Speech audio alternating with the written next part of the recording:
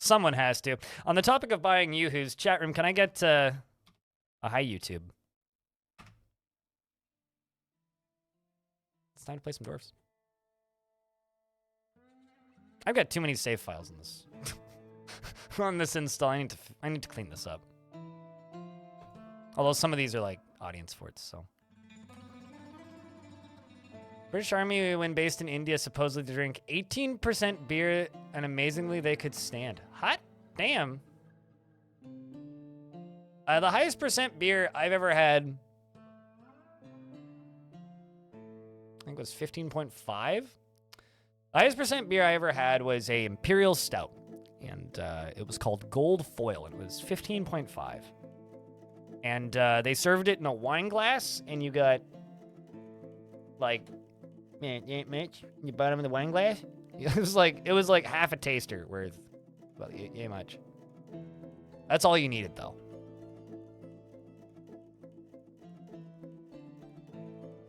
That's just grain wine at that point. It tasted like a stout, though. It was a chocolate coconut stout. They served it around Christmas. It's wonderful.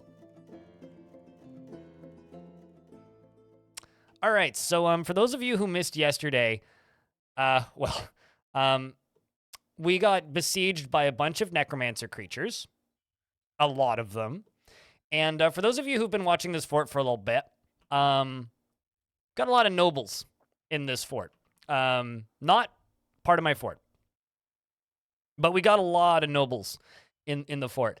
And when I opened the door to just say, screw it, let's fight these necromancer creatures, all of the guest nobles off of the, like, temporary guest screen all ran out the exit and died. So it wasn't my fault. Unfortunately, we didn't acquire too many more nobles from that, but man, there's just so many random dead dwarves in the fort now. It's a little bit upsetting, but fortunately, we were able to win the fight. So I think my plan for today is we're gonna get ourselves some mist generators set up. I've been trying to build this fort without mist generators, but we're gonna get ourselves some mist generators set up. I feel like it's time, and we are going to press F for this fort's migration. Then, no, we haven't been having problems with migration at all, really. Like quite literally at all. Like, migration has been a non-issue in this fort. The issue is during the last few migration seasons, we've had sieges outside that have stopped the migrants from showing up. So no, migration's not an issue. We are still the mountain home though. And up here, over in others, all the nobles have already been replaced. I mean, look at how many of them. Like, just a bunch more showed up when they all died. So, you know, they're all back, and they are playing It Must Have Been Fool as an example of the Amethyst Deserts. The work is no particular subject, and the writing is quite cruel and forceful. I think that this poem, in my mind, is about those dumb nobles going out and dying. I mean, it is very, very bad. So, they're still over in the guest tavern listening to poetry. Hell yeah, safe keeps. Enjoy the mug. But, yeah, so my plan for today is to work on moods just a little bit, get this road finished, finish prettying up all this, get some more animal farming started and worked on and all that. I will turn on Dwarf Redemptions in a little bit here. And, you know, as always, if you enjoy watching this stream, go on to, like, a social media service of your choice, like Twitter or Mastodon, and give me a share. At some point, I'll probably end up on Blue Sky too at this rate, which maybe not super thrilled about the concept of that, but, you know, I don't like Twitter, so I'm trying alternatives. Although I kind of just hope people just stick to Mastodon, because I kind of like Mastodon. It seems kind of cool. But you thought the Amethyst Deserts would have poems like It Must Have Been Food? No. It Must Have Been Fool, though. Very popular. Very, very, very, very, very popular.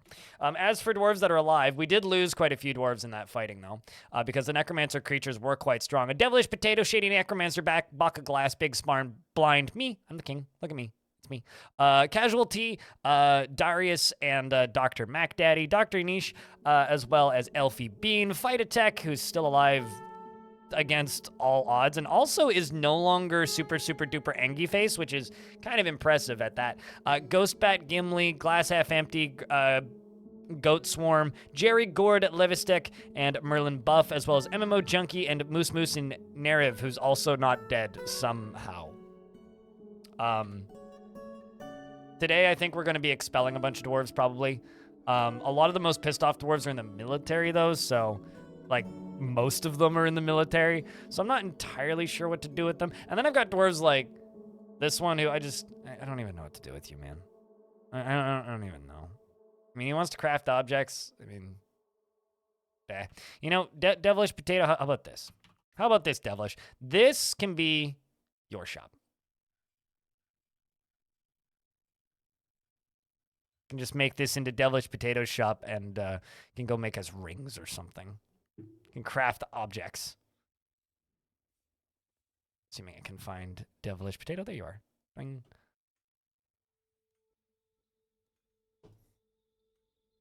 Yes, Foul G did die. Sounds like you're dead. Are you? You might not actually be dead. No, Ryo Shinkat is not dead. So military is weird. They don't show up in that screen. So we also have Squid-Faced God, Ryo Shinkat, and Moose Moose shows up for some reason, but the others don't. So you are still alive. Paul Harvey, thank you very much for the 6th month. We've made it 6 months since Dwarf Fortress release. Isn't that crazy? God damn. Are you still alive? I got bad news for you there. More good raids in your future? Yeah, definitely. And also more bad raids in your future. Speaking of good raids and bad raids, we've done some work. We've destroyed multiple pits, including Late Hex, which is still my favorite name for a location, is Late Hex.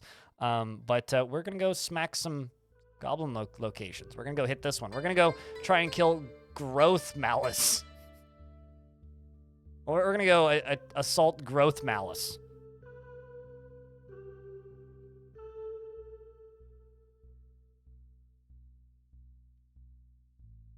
Did I stop at Neriv? I thought that there was more after. There was no more after Neriv. Was there more after Neriv? Hold on. Oh, you are correct. Hold on. I got more names to read, apparently. Neriv, Nerds Half-Life, Ned Hazard, Paxmac, Pandasaurus Rex, Paul Harvey, Ray Britt, Raging Cave, Other Raging Cave, whoops, Ryo Shinkat, Ranger Rick, Red Nass, Safe Keeps, Salty Tempest, Against All Odds, Shark Jumping Walrus, Speed Posting, Squid-Faced God, Swedish, Telenartho, Ben, also Telen, you're an adult now, the Skoid, aka Darren, Trimkoff, True Freak, Tyler, and yeah, there we go. Now I actually went to the bottom. My bad. You became a brewer. Yeah, you grew up. So I will be turning on gifting and dwarf naming options soonish. Of what the children become. Well, became a brewer. It's a very important job for any dwarf. One of the most important jobs, even.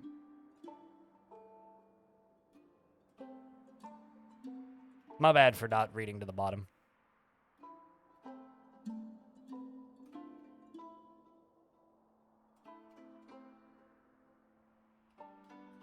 My brain just kind of blurped, I guess. She likes my ring of lava? Oh, well, what, like in this area? Like this thing? It's not too hard to build.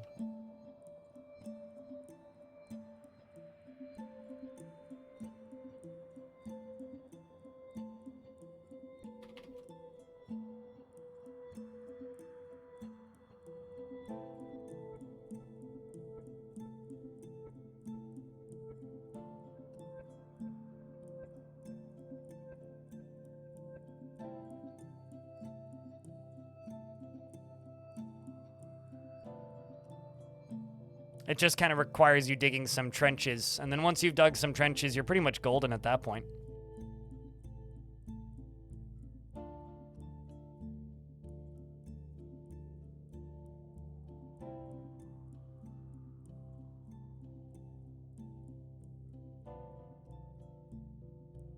With one action, not level by level. So there used to be. We used to be able to do that. Now we can't. I don't know why. I know Putnam, the first time I spoke with them in a video, she was saying that she was very perplexed at the absence of that option. So, not currently, but God, I hope they replace that. I hope we get that back at some point. Because, like, actually, let's see if it exists in the unstable branch. I doubt it, but... Yeah, no, not even in the unstable. But yeah, no, you used to just be able to click drag and go all the way across the entire map. In older versions.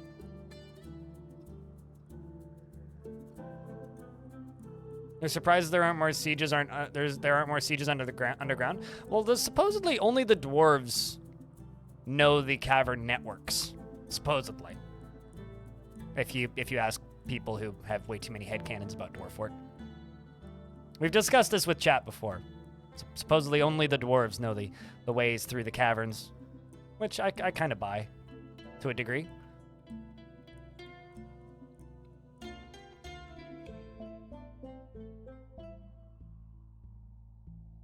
Mr. Satisfied at work now. Devilish. What about a reverse burrow? There used to be all kinds of other fancy burrow options that just don't exist. You've already seen all the ones that exist. We've got an artifact being made all of a sudden. Raging Cave is making an artifact in a stoneworker's workshop and has already run off. Locking the door is a reverse burrow? Yeah.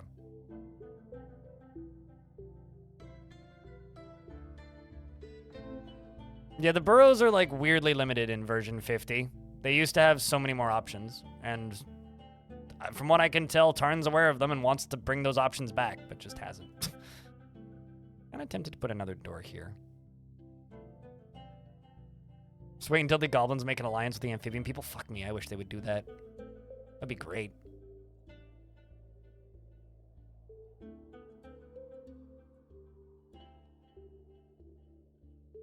That would genuinely be great.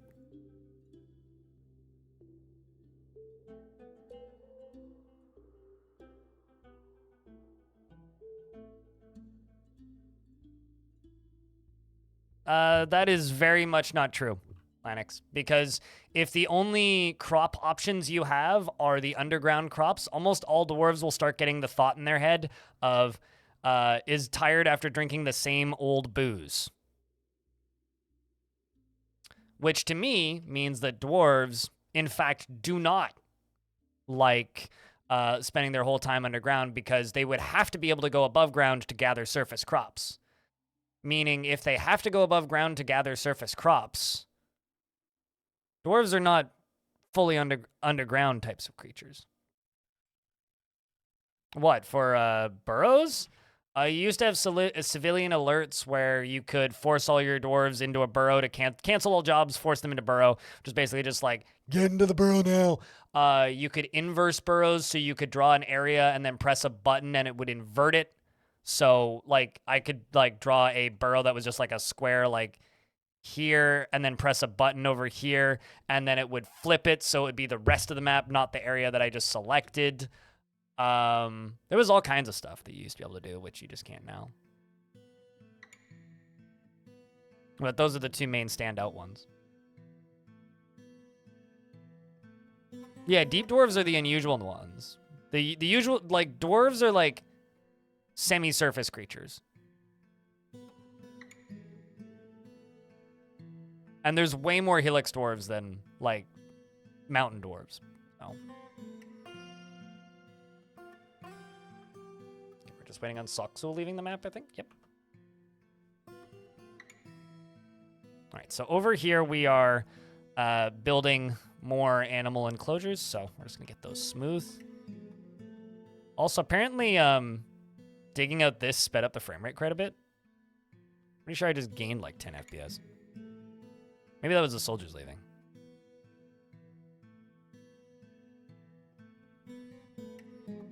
Interesting.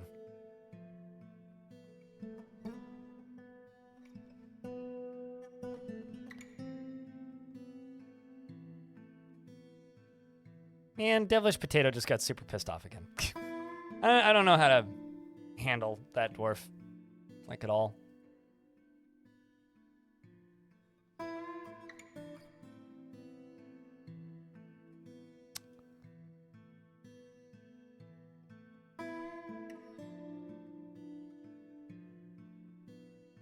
I mean, just knowing that the caves exist would suggest that more dwarves would be hill explorers. I mean, if you just go look at the mini-map, if you just go, maybe not the mini-map, if you just go and look at the world map and mouse about, see, these are all mountain halls, right? In the center, 300 population, 200, 300 population. These are all mountain halls. These are all hillixes. 200, 200, 200, 200, 200, 200, 200, 200, 200, 20, 10, 40, 200, 200, 200, 300, 200, 200, 220, 200, 200, 200, 200, 300. It's about the same populations per, and there's way more sites that are hillixes. And even the mountain halls are like partially above ground, partially below ground forts. Out of the volcano's mouth. A platform out in the volcano's mouth. You mean like on top of it? How hard would it be to build on top of it? You click and drag on top of it? Very simple. Very, very, very, very, very, very, very simple. Would be how hard it would be. Speaking of things that are hard, I'm going to finish filling this in. Since I actually have an opportunity to right now.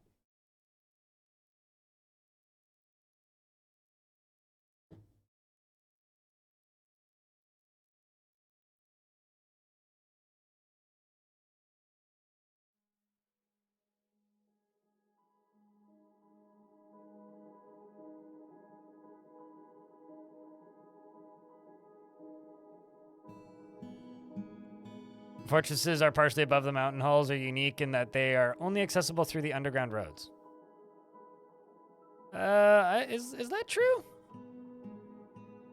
Because I've definitely like started on mountain halls in adventure mode and just like walked out the front door.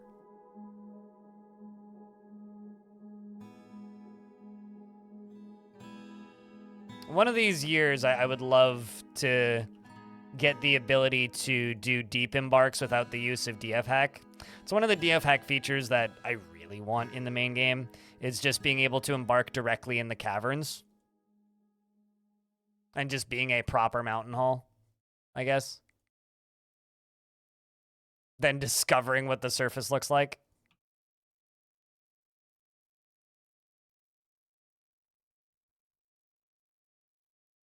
All right, we'll see if we can get that sorted too.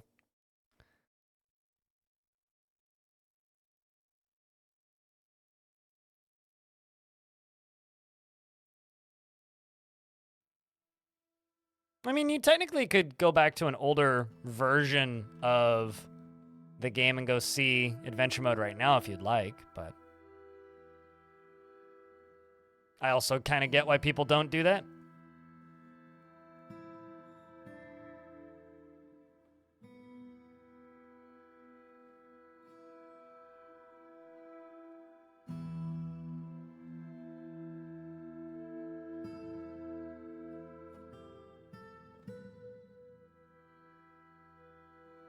Can map tiles connect to each other underground? The caverns down in the basement connect to everything underground.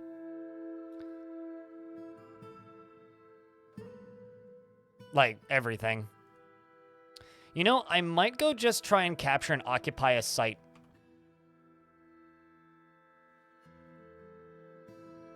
With the pissed off dwarves. Because, like, if I go here, and I go look at the most pissed off dwarves.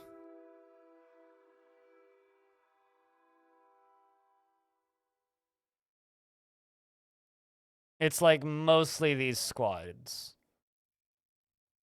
So I think I'm gonna send as Catan. You're the leader of this squad, right?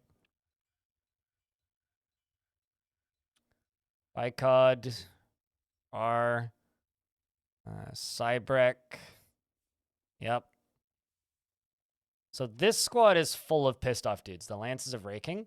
I'm going to send the Lances of Raking, and we're going to go try and conquer and occupy a site.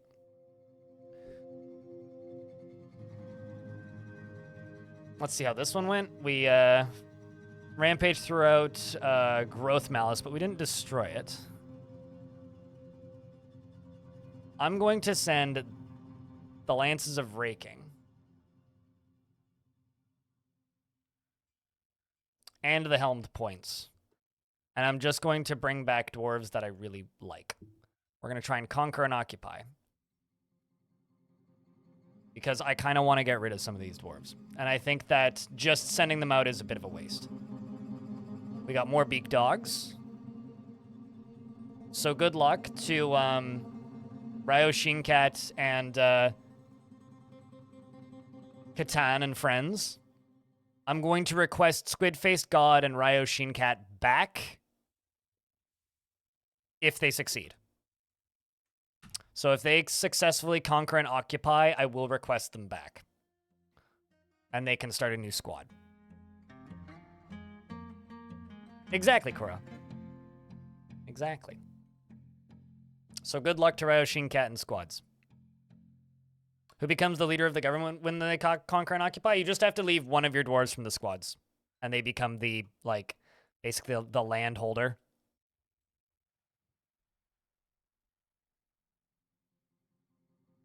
Excuse me.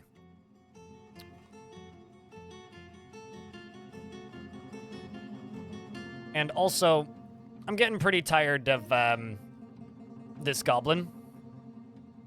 So I'm going to build a little wall here. And we're going to put a door there. And this here goblin is just going to get tied up. Because this goblin keeps running around and toppling all my statues. And frankly, I'm getting tired of it. Like, this goblin topples like a dozen statues and then gets imprisoned again. And I'm very tired of it. So I like having this goblin in the fort because they're a weird curiosity. But it's time for them to get locked up, I think. One of every werebeast? So the thing with worlds, right, is I don't think I've ever played a world that has one of every werebeast. I have absolutely zero interest in doing a challenge like that. Pseudonym Spike. No, thank you. You can try it, and then you tell me if it's even possible, because almost every animal in the game has a were-creature variant.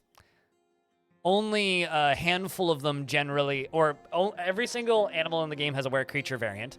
Not every were-creature variant becomes a were-creature in every single world. In fact, it's quite rare that you'll get them in every single world. You can make them by having dwarves knock over statues. Yeah, okay, so let's say the god Dastot is a god.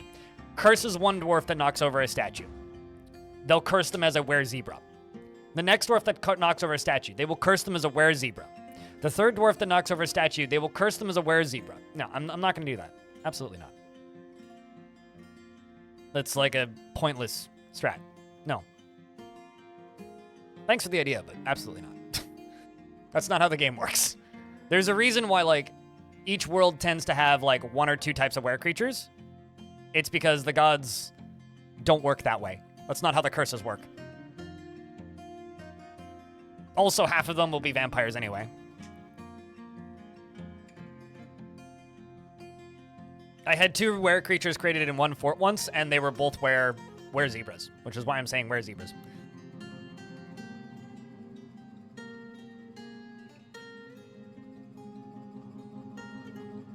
It's just like there was somebody who asked the question to Tarn during my last conversation with him about why all he was getting was were-lizards. It's like, well, that's just what you have in that world. Slab's already engraved, so I don't need to worry about that. I just need to place the slab.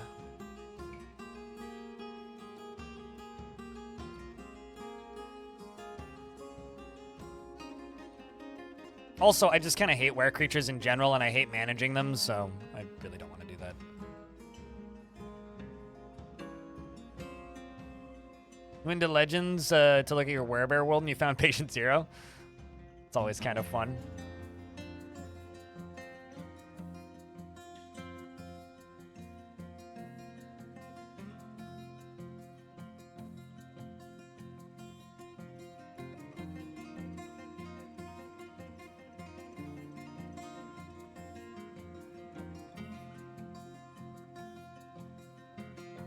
Lava is the vaccine to were creature. It's not vaccine, that's a solution. Okay, Raging Cave is still building an artifact.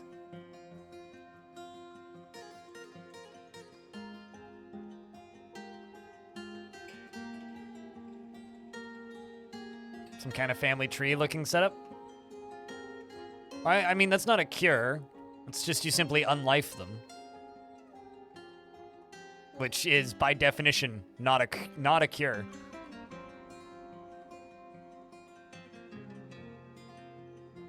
Alcohol is a solution, though. I need a messenger.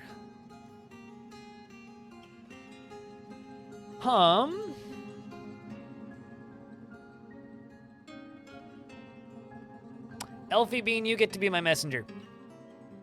Your job is going to be to leave the map and go ask people things.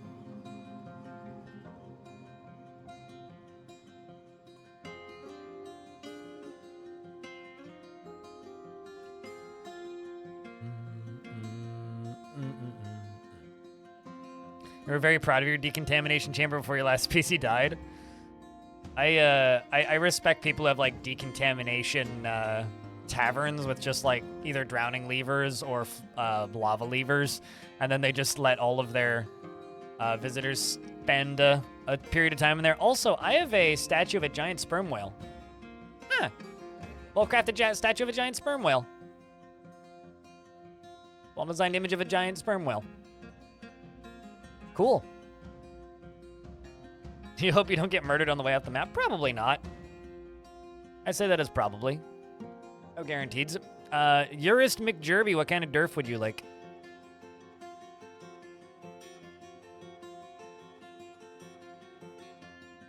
Where did I put those floorings? There they are. Still working on them. One piece at a time.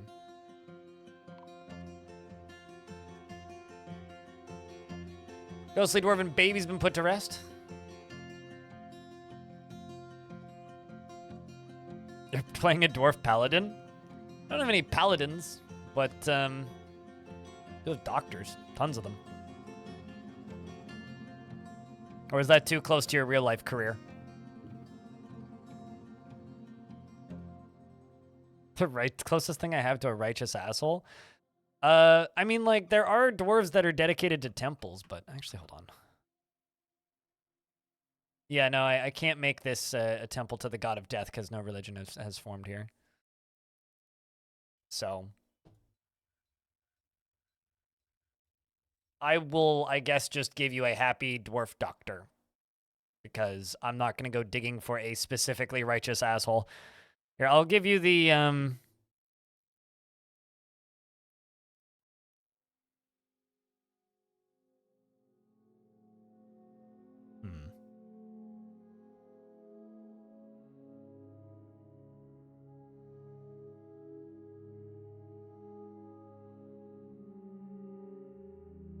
I'm gonna give you a fisher dwarf. You're not righteous, but you're definitely an asshole because you're a fisher dwarf. McJerby. He is confident under pressure and relies on the advice of others during decision-making, tries to keep things orderly during and does not often feel lustful, doesn't cling tightly to ideas, and is open to changing his mind. He tends to avoid crowds and can easily fall in love or develop positive feelings. He is quick to anger and he is quite polite. He occasionally overindulges, prefers that everybody live as harmoniously as possible. The pits of Growlmouth has a day's travel to the east has been conquered and incorporated into your holdings. Congratulations to Ryoshin Cat and crew. He generally acts with a narrow focus on the current activity. And after a polite discussion with the local rulers, Catan has claimed the Catan has claimed the position of administrator of the mine of Notching. So that location that we claimed, Catan, who is one of the squad leaders, is now a administrator of those pits. He likes to brawl, and he has a noticeable lack of perseverance, and he tends to, and he generally acts with a narrow focus on the current activity. He tends to consider what others think of him, and he sometimes acts with little determination and confidence. He isn't particularly ambitious, and he is grateful when others help him out, and he tries to return favors, and he prefers to present himself modestly, and he drums his fingers when he's thinking, and he talks to himself when he's trying to remember something. He needs alcohol to get through the working day, and likes working outdoors, and only grumbles mildly at crappy weather. Dreams of raising a family, and he views loyalty unfavorably because he's a fisher dwarf. He likes suspertine, zinc, and jelly opal helms and bracelets, and goats for their eating habits, and the sight of the poetic glosses, and when possible, prefers to consume clownfish and prickleberry wine. And I got one more tile I got to build up here.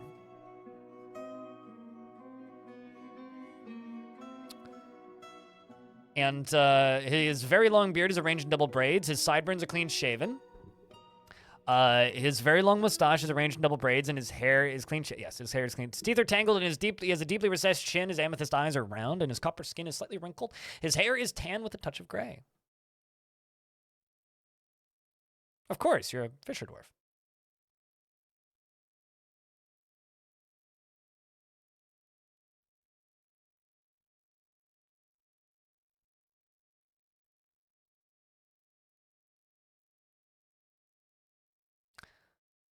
Also, I have a question. Has anybody tried this? They ran a beta, which I never joined. I like big robots, and I cannot lie. And I like mechs. I don't think I like PvP auto battlers, which is what this game is, which is very disappointing. But I like big robots. If you had to make were creatures less annoying, ingested alcohol would basically disable were creatures' ability to fight in taverns. So basically, what you're saying is, if they're drunk, like the way you would make them less annoying is if they're drunk, they are non-combative. I guess I could see that to a degree. I don't know. I don't think they're not supposed to be something that you can have as friendly in your fortress, though, right? And I think that's the thing that people forget about them. People are like, I want were creatures in my fort, to which I ask, why? Raging Cave has created a tetrahedrite earring named Arkim Nilun and offers it to the armored boots. And we'll have to take a look at that in a moment. But first, I'm going to do this. Okay.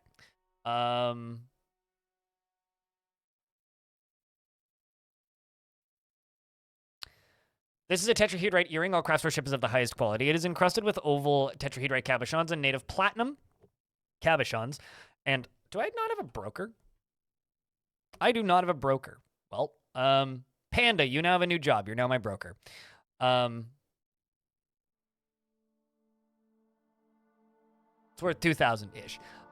Native platinum and cabochons and decorated with sheep's wool and gray langur bone and encircled with bands of cushioned tetrahedrite cabochons and sheep's wool and octagon cut green zircons and sperm whale leather.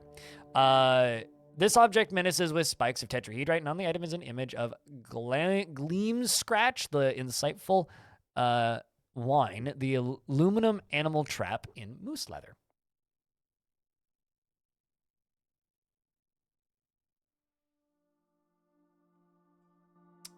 It happens, banana. Yeah, like your dwarf died yesterday. I very vividly remember that. You got caught in the cage match that was the entry-exit way. Unfortunately.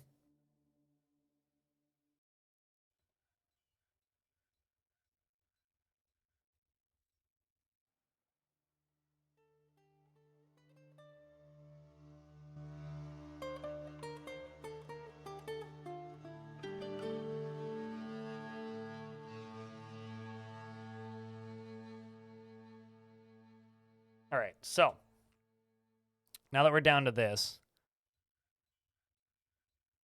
military, not much I can do. See this peasant. What do you want to do?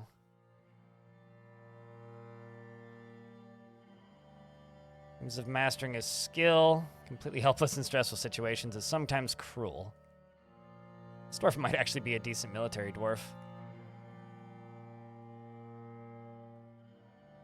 Competent pike dwarf. And Doc, I'm gonna put you into the military. We're gonna get you training. We'll try this as a solution to your stress.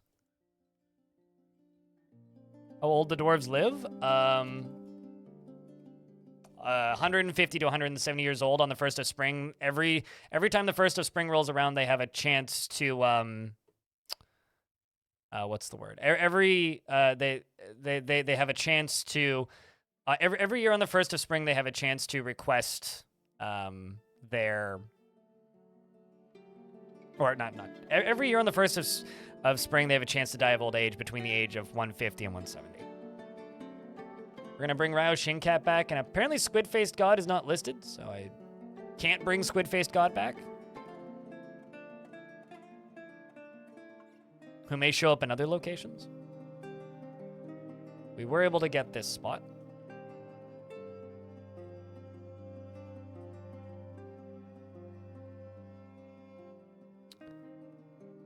Right, and I'm going to place an artifact here.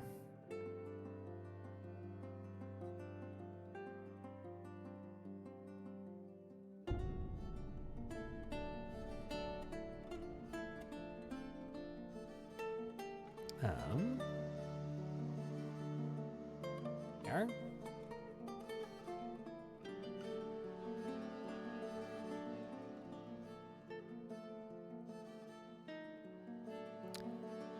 Got a lot of stuff that we need to melt down in here.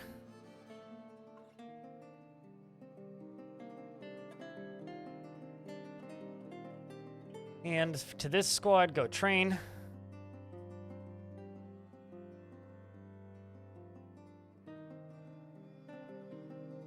So Elfie Bean should be leaving the map currently.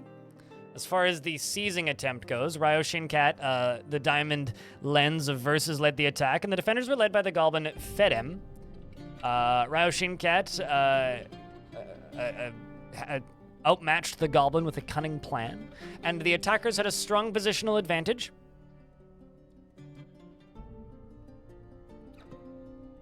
We smashed a couple things, struck down a goblin, struck down the commander goblin, killed a few more goblins, killed another goblins, and then we took over and gained the location as ours.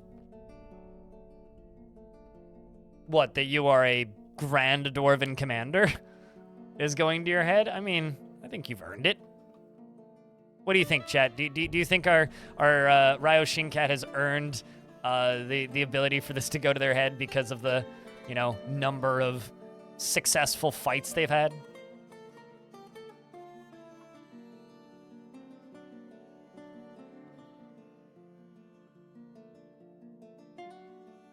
It does mean I also need you to return, which you may or may not.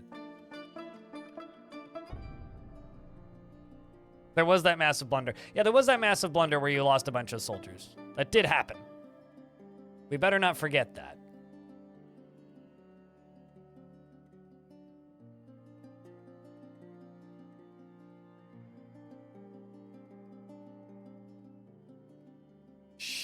It was the one massive blunder. The one massive blunder. All right, let's see. How goes the locking up of that stupid oh man, they released the stupid goblin. God damn it. Oh well.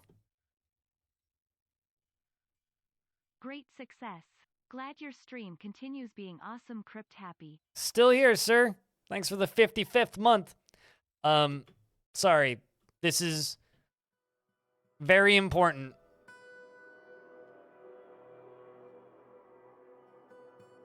This is gonna take a minute. It'll pay off eventually, I swear.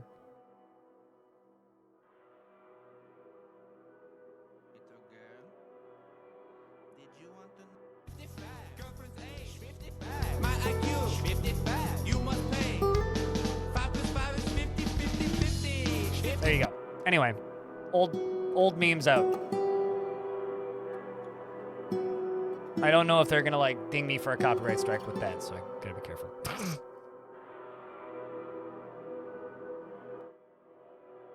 5 + 5 is 50! God damn. The old internet.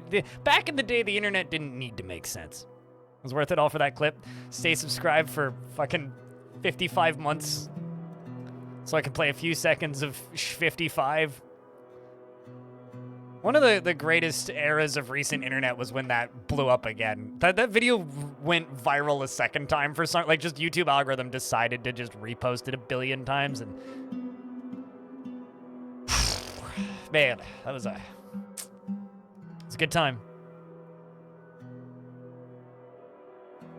Well, I recommended like 45 yesterday.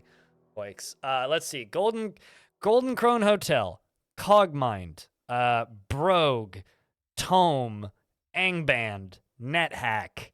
I don't know. Real ones remember E-Bombs World. The real nerds remember Albino Black Sheep. Doom the Roguelike.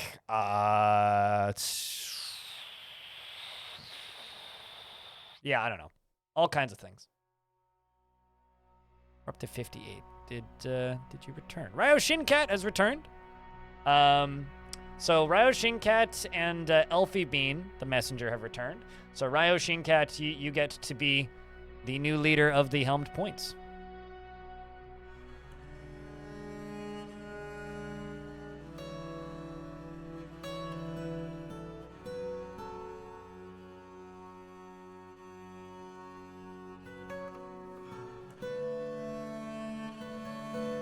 Welcome back, good dwarf.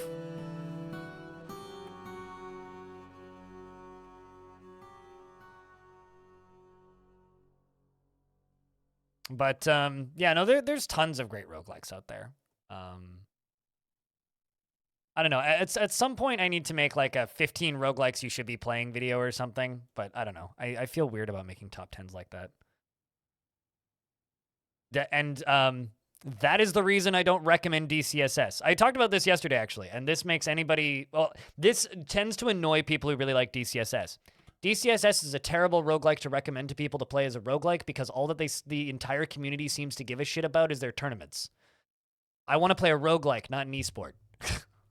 I don't play esports. Stop it. It's not a good way to promote roguelikes. It's the League of Legends of roguelikes. Complete no tournaments! No.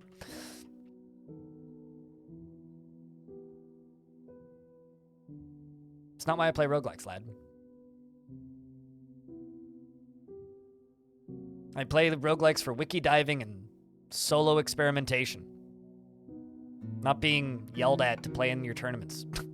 And it's never going to be a way to sell me on a roguelike. It's how you unsell me on a roguelike immediately.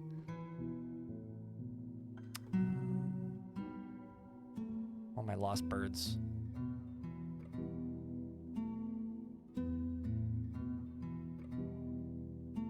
The League of Legends of roguelikes. It's not required. It's always the first things people mention. But no, I will literally never recommend DCSS. DCSS was a brilliant video game, and then they removed all of the interesting tedium from it, which I enjoyed. I used to play it a lot on my phone, and, you know, if I were to go play DCSS now, I'd go play a build from, like, 2014, 2015. Wouldn't go play the current builds. They're too streamlined. There's nothing left. All of the fun was removed from DCSS years ago. All of the interesting mechanics were removed from DCSS years ago. It's a terrible, terrible game to recommend to new players. Go play like Golden Crone Hotel or something else that's heavily inspired by it, but like has interesting mechanics and doesn't have a community that yells at you to compete on leaderboards. It's a lot of pressure for a new player. Go play Lost Flame or something. Like this. You know? 100% positive reviews. Dark Souls inspired, super easy to get into, very straightforward. Multi-tile enemies, huge boss fights, fun meters to fill, cool powers, good sound effects, great atmosphere, voice acting.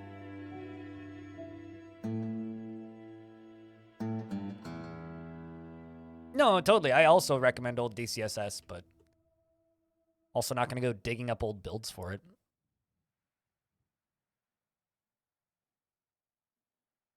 But when people ask me to recommend roguelikes, no, I won't recommend DCSS. unfortunately, that community is just completely interested in things that I'm not interested in when it comes to roguelikes, which is totally fine. I mean, there's an audience for it, definitely, and the people who like it really like it. It's not for me. So when people ask me for recommendations, I'm going to give you recommendations based on things I like. I don't like DCSS these days. I used to love it. Not so much these days.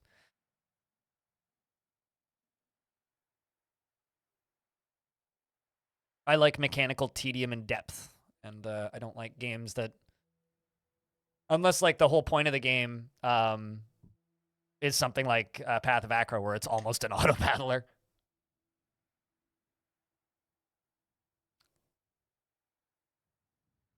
That being said, I also think something like Path of Acro probably has less tail than something like DCSS these days because there's less depth in it by a lot, but I don't know. I would rather go play Tales of Majéal.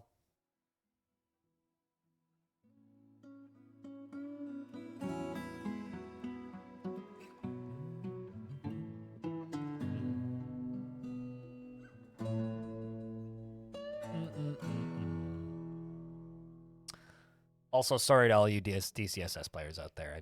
I know I'm a hater. I love you guys dearly. Keep playing your games. Just stop trying to sell your game as a tournament play game. It'll push more people away without realizing it.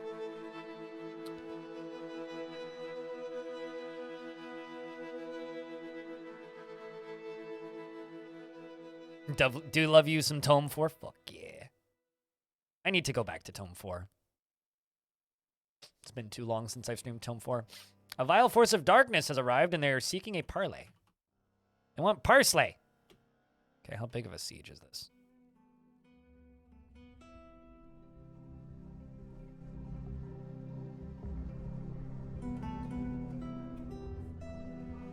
This seems pretty small.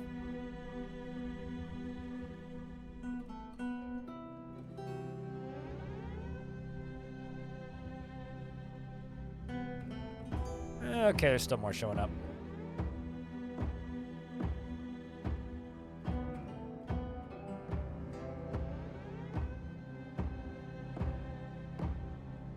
Deny the parlay.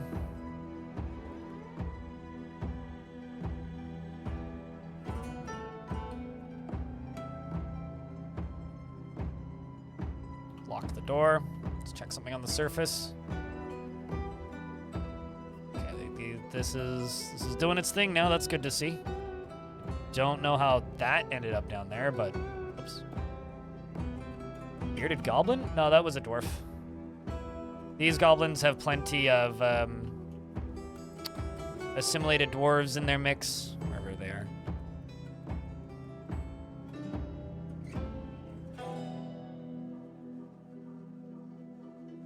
Yeah, no, they don't have, the goblins don't have beards, but this is just a dwarf, spear dwarf. This is Nil. They actually have a dwarven name too. Oh shit! Nil was a former member of the Tufted Urns, 81 years old, and has had 2 lovers. But was a former member of the Clear Boulders and a prisoner in the Spider of Assault, and was conformed into a member of the Reclusive Ghoul, and is now a member of the Lie of Valleys, and they are going to die at the hands of the faction that they originally came from. It's actually really sad.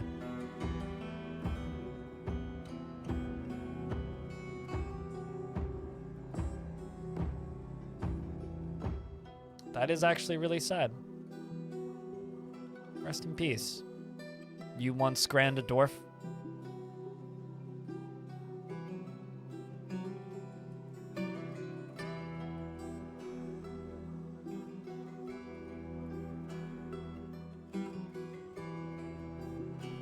Yeah, no, that is an interest. That was a kidnapped child. That dwarf was kidnapped as a child and then assimilated into goblin living.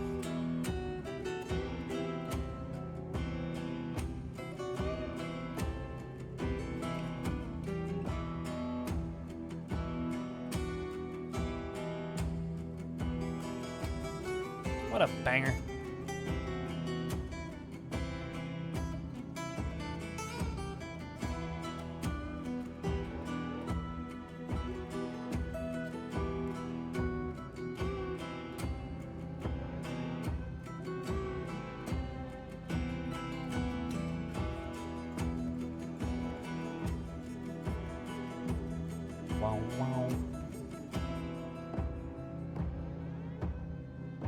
Yeah, no, the dwarves were kidnapped children. I mean, there's quite a few dwarves that have been assimilated into this goblin faction. We're just gonna follow them.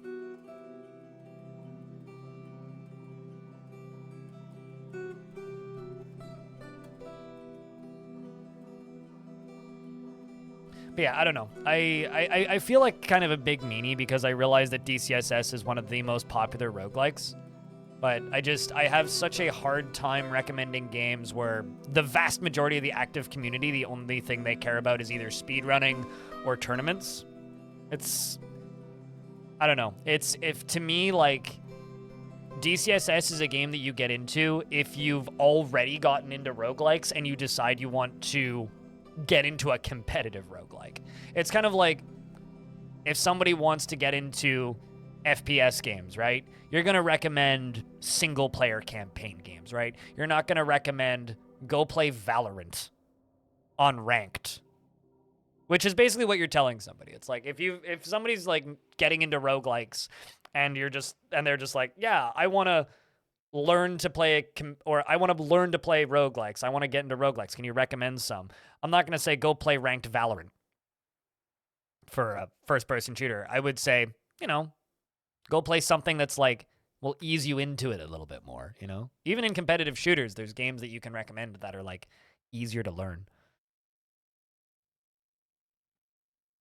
No, absolutely. Like that is how you kill a game, right? It's like actually like another good example of this is just like say you want to get into RTSs. Like right now, if somebody wants to get into RTSs, I'll be like, buy Age of Empires 4 and play the campaign.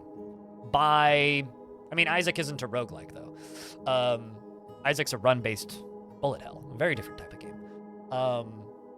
Like if somebody wants to get into RTS games, I'm not going to say go play 1v1 StarCraft on ladder. I'm going to say go play Age of Empire 4's campaign, Go play some Total War, which really isn't a RTS game, but like will teach you the mechanics of that kind of game. And then if you decide you really like that, you can try and play the competitive side of those types of games. Or, go play some CNC. Go play some Command & Conquer campaigns. Go play Red Alert 2's campaign if you want to go play something older. Command & Conquer 3's campaign is also dumb and great. Like go play something with a campaign, and if you can finish that and you like, Age of Empires Definitive Edition has like 700 hours of campaigns without the expansions. It's bonkers. And then with the expansions, it's ridiculous. Like Age of Empires 2 Definitive Edition is a ridiculously good value for your money too. Yeah, I don't know. Even that new Company of Heroes campaign is supposedly pretty good. So I don't know. It's like, for me, it's like the best roguelike to recommend to people who are just trying to get into roguelikes is probably Brogue, because it's ASCII. It's pretty traditional visually. It's beautiful looking, so it's easy to look at. And it's got a really vibrant, recognizable art style. And very simple mechanically. Like, the only way to level up is by drinking strength potions, pretty much. And it teaches you about cursed items, all of the basic mechanics. If you want something that's also pretty straightforward and streamlined, it's like play Shattered Pixel Dungeon. It's free on phones. It's $10 on PC. Like, and that will also, like, walk you through all of the roguelike mechanics that you need to learn. It's like if you want to play in tournaments and something, and you've been playing Shattered Pixel Dungeon for a bit, you've played a little bit of Brogue and made it pretty close to the bottom floor a few times, and you've played a little bit of Caves of Cud, and you're like, yeah, I want to play something better. Then go play DCSS. But I will never recommend DCSS as the first game. So does AoE 4. Age of Empires 4 actually has quite an active... Like, I've watched a few AoE 4 tournaments. A friend of mine streams it and ranked on ladder sometimes. Fun game to watch. No interest in doing it myself, but... Oh yeah, no, Shattered Pixel Dungeon is a pretty decent little roguelike. Yeah. It's absolutely worth the $10 too on Steam. Oh, speaking of since we're talking about RTS games, and also Dwarfs. This is I kind of hope this game has a good single player campaign. I don't know if I'll ever stream it, but this is a game I'm keeping an eye on. This is a Dwarf real-time strategic conflict. If y'all like Red Alert,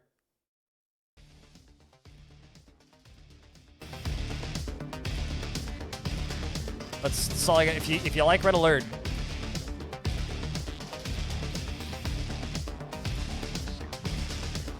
speaking of RTS games, yeah. So I'm gonna be buying that soundtrack at the very least. But looking forward to that one. Some really good isometric art, dude. It's so fucking good looking. Okay, so these goblins are very distracted by a bunch of camels. Admittedly, I would be too.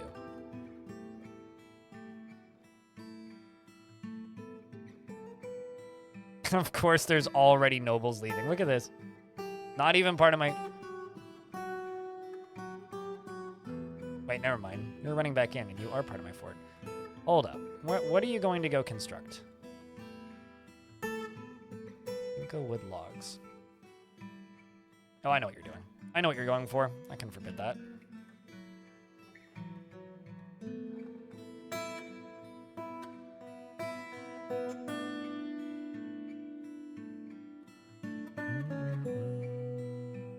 You're moderately terrible at it.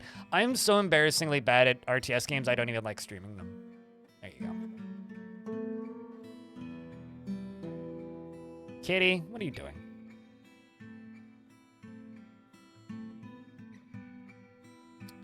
Kitty cat, aka Goblin Bait.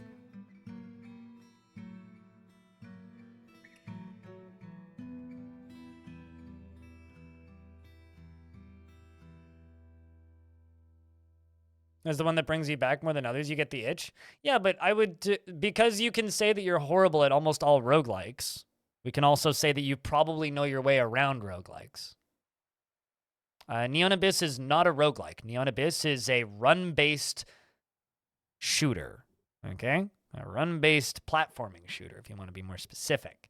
Maybe just a run-based platformer.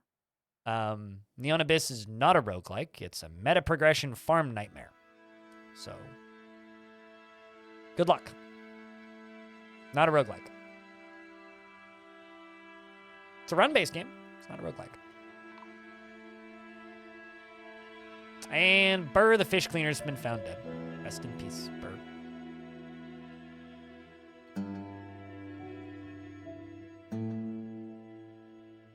Is that we're all objectively bad at them? They're like fighting games. Nobody's actually good at them except for like a very, very, very, very, very, very, very, very, very micro percentage. I don't care what you think they call them. I don't know who they is in this instance. The only mechanic they take from roguelikes is being run-based. So just call them run-based games. You know, we decided, like, as a gaming community to stop calling first-person shooters Doom clones when they stopped looking like Doom.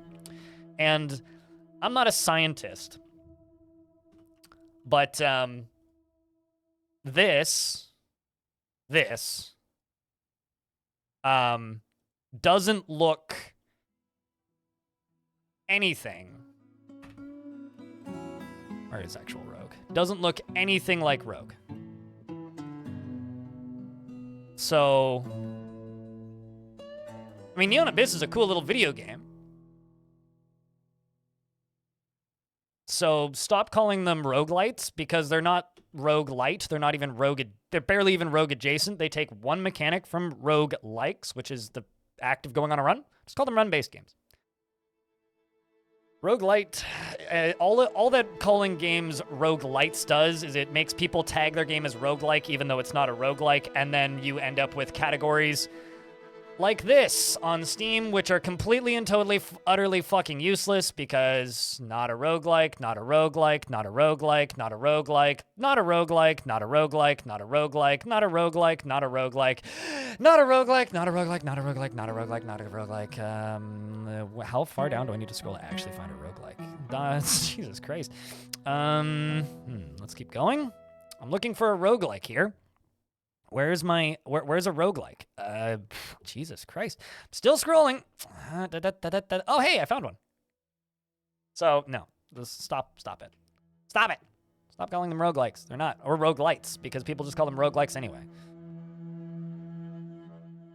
So I think that's a bad term.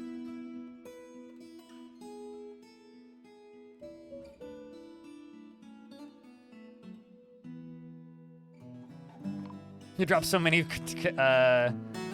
cabinets, quarters on fighting games when you were a kid. I played a lot of racing games in arcades. Played a lot of like San Francisco Rush and Rush 2049 and stuff like that. Good memories. But again, Pokemon Mystery Dungeon and Mystery Dungeon games, those are dungeon crawlers. That's its own like subgenre of thing. Dungeon crawlers and Mystery Dungeon games, those are their own specific thing.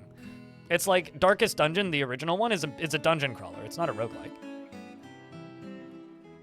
It's like, and then there's also first-person dungeon crawlers, which are their own thing again. Rogue was a dungeon crawler that spawned a genre, right? Actually, Rogue was a D&D simulator, if you want to be really anal about it.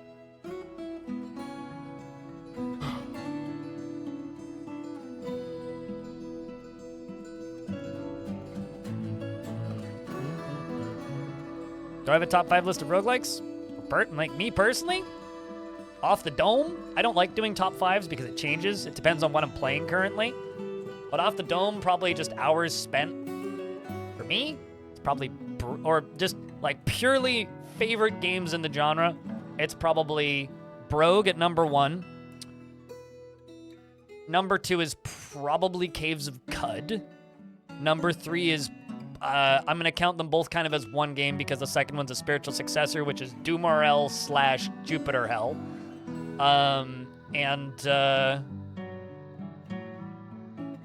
Probably Adom, the original.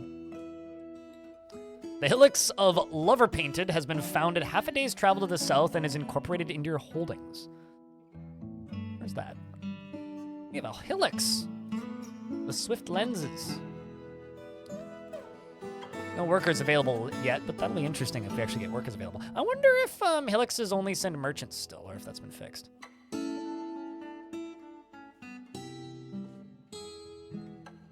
This is real annoying watching all of these nobles walking out and dying repeatedly, but not much I can do.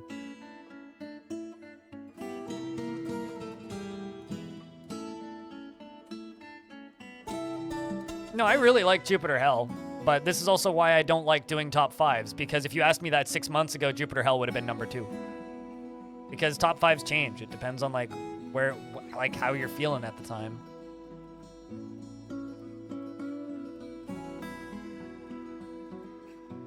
I mean, Diablo was rogue inspired, but just because something is inspired by something doesn't mean it's in the same genre, right?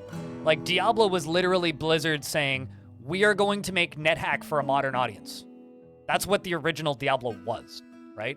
But those are action RPGs. And if anybody calls Diablo a roguelike these days, I will personally come over to your house and like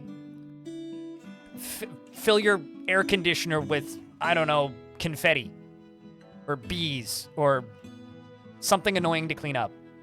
If it's confetti, then it'll be biodegradable confetti because I don't want to destroy the planet. Or like, I will put salt in your coffee. I will swap your sugar and salt containers and put liquid soap in your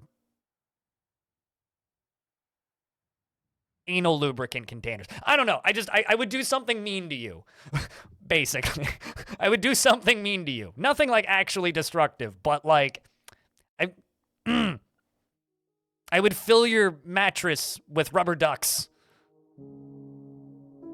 Salt and coffee is actually good. Now you watch your mouth. That's fine. Yeah, actually, there are certain recipes where salt and coffee can be okay. But you know what I mean.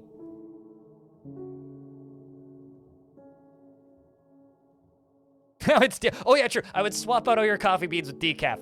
Booyah! Got him. So, all right. Now we can click this button. Pull this lever.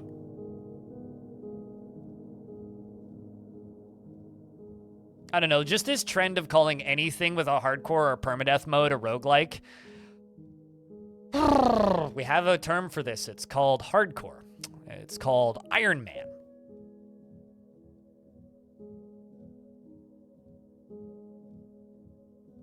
Goblins are about to take a bath.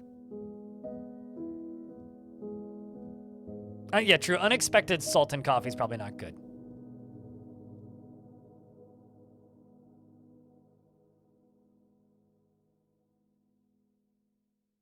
Don't need to unlock the drain right now.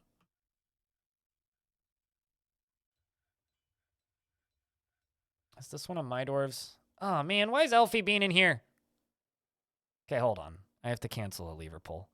I have to pull several levers right now. Otherwise, Elfie Bean's going to die. To pause this. I got to pull this ASAP.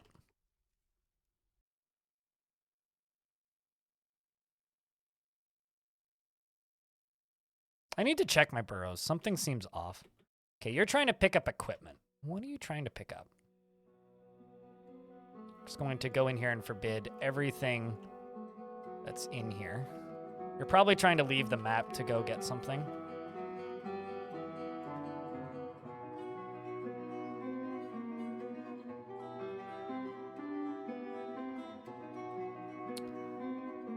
I wish I could cancel the pickup equipment jobs.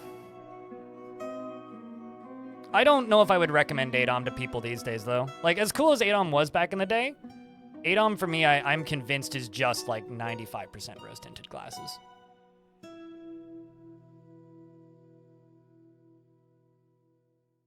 Because ADOM's balancing makes about as much logical sense as my depression spurts. So...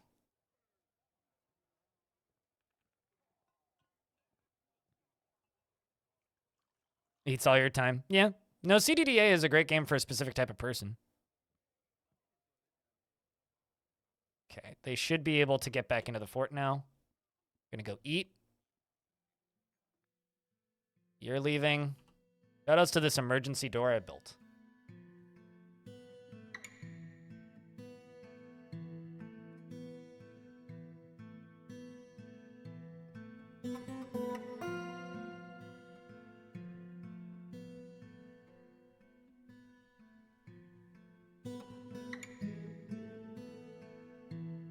I can tell whose side you're on, and it's not mine, Legoing File. FTL is a fantastic little run-based strategy game. Not a roguelike, though. It's a shame that Subset Games has never made a roguelike, and has done a very good job polluting the genre with excellent games with phenomenal music and supreme game design that are completely miscategorized with their genre. Who's fighting? Goblin Spearman and a camel outside.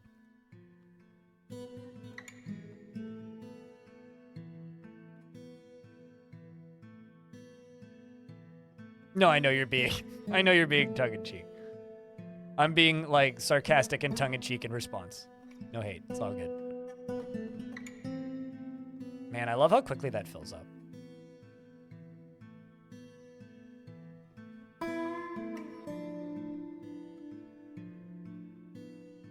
Never played Stored in the Stars, The Pit? I played a bit of The Pit. It was far too... I don't know. Maybe I was really bad at The Pit. I don't know. But I found that game's, like, key to success was, like, its crafting system, right? And the rate and speed at which you got crafting materials felt so arbitrary and random that I kind of stopped playing it. Maybe I just never figured it out. I don't know. There was something about The Pit that I didn't super like. No, I totally get the humor. I think my humor is just so dry, people think I'm being serious all the time. Yeah, like the pit,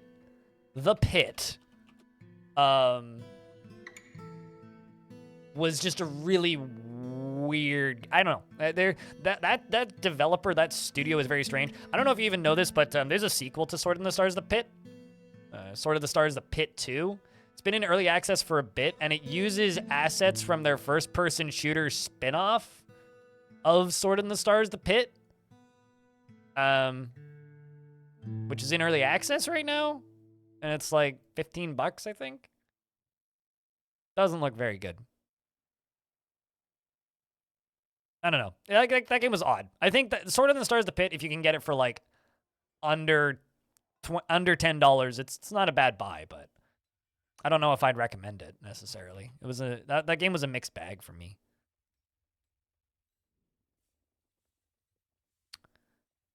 But how do you go about trying to find out where an aquifer is on your map? Dig in random locations. I mean, like, if it was a partial aquifer, you would dig in the biome where the aquifer was.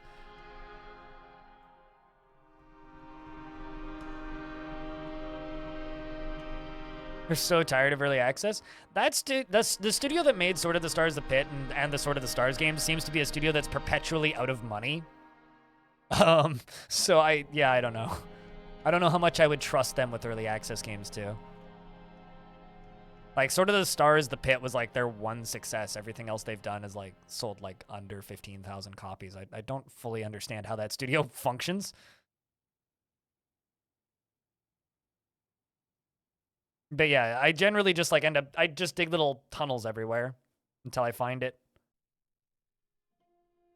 I mean, there's probably a DF hack command to find them, but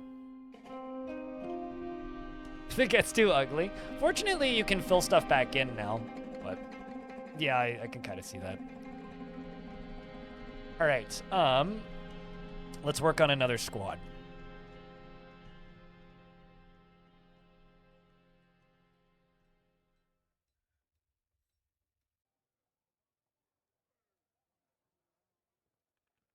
Cover art in the stream was realized. Quick to anger. Trusting, likes a little excitement now and again. Nutty Wombat, what kind of dwarf would you like?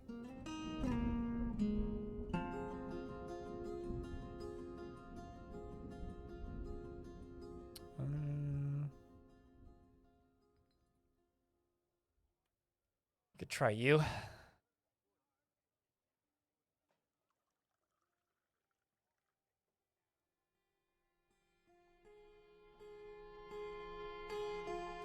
I could appoint a scholar, sure.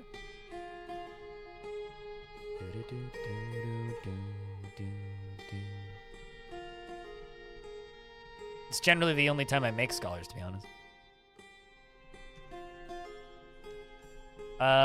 What kind of dwarf would you like, though?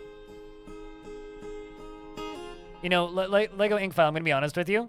This is genuinely an argument that I have a lot of heart and passion behind. So your comments of just like intentionally muddying the water for the sake of humor isn't directly appreciated. Is Cryptid the Necrodancer roguelike? Use your brain. Just use your brain. All right, so we could go with something like this, but honestly, I need somebody who would be good at this. No, it's all good, Lingo Inkfile, but like I'm starting to hear like mainstream game journalists say the word run-based, which means my side, and I'm not the only person arguing this, is starting to win. So if you want to help me win, that would be very much appreciated. If you don't care, then don't have a horse in the race. That's fine. Let's find somebody who's enjoying reading books. The gutter in the modern era. It is interesting. How about this? Let's Dwarf. Currently reading a graphite codex. Nutty. This work?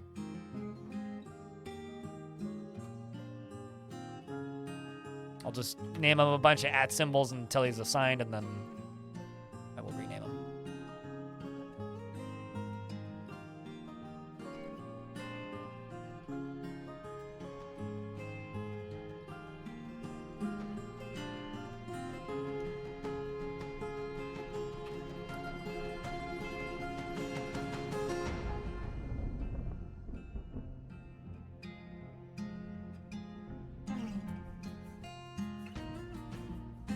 What if I want to play a game that has no music, though?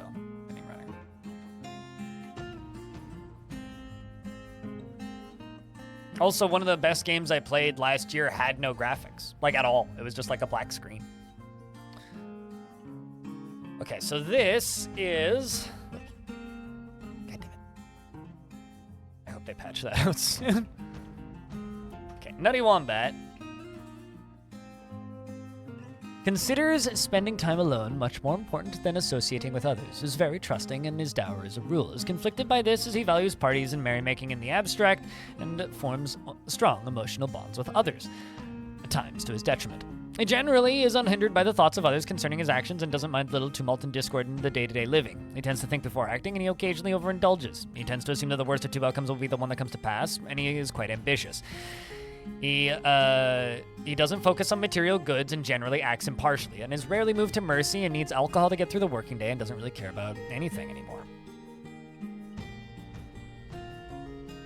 Dreams of creating a great work of art. Personally finds sacrifice to be the height of folly, sees guile and cunning as indirect and somewhat worthless, and considers craftsmanship relatively worthless. Finds eloquence and artful speech off-putting, and respects the development of his skill and thinks friendship is important.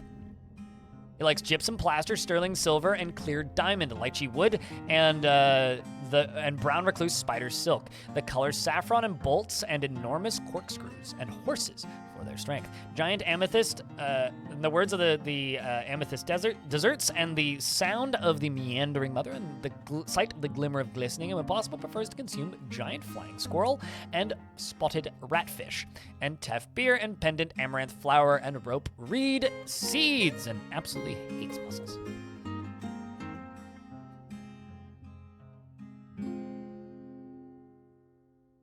In regards to the Crypt of the Necrodancer comment, that is one of the only games that I would consider to be a roguelite.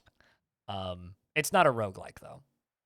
It's a run-based rhythm game. I would say it's closer to something like just a J dungeon crawler, because it's got a lot of mechanics from things like Mystery Dungeon. So if anything, I would say it's closer to a Mystery Dungeon game, which is a different type of dungeon crawler.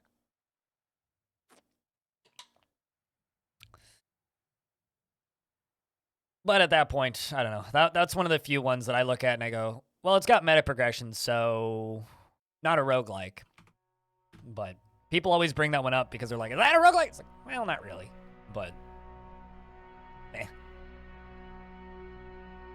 So, Risk of Rain 2 is a cooperative horde mode shooter that happens to have a lot of meta progression. I don't understand why people ask if Risk of Rain 2 is a roguelike all the time. It bothers the crap out of me. I love Risk of Rain. I love Risk of Rain 2. It doesn't even have procedurally generated maps. My guy. What? It's a horde mode shooter. Have you never played a horde mode shooter? Like, what?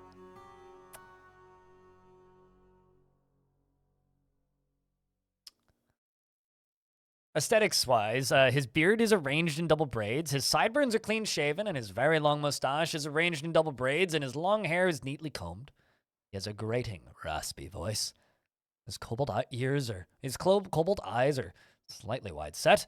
His hair is goldenrod with some gray, and his skin is raw umber.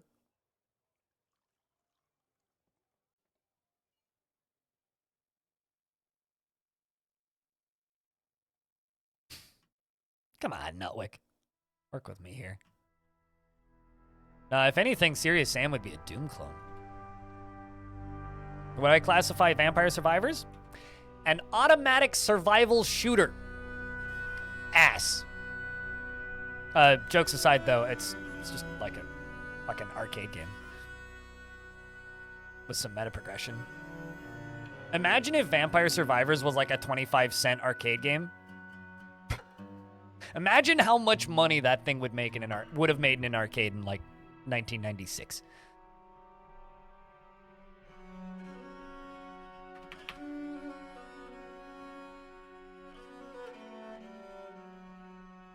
No, those like auto shooters are like, or auto survival shooters are like their own thing. They'd make bank? Absolutely. I mean, they've got more in common with like, arcade games than roguelikes. And the fact that people call them roguelikes just makes me want to put my forehead through a window. What are some roguelikes? Why? I have a question. How come my entire chat room is incapable of just like figuring out what a genre is? A roguelike is a game that's like Rogue. Rogue is a game that was made in the 80s. and has been in development since the 80s. Hades is not a roguelike. Hades is a run-based action game with very little procedural generation, tons of meta progression and story. It's got more in common with Diablo. It's not a roguelike. It's never been a roguelike, never will be a roguelike. Caves of Cut is a roguelike. Hades is a very misrepresentation of roguelikes.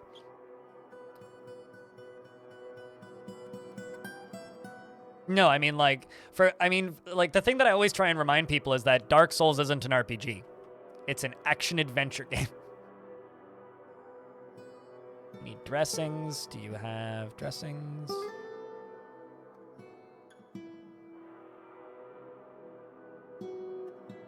It's fun. Honestly, Hades makes me really sad because I really like that studio. And them over-pushing it as a roguelike just makes me really sad. Have I played Cogmind? A little bit, although my problem with Cogmind is its UI is designed for ants, and I don't see very well. So it kind of gives me a headache after about 2 hours. So it's hard for me to play it in long sessions, so I've never gotten super deep into it, but mechanically that game is super cool.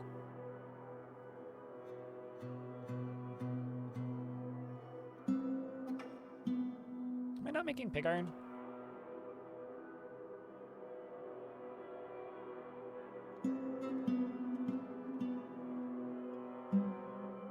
Guess I must have run out of marble. Let's go mine more marble. There's marble. Let's go mine more marble.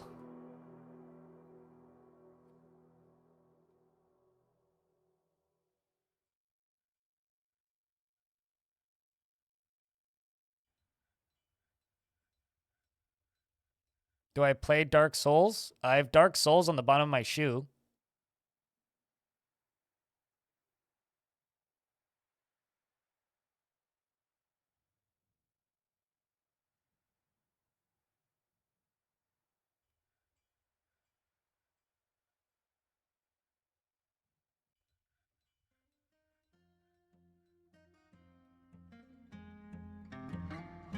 Satharos! Thank you very much for the 30 months. Welcome back.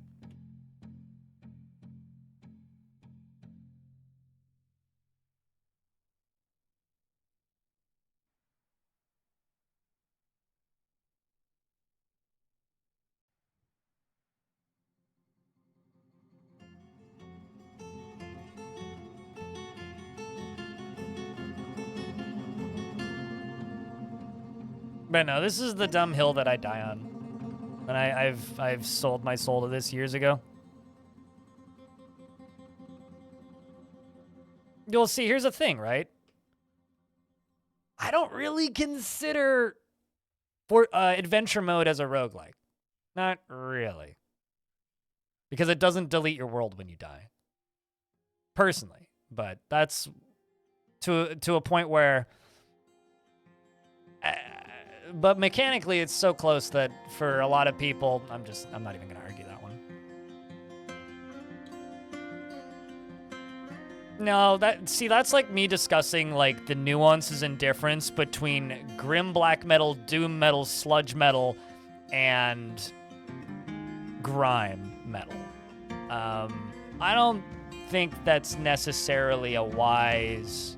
Like, if we're talking about, like, subgenres of subgenres of subgenres, I think that's just going to make people's brains melt out of their ear. And since you were asking me whether or not, you know, rhythm games like Crypt of the Necrodancer is a roguelike, I don't know if you have the logical prowess and genre knowledge to discuss the variant differences between hacklikes, angband variants, and bandy lights. Likes. Words.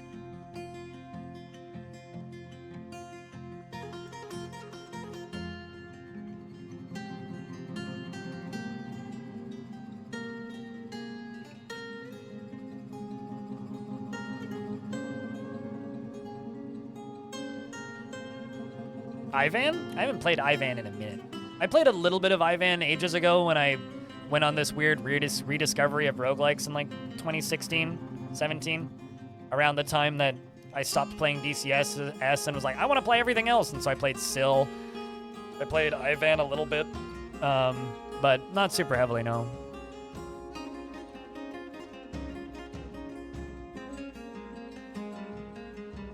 Yeah, and the vast majority of games that people are talking about right here, like, don't cover even those. Evistek.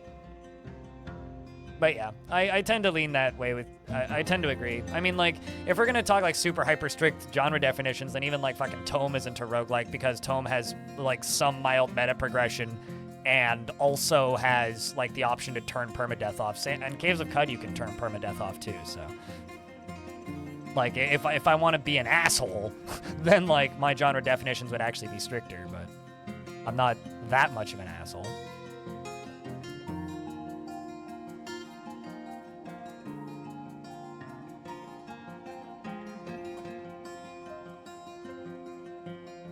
Well, roguelike can't... A rogue can't be a roguelike because that would imply that rogue is like itself. So, wrap your brain around that.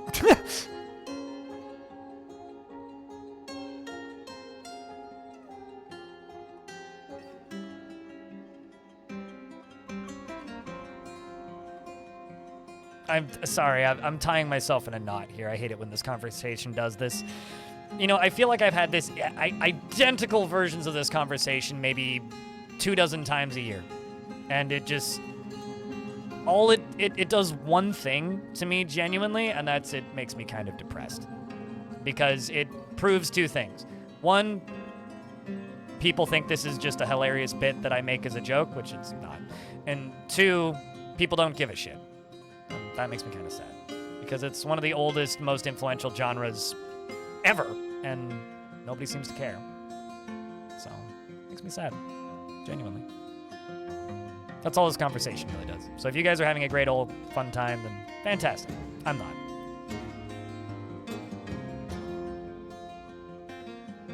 Let's plop more obsidian down up here, and we're going to just kind of keep mining down this way. There's also more marble down on this lower layer, so I'm going to mine out there as well.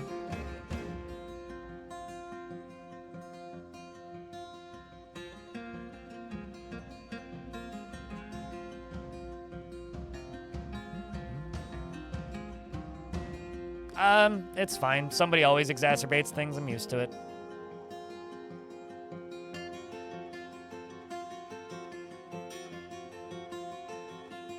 This conversation, every time it happens, just proves to me that people don't actually care about genre history, about the genre history of video games. Which I think is, you know, that's been very clear since RPGs all turned into action-adventure games, and, like, technically Call of Duty's an RPG because it has tech trees, according to some people. So yeah, I don't know. All it really does is it just proves to me that people don't give a shit about video game history, and that makes me sad. Cherry tomatoes and baked beans are pretty good. Cherry tomatoes and mac and cheese are also pretty good.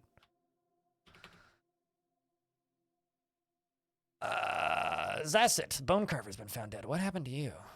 You died outside. Okay, well, siege is gone. That's good. I'm actually not sure if half of these dwarves are mine or not. I got so many visitors. All right, goblins are all gone. Pull some levers.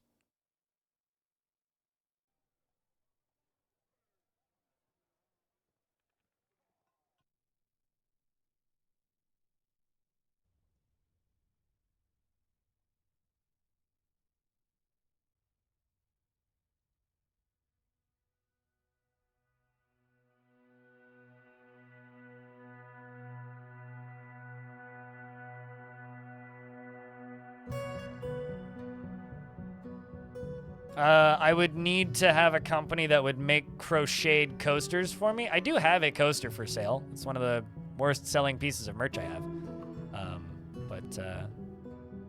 Yeah.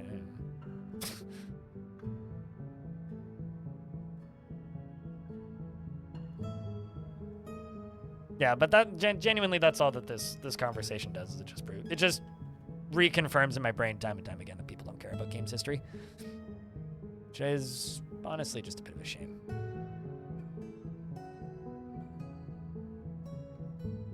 You've personally learned to ignore it? Yeah, but do you work in a marketing position where you have some power to help educate people? Because if you don't, then yeah, you can ignore it. I can't because I, see other streamers every day streaming, games that are not what they say they are, referring to them as that. It's like, cool. You're just like perpetuating a terrible problem. It's just like when I go into Splattercat's comments section on Path of Acra and see people saying that Path of Acra looks like some garbage they would play on Newgrounds, and they don't understand why people keep making pixel art games. It's like, because it's art, and video games are art, and choosing to work within limitations is what perpetuates the power of art. That's why pixel art is so fucking incredible, because you have 16 by 16 dots and you can make a convincing portrait, right? Limitations are what make things interesting. If nothing has limitations, then all you end up with is schlock like this. People just try and make hyper-realistic, mechanically dull trash. Like, genuinely. Limitations are what make art interesting. Using a limited color palette. Using a limited number of pixels. Using a limited number of mechanics. That's what makes art art. And video games are art. You can also open the front door now. And sorry to that one person in the YouTube comments section who gets really annoyed every time I get into this discussion. It's kind of one of those days, I think. God damn it, who the fuck is knocking over all my goddamn statues?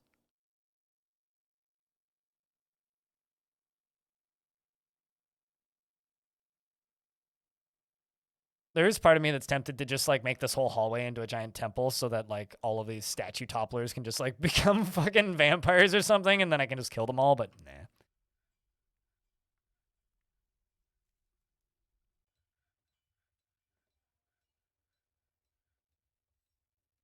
Octopath Traveler is not 16-bit though.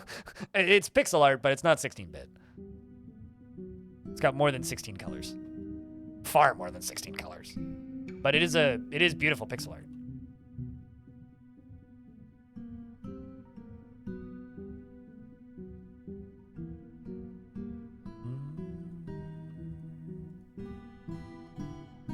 I don't want to fight anybody. I'm just apologizing. There's a difference. The vampires feed on each other? No. Technically, vampires are undead. I wonder if vampires technically have blood.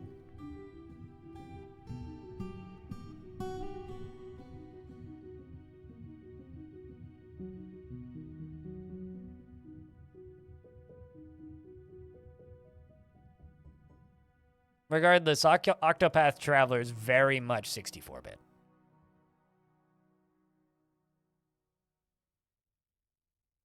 Another Helix has been founded. A short walk to the southeast. Interesting how I found it, or I took over this pit, and now all these Helixes are spawning. Kind of cool, actually.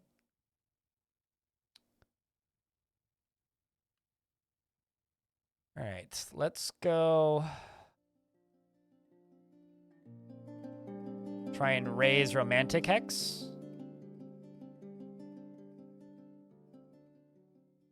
Yeah, we'll just send these. We'll send the helmed points and the dominant crafts, I think. Yeah, the dominant crafts and the helmed points.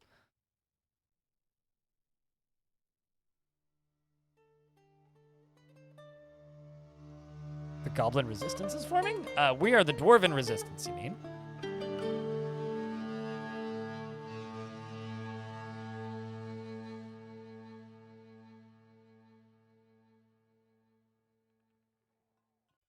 Oh, is it on the official store catalog? I bought that through itch, and I've been playing it through itch, is what I'm saying. That's a cool little dungeon crawler. It's like a neat little game. It really kind of shows like what you can do with the playdate. And a pretty damn solid example of that, too. Did they finish those the last of those pig iron blocks yet? We got 3 more to make.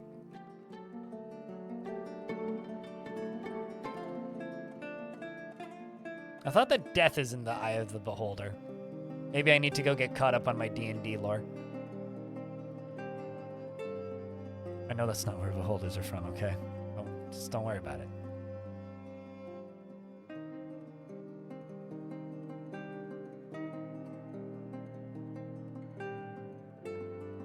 Turquoise? My experience with beholders is if you see them, you're probably dead already. Which eye? They only have 1. No, they have way more than 1.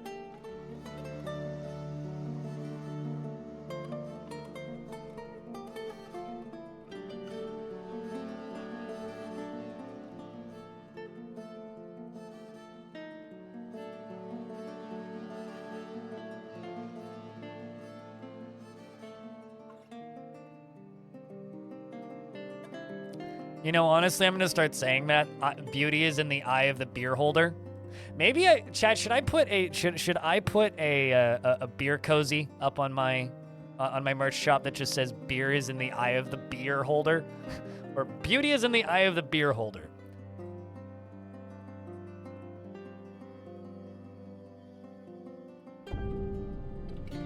Because frankly, it's not far off.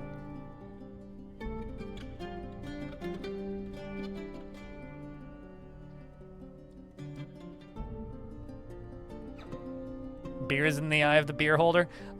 Yeah, that might actually be better than beauty is in the eye of the beer holder. Beer is in the hand of the beer holder.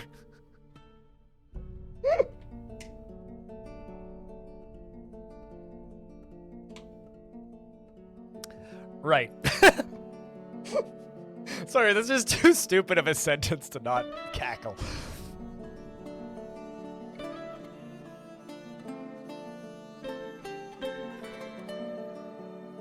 Yeah, honestly, I think conversations like this are why some people think I'm completely insufferable. Secret of Mana? I've never actually played Secret of Mana. I played like some of the early Final Fantasy games, and I played like Chrono Trigger and stuff. Or not Chrono Trigger. I played Chrono Cross and half of Chrono Trigger. I never finished Chrono Trigger, but I did finish the Chrono Cross of all fucking things. And because a friend of mine owned Chrono Trigger, and I owned a version of Chrono Cross. Yeah, I don't know. I was never an JRPG guy. Never was a JRPG guy, though. I was more of an SRPG person. I really liked the intelligent systems games. By that I mean Fire Emblem, stuff like that. Yeah, I never played it in co-op, though. Not once. Me and my friend just passed the controller back and forth.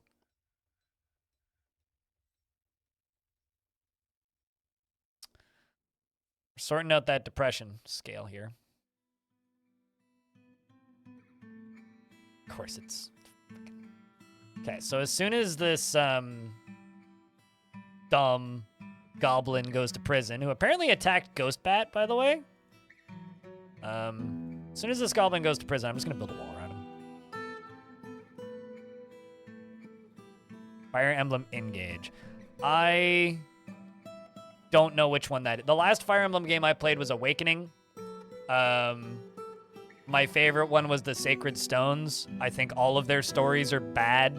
You can't change my mind. I think at the best of times, their character writing is insufferably terrible, but mechanically, those games were fun. It's the latest one? Yeah, no. That's on a Switch, right? I don't even own a Switch. I stopped playing those games when the DS stopped being a thing. The last Nintendo console I had was a DS, and it's probably going to be the last Nintendo console if I had to bet. Or rather, the last Nintendo device I owned. And also, I never played the mobile one.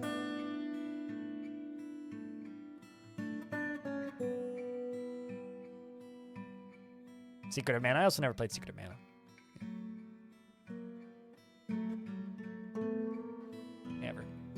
said a minute ago.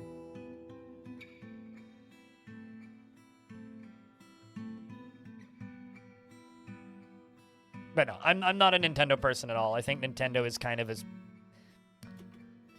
really stupid company. From the perspective of somebody who makes videos of things on the internet, Nintendo kind of dumb. They're so DMCA happy they fucking DMCA'd themselves recently. Did you guys see that? They DMCA'd their own trailer of fucking Legend of Zelda Tears of the Kingdom off of their own Twitter page. Like 2 days ago. They are a strange company. When I was younger and like, you know, I had a commute and I traveled around. Yeah, they did. Because like Tears of the Kingdom, the tears were I'm going to be very careful here so I don't get DMCA'd. Tears of the Kingdom was very teary-eyed, shall we say, and the game floated out onto the internet early. And much recordings of that thing of the kingdom ended up in people's possession. And like, guys, like just let people be excited for your fucking video game. Like, just calm the fuck down, Japan. The were donkey. Hold up. You fucking donkey! Vaiku Ketrial Syracuse has come. A very large donkey, twisted into humanoid form. It is crazed for blood and flesh, and its eyes glow green. Its charcoal hair is long and shaggy. You will know why you fear the night.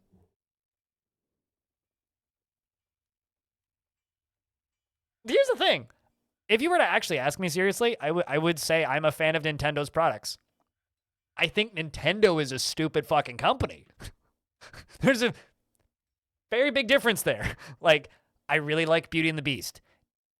Disney can shove a 45-foot-long pole down that company's throat and cease to exist, as far as I'm concerned.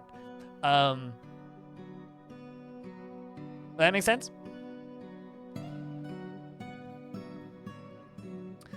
So where is this were donkey? Okay, so it's right by my front door.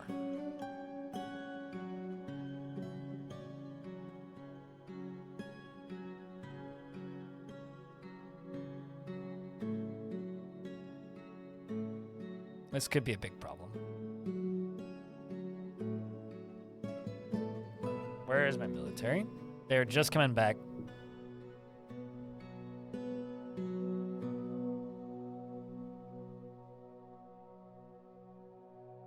Okay, so my military is just walking back in.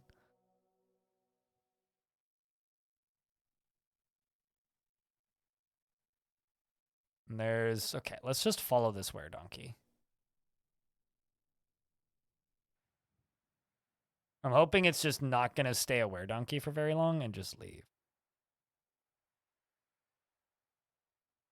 All right, you were donk. I really like the name of this donkey. This donkey is Viku, Dot Cloaks the Untamed Cat.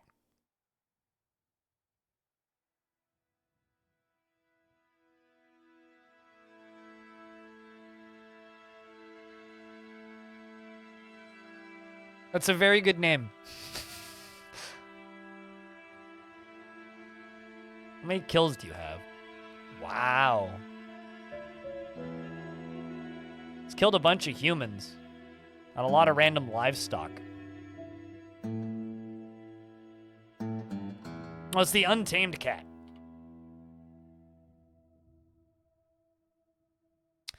Okay, well, it's running for Stinthad the Weaponsmith. I'm just going to set them to training that you can fight. You're a Spear Dwarf. Let's see who wins. Do you guys... Okay, actually, chat. Do you guys think that Stinthad here is going to be a hero?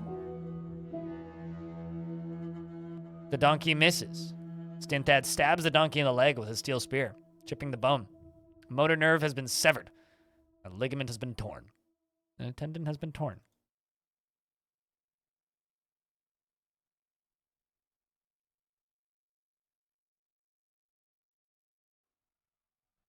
We're gonna let it play a little bit. Oh, I saw blood. That's where donkey blood.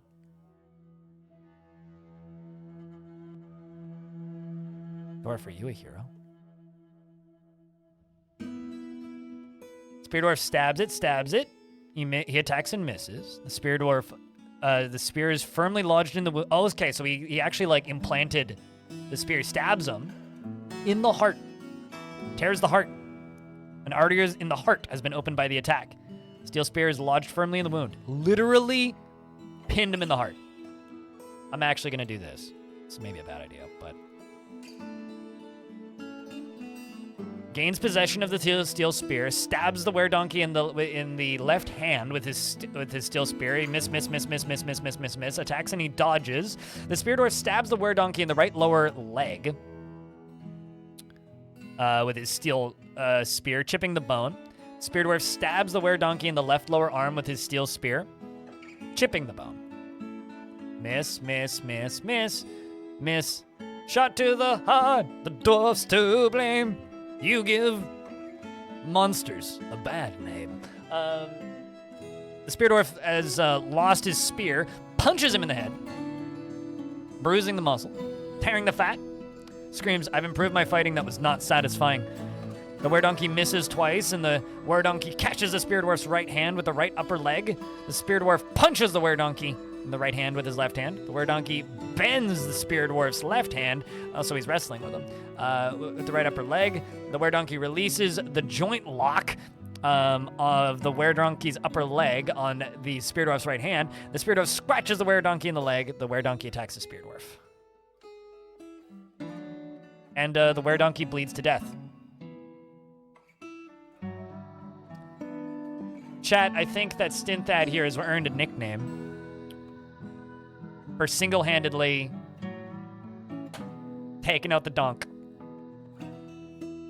Weredonkey? More like was a donkey. No longer donk. Just gotta say, shout-outs to Stinthad here. You absolute Chad.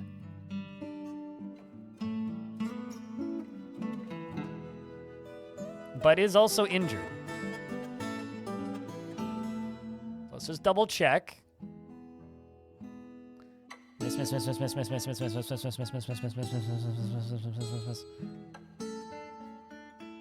Yeah, okay, so the only damage he took was slight pain, diagnosis required. His right wrist. Yeah, so his wrist got, like, wrecked, but...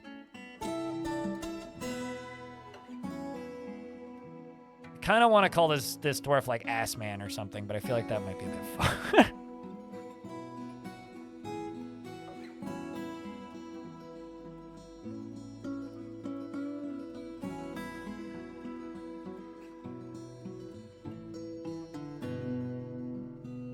Donk Killer? Oh god, that's hard to say.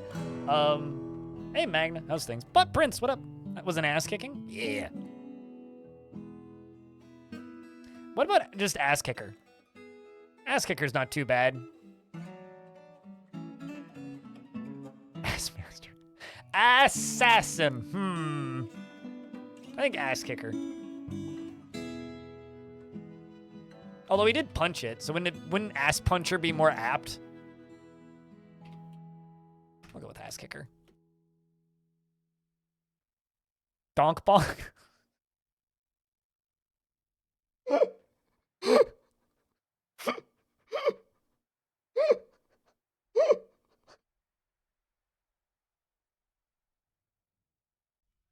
I'm not gonna lie, donk bonk is like a close second.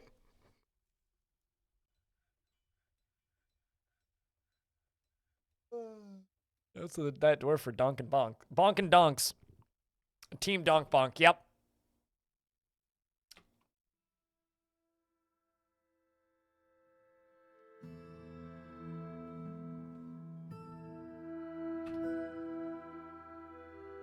Come on, game.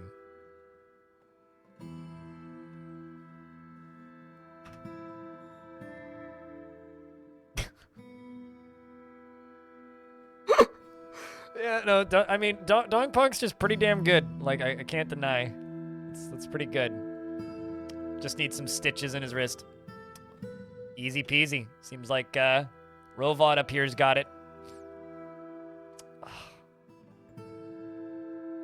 So, Squid Spear is still alive, but Squid Spear went off here, and I can't recall them, oddly enough.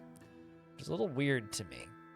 I'm not totally sure why I can't recall you, but I can't recall you.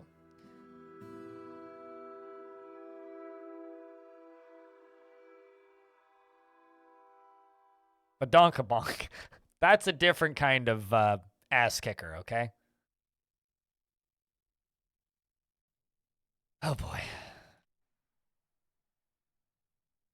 Well, that's the best laugh I've had all morning. Thank you, chat. All right, what was I doing? Many things. Right. Building Lisquid. Actually, also checking to see who's pissed. Oh, Donkbonk's pissed. Well, maybe you'll feel better now that you've bonked the donk. Stint that, aka the donk bonk. What about you down here? Irvad, why are you so upset? You want to eat a good meal, craft an object. Actually, you know what? I have not been cooking lavish meals. Let's make some lavish meals.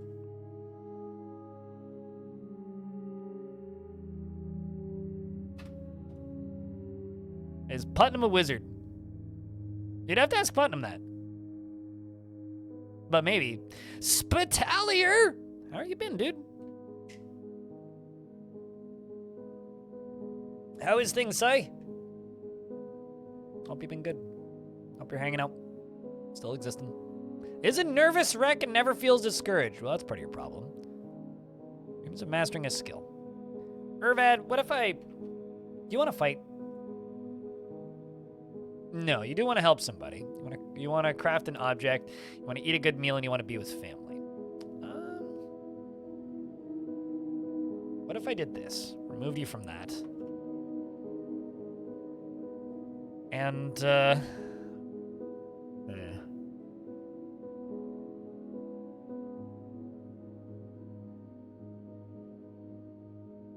You're musical. Thank you very much for the 43rd month of your support, Spitalier. Make this dwarf into a tavern performer, because you're a musical. And I'm thinking I'm going to assign this dwarf to my craft store, to one of my crafts dwarf shops, like over here. I should probably leave you all at symbols so you're easier to spot. To not be a nervous wreck? I don't know. I don't think you can really recover from it.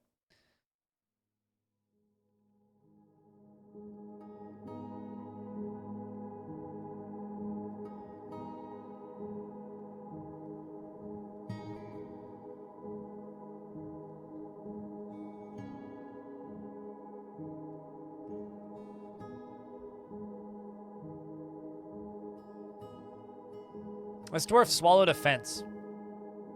Irvad swallowed fence. At least it's Irvad swallowed fence and not Irvad swallowed a fence. That would just be offensive. We need more craft store shops. Now that I've just made that one.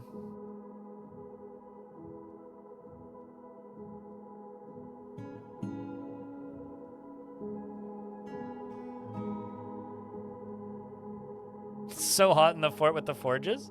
I mean, if you want another dwarf, we can give you another dwarf. But there is also a chance that your dwarf shows up somewhere else at some point.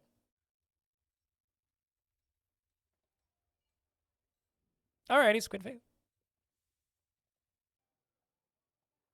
Apologies for losing your dwarf in such a way, but it does happen sometimes.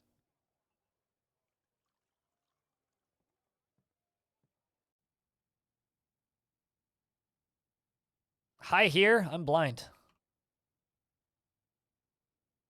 Let's do that. Isn't that what fun is about? I mean, your dwarf is like probably in some sort of administrative position over in that spot. If I had to guess. Probably in some sort of administrative position. Because, like, you know, you've gone off and conquered a site. Meaning you're probably in charge of something. Gosh darn it knows what, but you're probably in charge of something.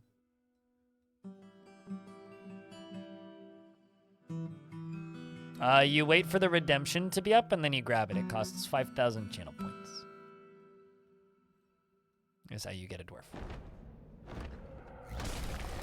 The Forgotten Beast Ulu Sponseru Zumzust has come. A huge feathered cicada. It has a curling trunk, and it undulates rhythmically. Its gray feathers are long and broad. Beware its poisonous sting. That sounds really weak.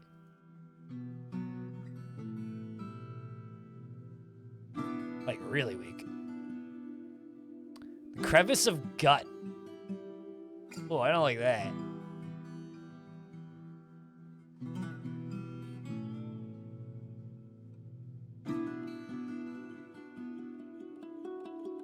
Got more criminals visiting. A goblin prophet is visiting. A baron is visiting. You fell asleep at your desk last night. Oh, Dark Skynet. You woke up this morning with your left foot ankle swollen from an unknown cause. You suspect a werebeast may have attacked you in your sleep. Not that you slept at a weird angle. What were you playing? Must have been a good game. Oops.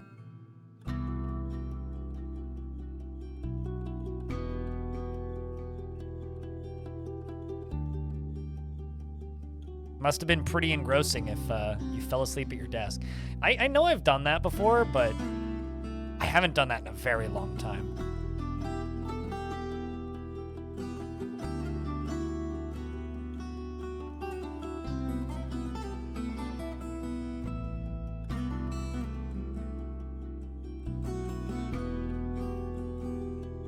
Anyone in IT want to help you with pooter problems since the problem has magically gone away? Ay ay ay. Speaking of dwarves, Linux, what kind of dwarf would you like? It's like your drink makers can't stay on it. You're probably running out of barrels.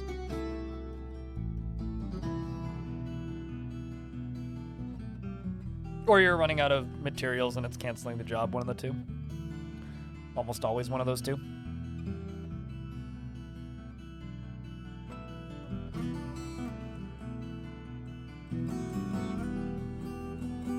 Artifact was seen being stolen by Dumat the Miner.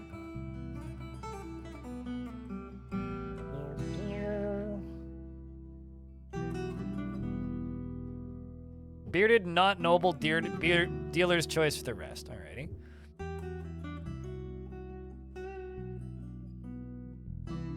You know, I don't know how much this shows, but this dwarf has some big-ass eyes. That's some huge eyes.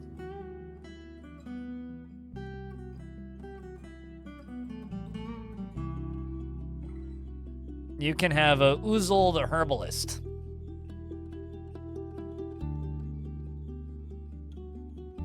Lanix. He is utterly humorless and does not seek retribution for past wrongs. He is greatly moved by art and natural beauty, troubled by this since he dislikes natural world. He enjoys company of other and is often cheerful. Lives fast-paced life, doesn't cling tightly to ideas, is open to changing mind, and try to keep focus on current activity. Tends to form only tenuous emotional bonds with others, and he's quick to form negative views about things. He tends to not reveal personal information. He can handle stress, and he's assertive, and he tends to avoid any physical confrontations and works to square his natural tendency with his respective martial prowess, and he needs alcohol to get through the working day and doesn't really care about anything anymore. Personally thinks that the entire concept of sacrifice for others is truly disgusting and thinks that the quest for knowledge is a delusional fantasy and doesn't care about craftsmanship and dreams of raising a family. Likes cobaltite, copper, and sapphire and giant albatross leather, gazelle hoof, and giant snapping turtle shell and tapir parchment in the color fern green, and the sound of the lace of adoring and the sight of the glimmer of glistening, and possibly prefers to consume llama and long yam plants and blueberry wine and walnuts, and absolutely hates rats. We're playing a game from a few years back called Yes, Your... Oh, I know Yes, Your Grace, yeah. End up feeling like a more controlled story path and less of a game doing of the economy. Yeah, that game is... If it's the game I'm thinking of, Yes, Your Grace, Yes, Your Grace, Yes, Your Grace. That's a No More Robots joint, isn't it? Yeah, that is a No More Robots joint. You know, that game is very much kind of... It's like a story game, like, disguised as a management game. I kind of want to play that studio's second game, which is Mind Scanners, which is this. Or rather, they published it. Like, this is published by the people who made Yes or Grace. Anyway, I kind of want to play this thing, because this thing looks pretty rad. But just aesthetically. But this Dwarf's description is very skinny, long beard, neatly combed, his sideburns are clean shaven, his very long mustache is arranged in double braids, and his very long hair is tied in a ponytail, his very low cheekbone. He has very low cheekbones, and he has a very broad chin, and his slightly sunken, wide-set, emerald eyes are round. And his pale brown skin is slightly wrinkled, and his hair is goldenrod with a touch of gray.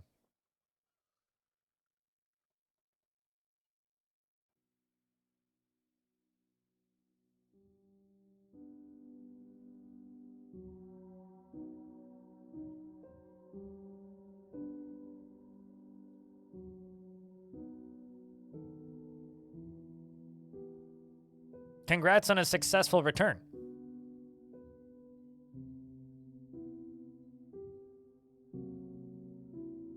Is there a particular reason?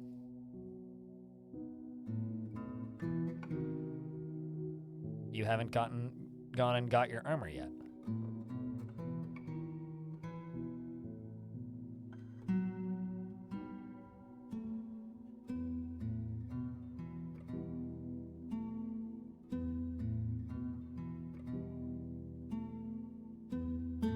Uh-oh, I got beak dogs in my dining hall. We're supposed to be eating the beak dogs in the dining hall, not letting them hang out in the dining hall.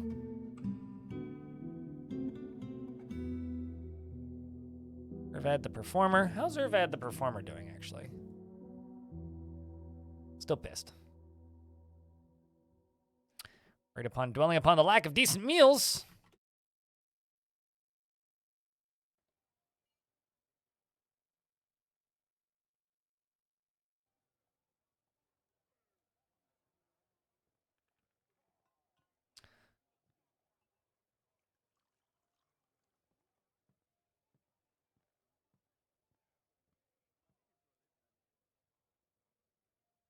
You know, I might actually just do this. Let's do that infinitely.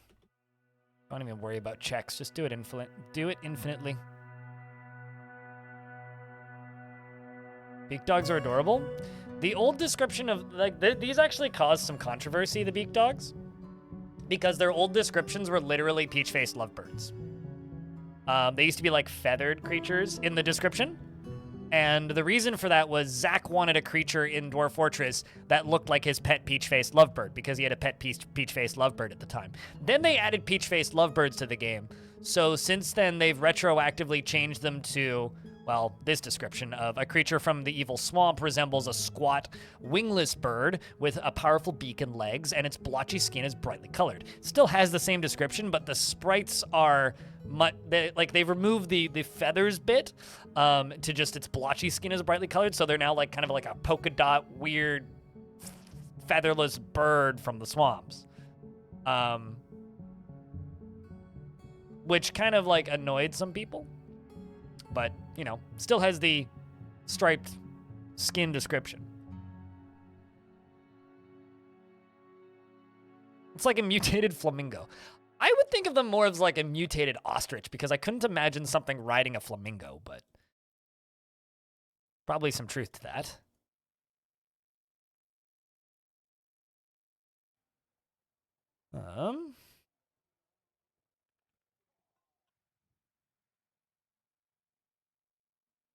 Speaking of beak dogs, I need to butcher one.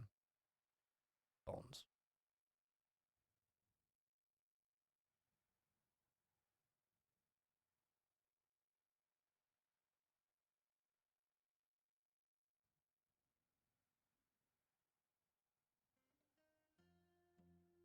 It's like a polka dot dinosaur, but dinosaurs had feathers.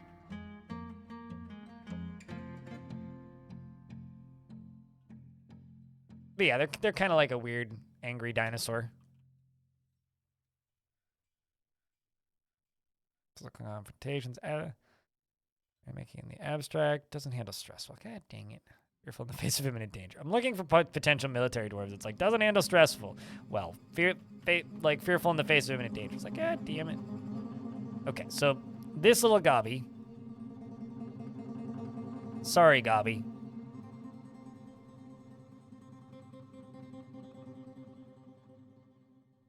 I'm tired of this goblin knocking down all of my goddamn statues. So I'm going to lock you in here. You can live in here now. It's fine.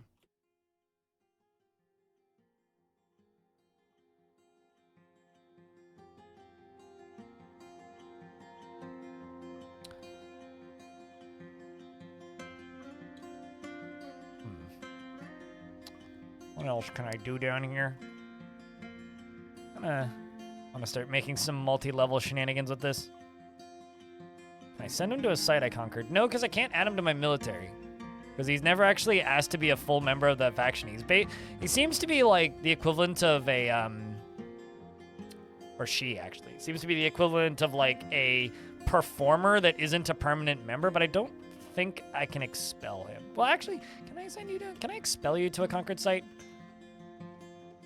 I wonder. Yeah, I could expel him to a conquered site.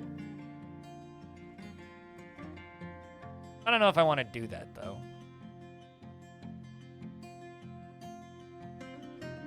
I think having the weird tame goblin is almost more fun. Even if they're just permanently chained up and locked in a box. But they keep toppling all my statues, and it's driving me nuts.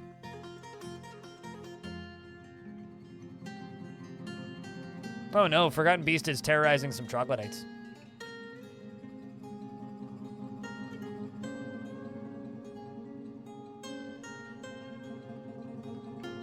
Okay.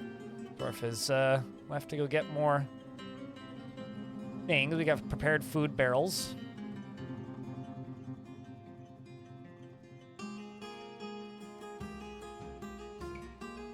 How old is this fort now? 16 years, I think? I'm pretty sure we started in 280. So we're on year 16. Which means we're 16, gotta make the good times last. One person might remember that. Alright, let's, I think maybe go work on the front door a little bit. That's what we're gonna do.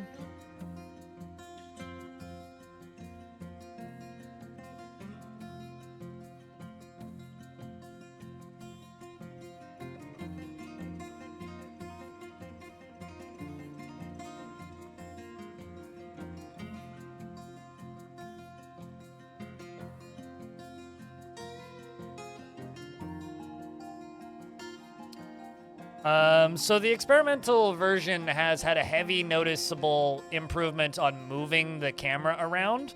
The average frame rate is probably about 20-30% higher on my PC, but most of the frame rate improvements you'll get are if you're using higher resolution monitors than mine. Another helix was found? Hell yeah. This fort, this is the front gate. Kind of goes up and over, down, and up this way, up here, along here, down here, and then down and into the fort.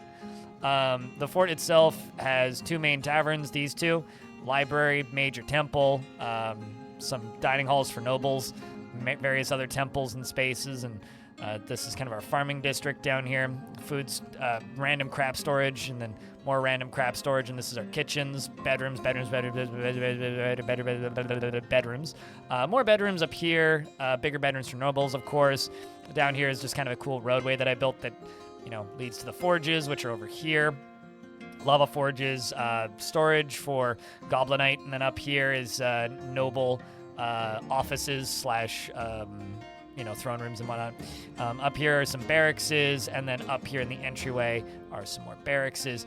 And that's pretty much it for the fort. It doesn't go super far down. Down here is all my noble stuff. And then over here we have the exit to the lava burny room where baddies go to get burnied. And it kind of goes around here and then down to this awesome bridge that goes up and into the fort and leads up to another barracks.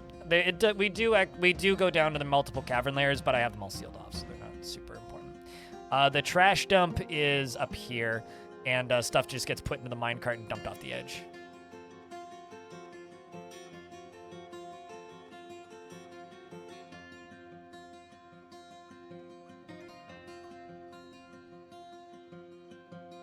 What'd you miss? We got attacked by a were-donkey and one dwarf soloed it.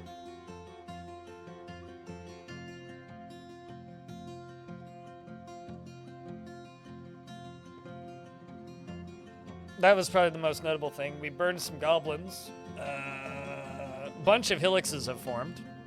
There's a dead camel in my living room. That's not notable. It's apparently I missed that too.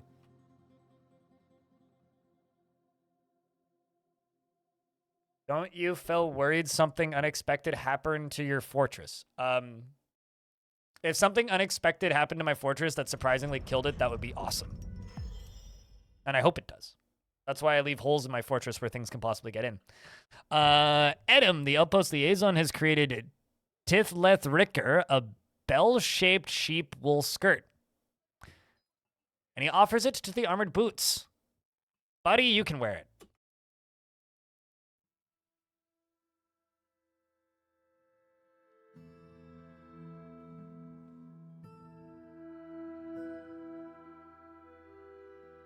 The name of it? It's Trithricker. Yeah.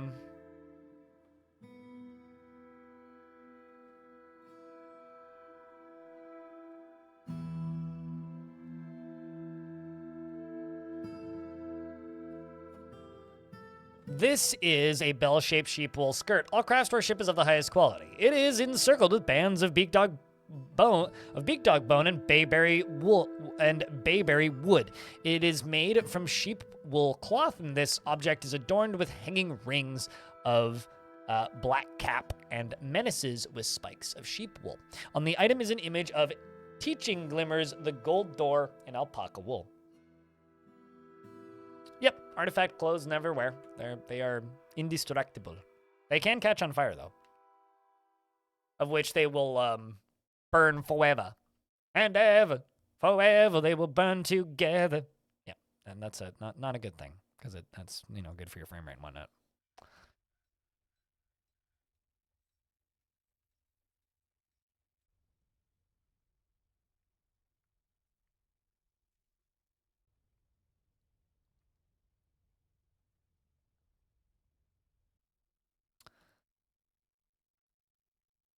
Let's just make like another 150 gold rings or something.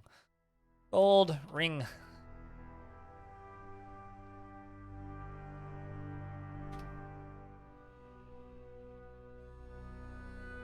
Children will play with it, yeah. If you put it on display, it's less likely to get stolen if it's obvious where it is. But children will play with it, yeah. For endless heat? You wouldn't get endless heat. You would get endless pissed off dwarves from having to inhale smoke all the time.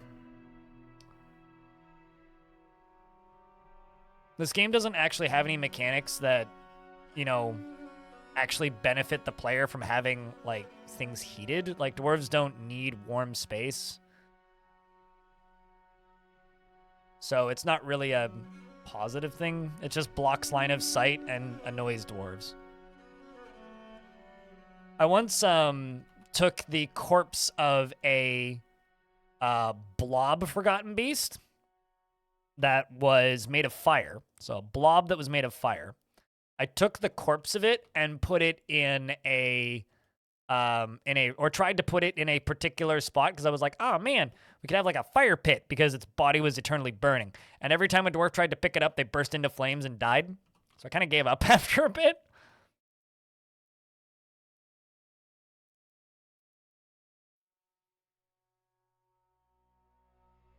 Been playing more DF lately. Initially, didn't play premium, but now most of the game launch bugs are fixed. Also, yeah, the performance is about to double.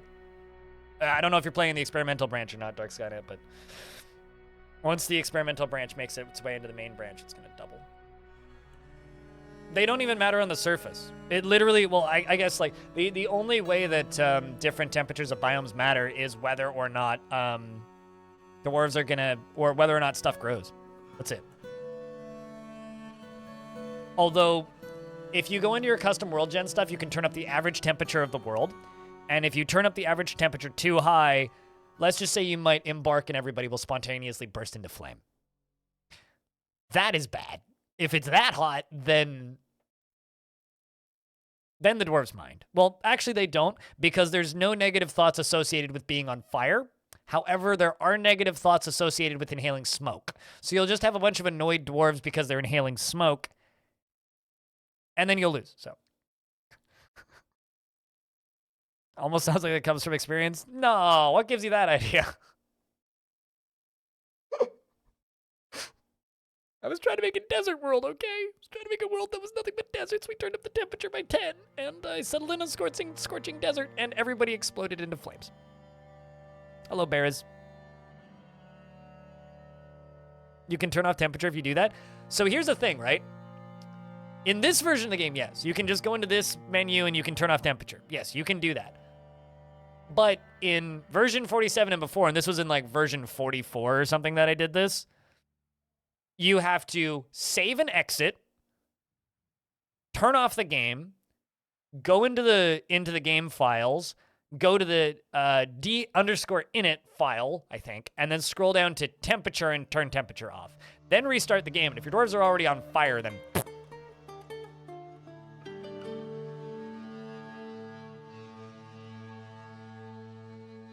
more like charcoal, Krista.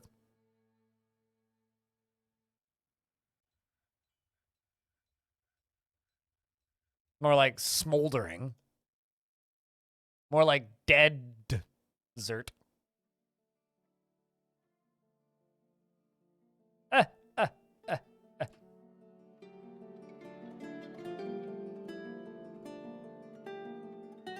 Ashes to ashes, dwarf to dead.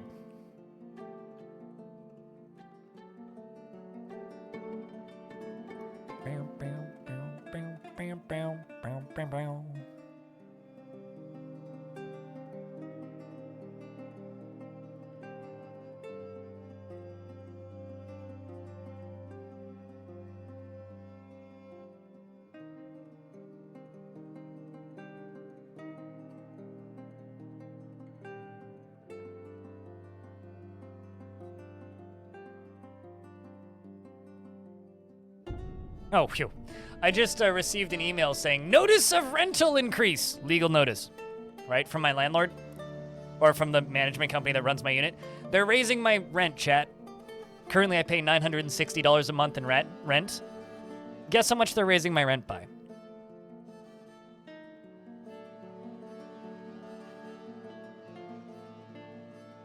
$10? Okay. 1 million. Oh, boy. I mean, $50? Okay. 50. The last rental increase I had was 60. 300. Oh boy. I don't think that's legal. 3%?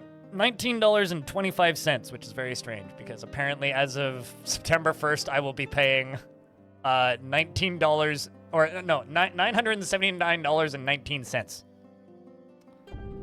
rent. It's very oddly specific. Such a weird number.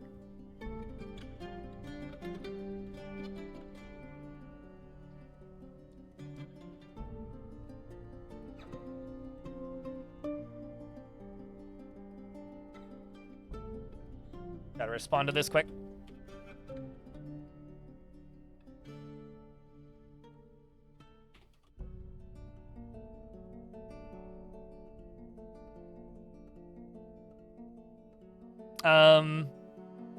My neighbor is looking for somewhere for a friend of his to rent in this building, and he was looking at rental costs for this building, and there's apparently a unit on the top floor which is someone's trying to rent it for $2,000 a month,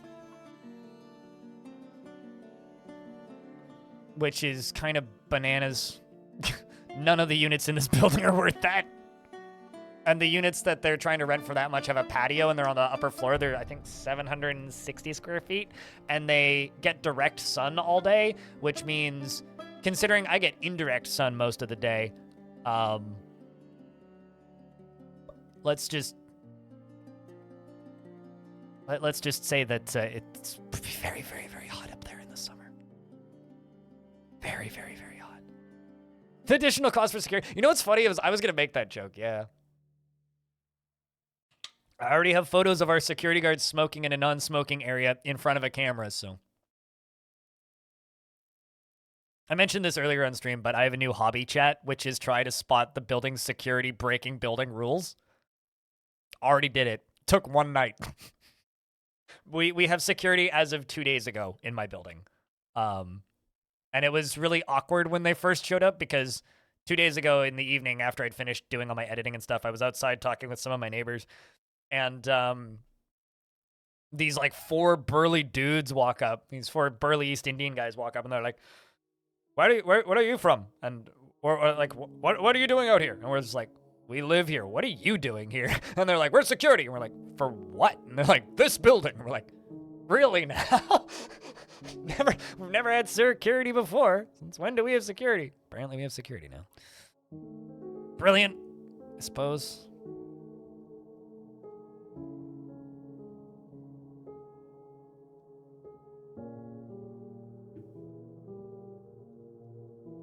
Yeah, mine gets about that hot, napalm. Easily about that hot.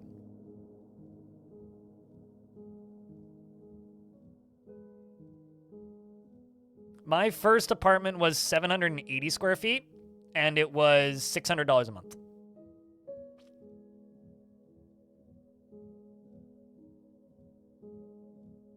They're breaking the rules, so I see what they don't have to do. I just want them to fire the security, get their ass in gear, and hire a goddamn gardener again. Because they fired our gardener because they weren't doing enough. Well, they only paid them to do 1 hour of work every other week.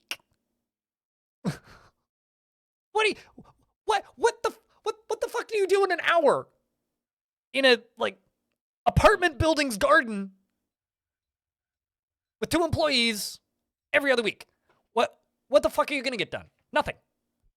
Like, that's not even time to rake leaves. Come the fuck on. What the hell? My building's management is, like, incompetently stupid.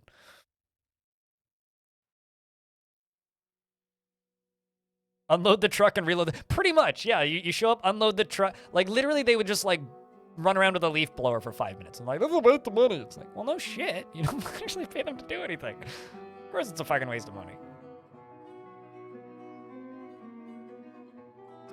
Yeah, I'm kind of tempted to go month to month. I've only ever done annual leases in this place, and I've lived here for,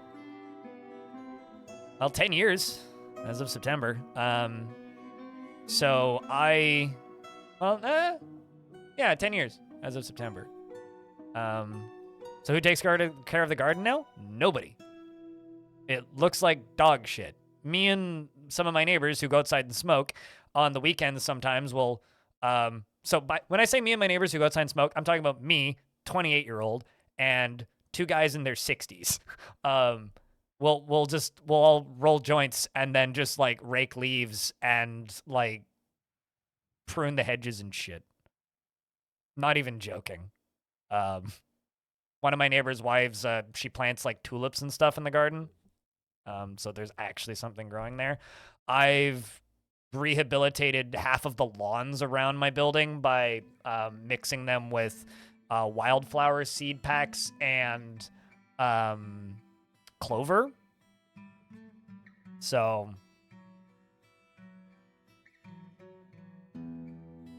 yeah.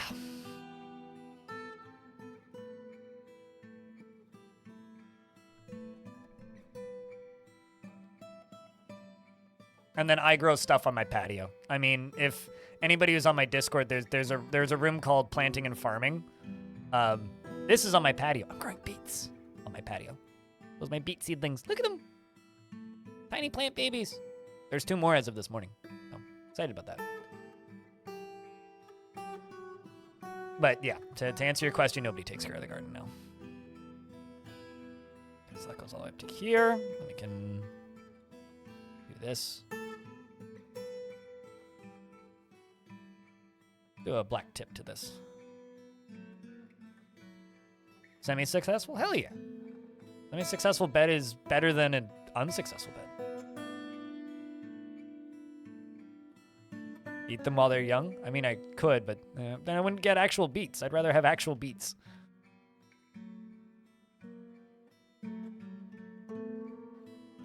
Okay, so I'm really hoping we get migrants this fall. We keep getting attacked in the fall, and so I haven't been getting migrants.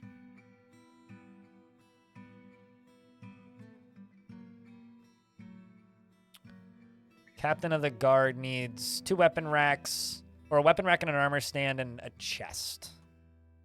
That's this. Let's see, do I have weapon racks? No. Do I have armor stands? No. Do I have chests? Yes, okay.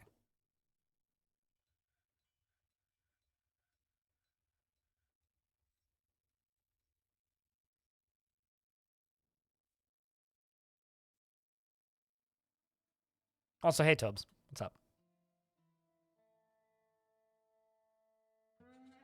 You survived one summer there, never again, Napalm? I mean, is that how you got your napalm sideburns? Yeah, no, I have a portable air conditioner that I plug in the summer, and it's generally fine. The problem is my heating bill, or my power bill goes from like $30 a month to about $250 when I'm running it. So I try to run it sparingly when I can, but there's only so much I can do. Unfortunately, it becomes necessary for survival during times of great need.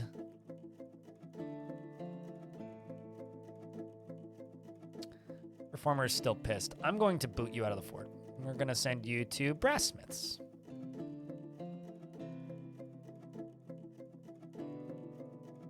The Donk Bonk is still upset.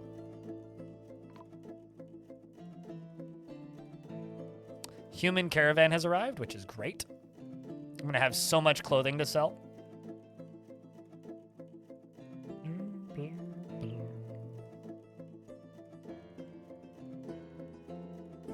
He says that and then is actually kind of disappointed that he doesn't have that much clothing to sell. Never mind, plenty of gauntlets and stuff to sell. Sell the copper stuff, we don't need that. I will sell those.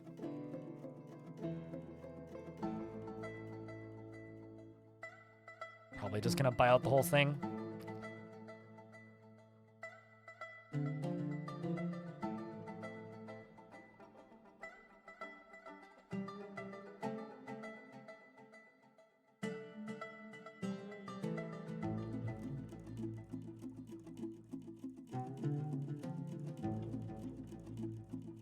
You did start using this nickname back then? I mean, Napalm Sideburns sounds like somebody who's like exploding due to overheating, right?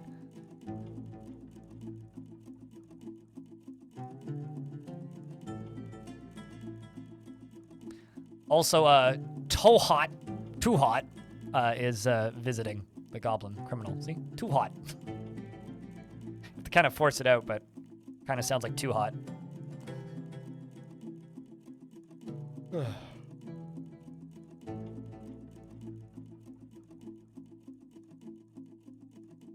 Reminded of that 50 Shades of Grey excerpt about 12 thumbs or something?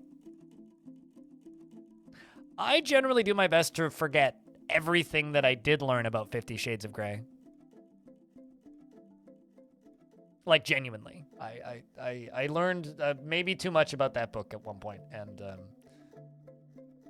due to dating someone and living with someone who got briefly obsessed with it. And I've done my best to forget all of it.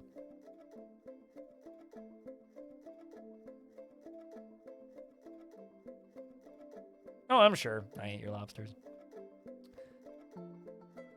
But there's plenty of books about, or plenty of good content about shitty smut novels. That's all those are. There's crappy books. Okay, the humans have arrived, and they said that there's much to discuss. The human keeper of the seal, Thek Casmillion. It's a nice place you've carved out for yourselves. What requests do you have of our merchants?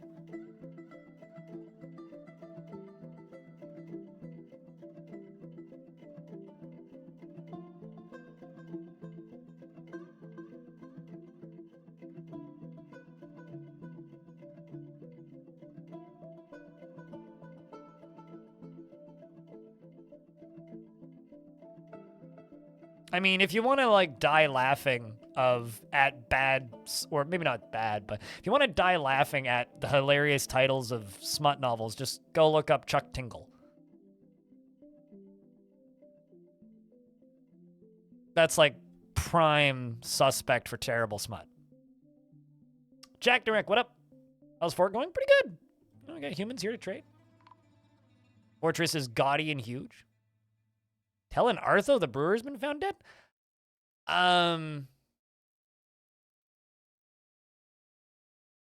What?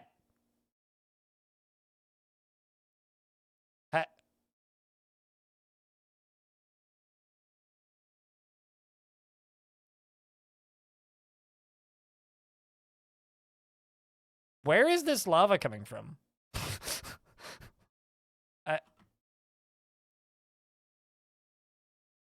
Okay. No, like, actually, where in the world is this lava coming from?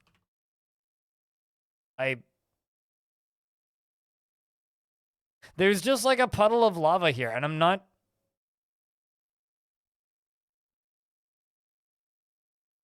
Okay, it's coming from up here, I think? No? Where's it coming from? Block floor, clay loam.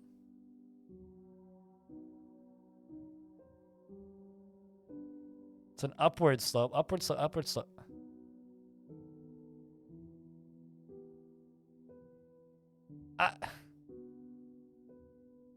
No, like, serious question. Where is this lava coming from? No, but, like, it's not flowing down from above.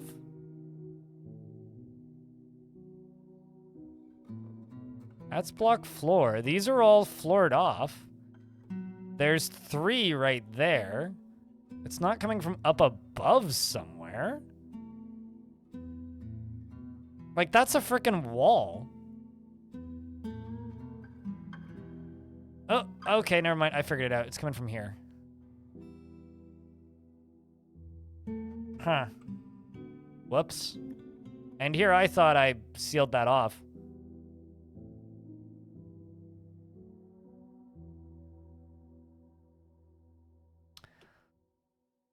Well, sorry about that, Telenartho. I feel kind of bad now. I genuinely thought I sealed that whole thing off, but apparently I missed stairs.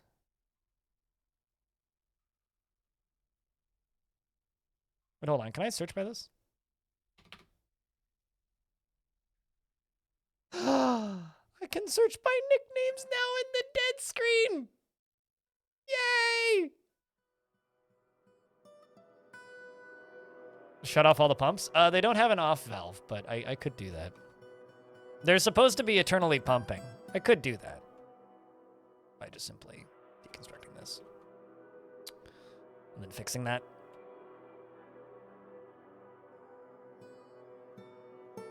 It was just kind of like eternally erupting earlier, and I was just kind of ignoring it.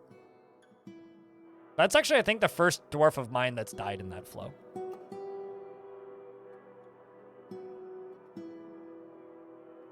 Once again, Tellen, lava is not a drinkable liquid.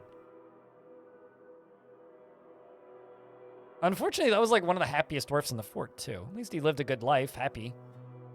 As a happy dwarf, but like... unfortunately, not a good end.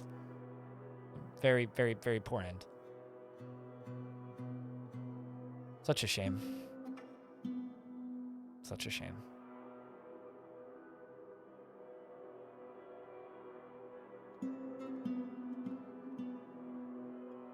He died how he lived. Lit. Sure.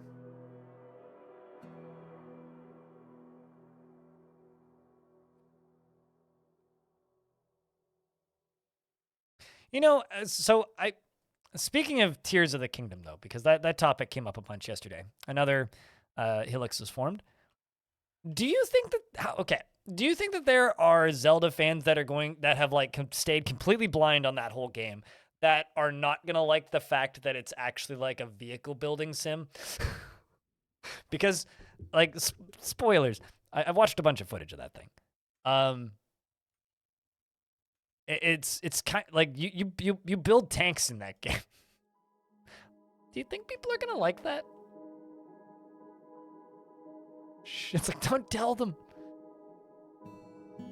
It's a vehicle build. It's kind of like Scrap Mechanic, guys. No spoilers. This is my stream you're watching, Ranger Rick. I'll have you know that Luke Skywalker killed Captain Kirk, and Snape killed Dumbledore. What? And yeah, more like you. That's why I keep calling it Legend of Zelda Nuts and Bolts, because everybody hated Banjo-Kazooie Nuts and Bolts, which was just Banjo-Kazooie, but you build trucks. You're a huge Zelda fan, no matter what. True, yeah. To people who liked destructible weapons like that in video games, I don't understand you, like, at all.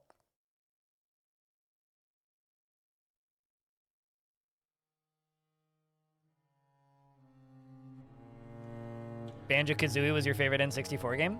I think Star Fox N64 is my favorite N64 game, but well, actually no, probably Smash Brothers is the one I played the most. I never owned an N64 though, so.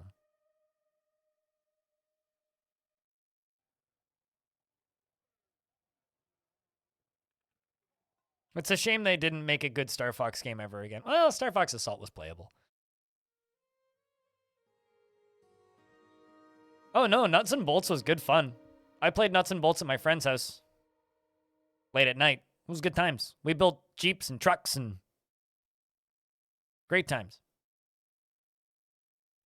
IMO, though, the best Legend of Zelda game, or my favorite Legend of Zelda game, it's a Link to the Past. Star Fox Assault was the last Star Fox game I enjoyed. Star Fox Adventures wasn't supposed to be a Star Fox game. It was supposed to be like a different IP, but they made them put Star Fox on it. It's a weird game. I kind of enjoyed playing like the multiplayer of that with friends. I never played Jet Force Gemini. I never, for me with Legend of Zelda, like I never really enjoyed the I never really enjoyed the 3D Legend of Zelda games, but I liked the Game Boy and the top-down ones. But my brain never really fully could wrap around like Nintendo's weird controller designs.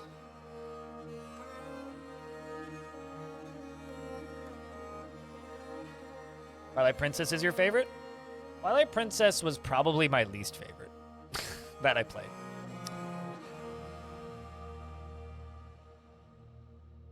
It was also, I think... no, Wind Waker HD was the last one I played. Although I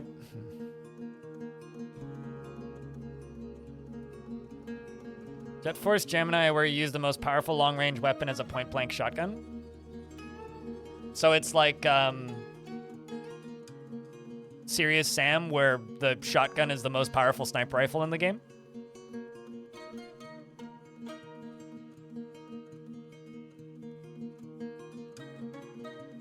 Minish Cap was, I think, the second Legend of Zelda game that I played. I love Minish Cap. I think like Minish Cap is up there for me. There's just some puzzles in Minish Cap that are like kind of pixel hunty that I'm not a big fan of. I feel like Minish Cap is kind of underrated, personally. I never played Phantom Hourglass. I never played any of the 3DS one, or the DS one. Well, that was just a DS. Was that a 3DS game or a DS game? I can't remember. Legend of Zelda related tattoos are the most common video game tattoos. And they're the most common for a reason.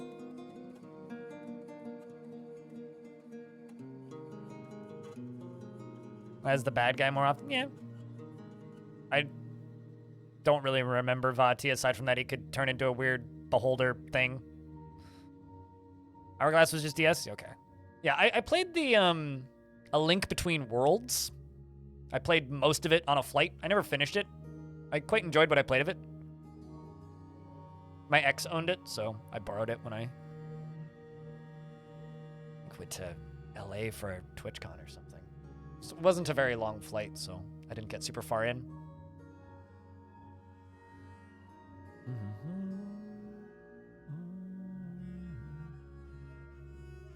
Yours got a strange mood and wants stacked cloth, but refuses to take any of your cloths from your stockpile.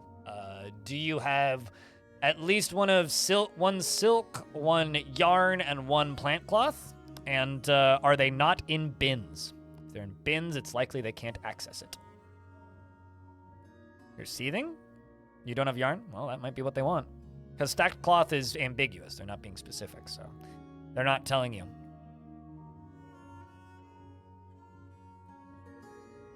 Also, only... I don't want to be mean to you. I won't. Don't seethe. It's just a video game. It'll be fine. No reason to get mad at a video game. It's just a video game.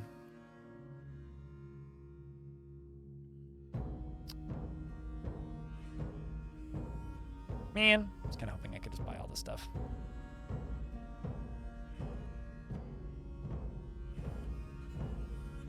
Buy the wood.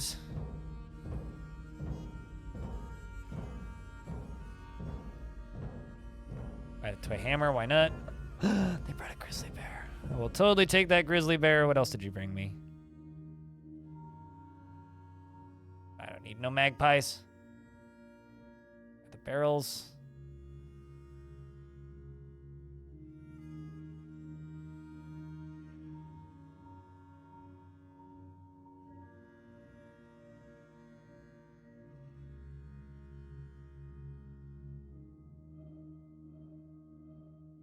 Korab L, what kind of dwarf would you like?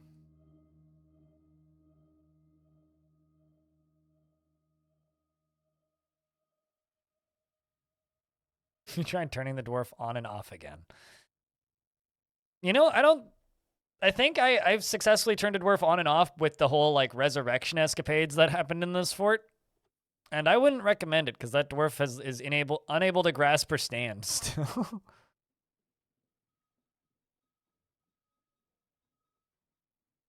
I don't know how much I would recommend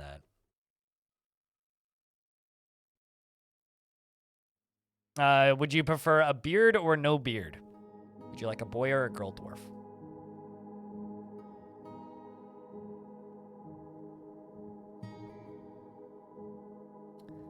Surreal Conjure Realm and Problems and Solutions.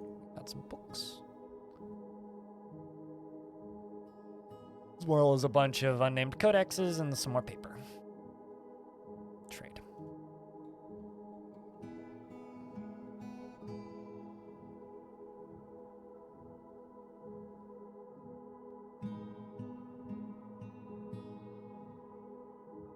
Bearded. Okay.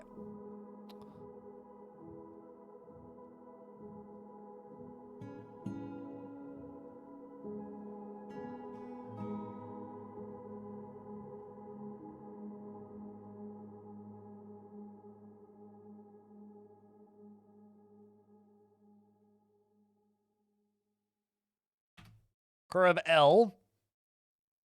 You're a legendary weaponsmith, and you saw a human recite, "We see breakfasts" at the Granite Olive, and you feel some delight.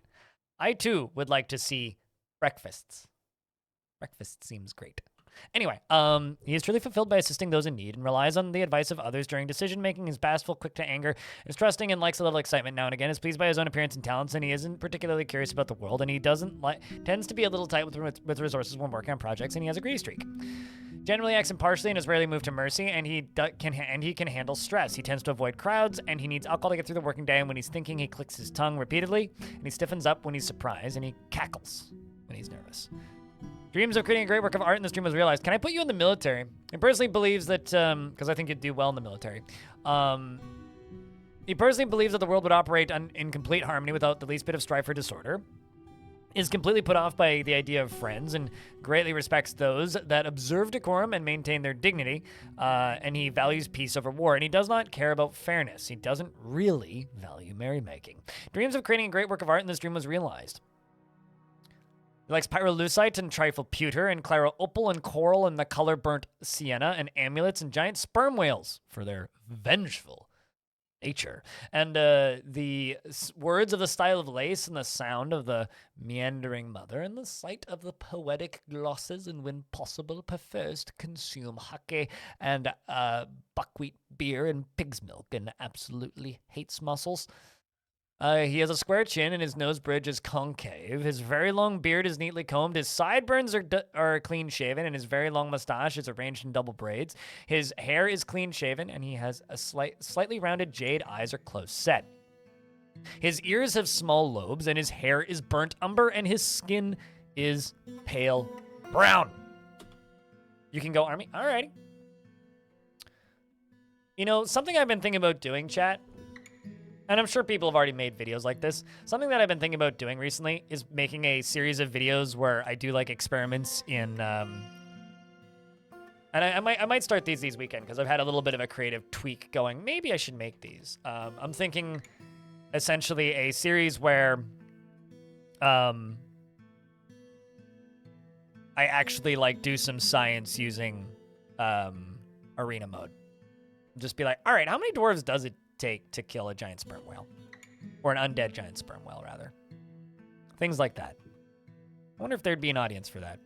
I cranked out a couple videos right when arena mode launched and then just kind of forgot about it.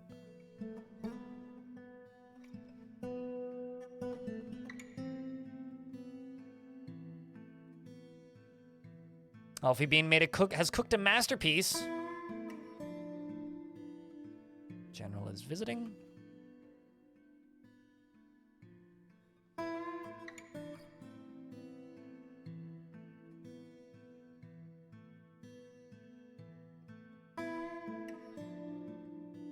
Healthy snacks for everyone. Yep.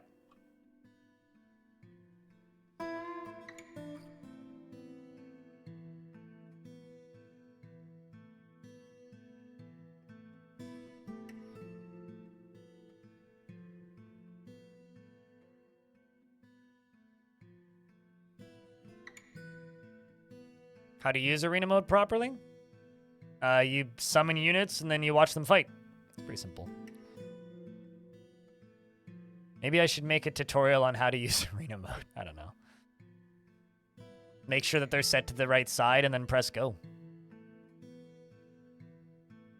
It's more of just a testing sandbox for mods than anything. It's much more that than a... What's new? For me? Path of Acre is pretty fucking cool. Tapioca. Still playing Dwarf Fort. What's up with you? The experimental branch for Dwarf Fort right now runs extraordinarily fucking well, which is lovely.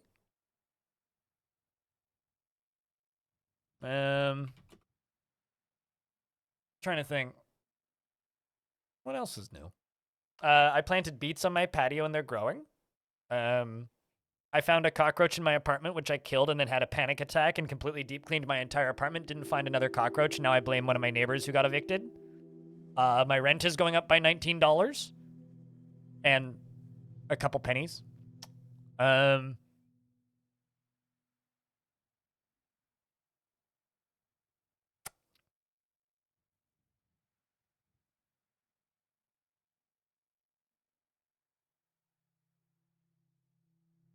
What have you been up to? Beets sounds good. Yep. Beet sprouts. It's gardening season, so my brain is very much set to gardening mode.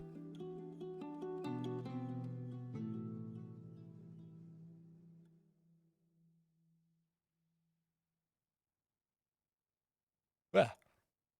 Ah.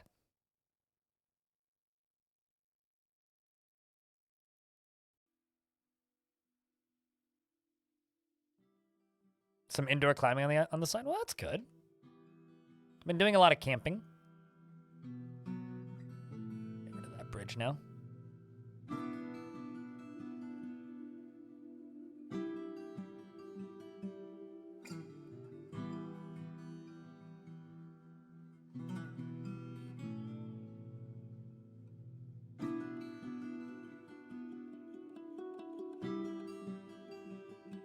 You must be going to bed, Stone? Well, you snooze well, friend.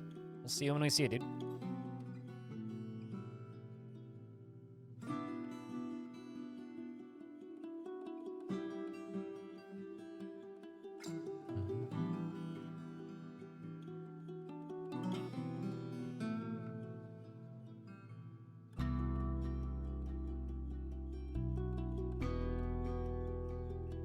There's a very large number of veterans around this channel, interestingly enough, Rick.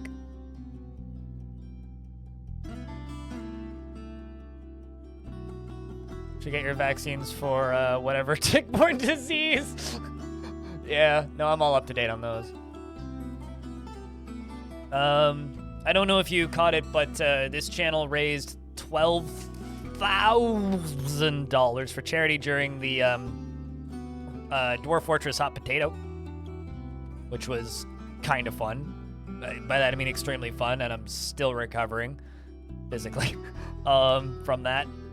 That was a hell of an event. We did a lot.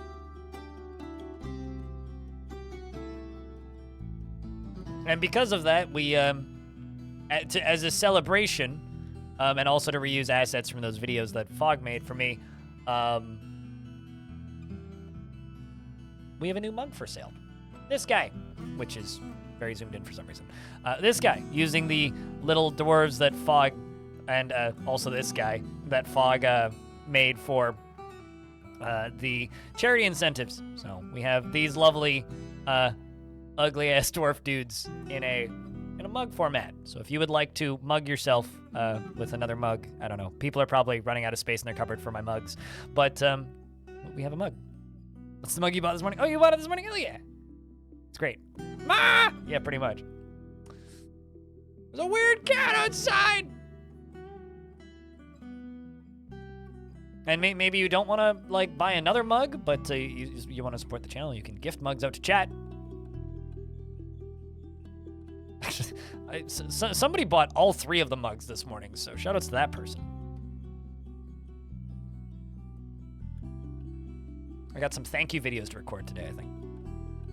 Oh yeah, also, if you buy a thing from my merch store, there's a chance you may get a thank you video in your email.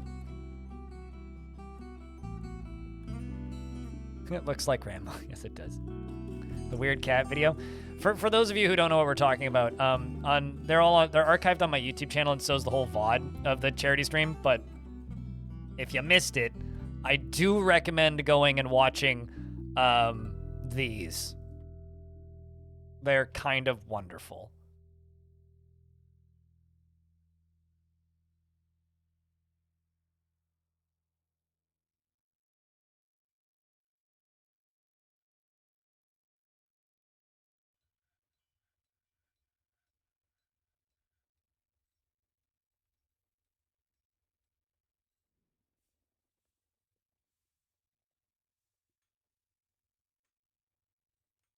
They're essentially just like reanimated memes, but they are very good. Fog did a very good job on them.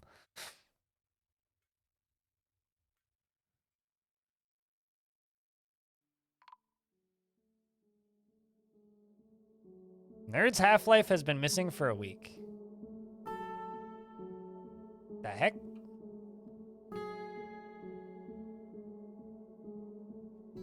Well, I mean... Did you make out with the lava flow?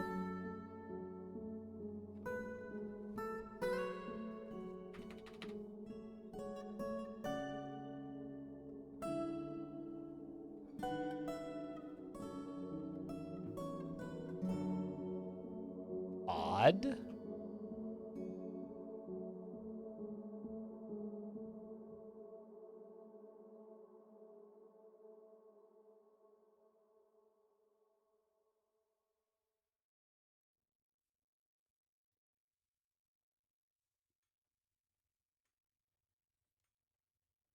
Got a petition. Oh, that human, Pelnuvzis, who, we rescued as a political refugee. We'll approve you. We've got a human in the fort now, who I'm actually going to put in the military.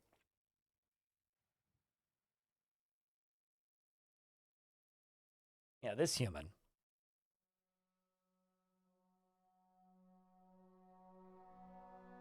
Who was originally a part of the group of Tresses, was a prisoner of the Hollow Poison, and is now a member of the Armored Boots. He's 36 years old and wants to be extravagant and be with friends and learn something and fight. And she will probably do okay in the military. Miss any excitement? A human just joined my faction. This is a human that we rescued from goblin imprisonment.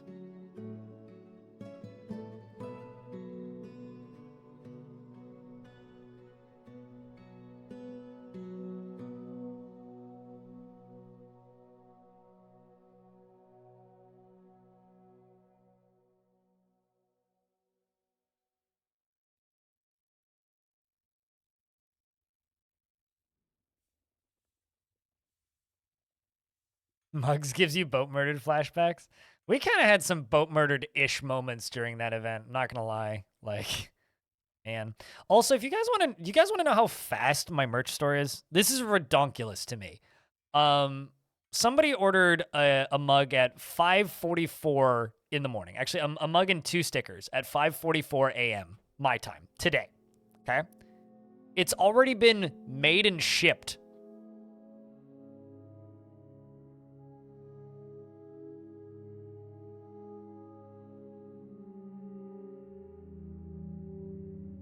That's insanity.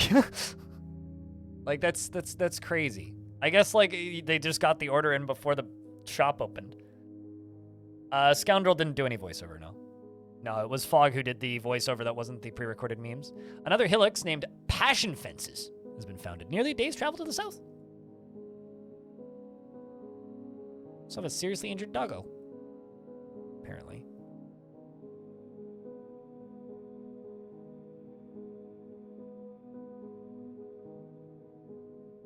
Although, that's not a bad idea. I should get some other Dwarf Fortress creators involved in the future of those.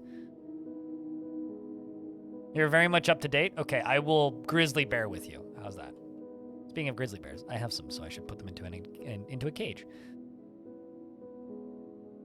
Well, actually, let's train the grizzlies.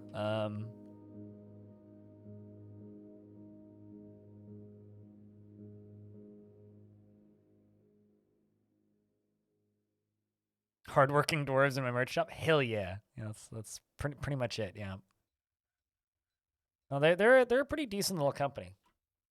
The one thing that I kind of scratch my head about them for, though, is, like, from what I can tell, they're either heavily invested in by or partially owned by Philip DeFranco, which is odd to me, but eh.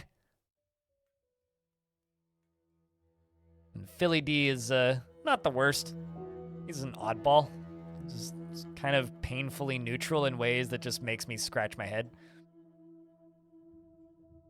And to me, I just remember him as the guy who went viral for prank calling my ex-girlfriend YouTube videos. Back when he was called SXE Phil.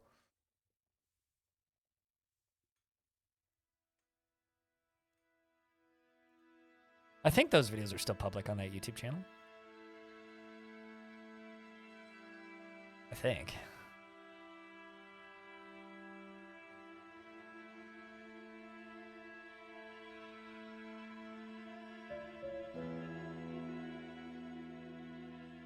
We now have a grizzly bear.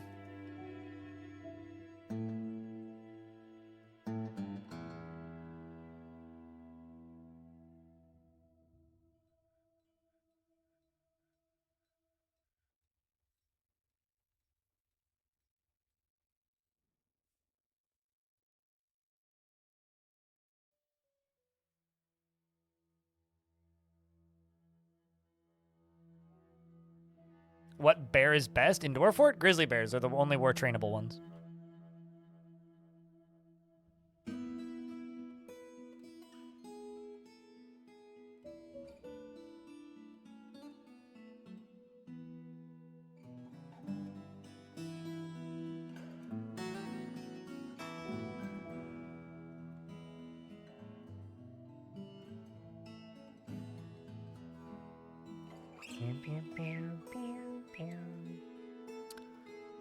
So have you just like taken an extended break from Twitch or something, Tapioca? Because I feel like I haven't seen you in ages.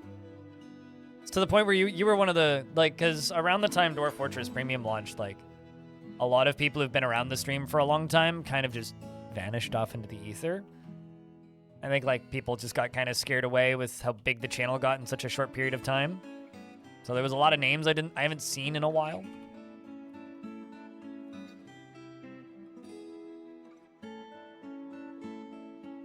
Bear beats Battlestar Galactica? I don't know if I agree. It was a very strange sentence.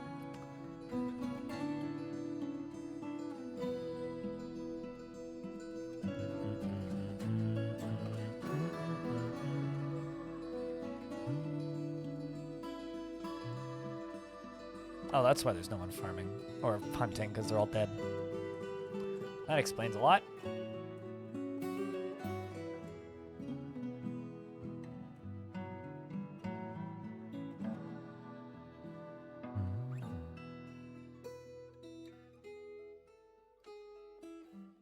Oh, well, I've never seen a single episode of The Office, which, fun fact, has actually got me unmatched on Tinder. There are 2 TV shows I've never watched, and not having seen either of them are both things that have gotten me, like, insta unmatched on Tinder. One of them is Friends, and then the other one's The Office.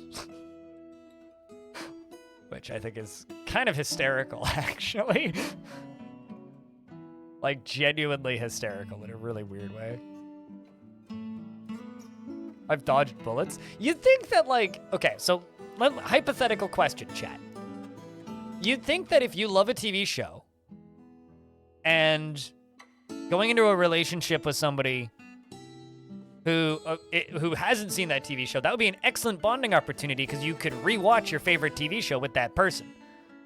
I don't particularly like Seinfeld, but I think Seinfeld is a funny person. Like, I think his stand-up is pretty funny, and I think the other things that he, like, comedians in cars getting coffee, I think is the best thing he ever did. Which also isn't a particularly funny show. I just think he's a good interviewer. I like Seinfeld as a dude. I don't think he's particularly funny in the TV show Seinfeld. But, like, I don't know. It's like, I fucking love Star Trek, and if I become friends with somebody who's never seen Star Trek, and that's an opportunity and slash excuse to rewatch 90% of Star Trek, I'm in.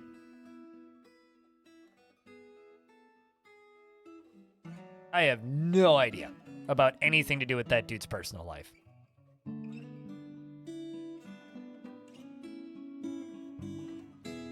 I just think he's an entertaining interviewer.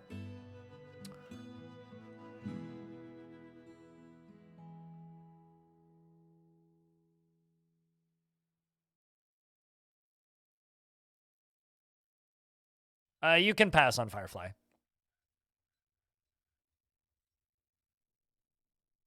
You refuse to watch it just to annoy him. I mean, you could very easily just pass on Firefly and you'll be fine. Firefly's okay, but kind of overrated. Battlestar Galactic's better. How goes the dwarfing today? It's pretty good. Pretty good. Yourself?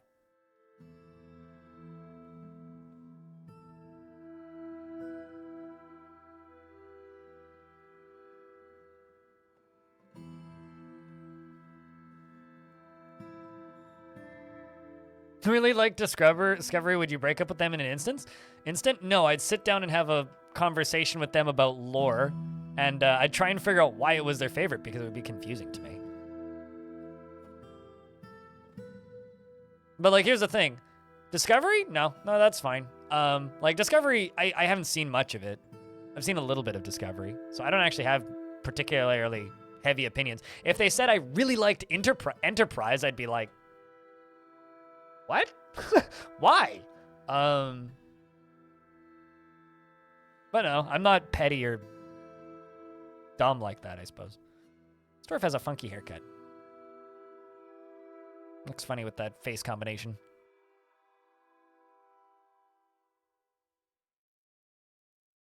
Farscape was a show of all time.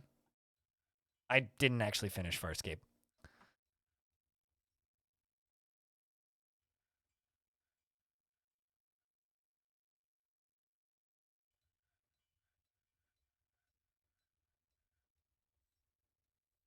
Enterprise was not neat, and the reason Enterprise was not neat is because it takes place in a point in the canon where the Borg haven't shown up yet.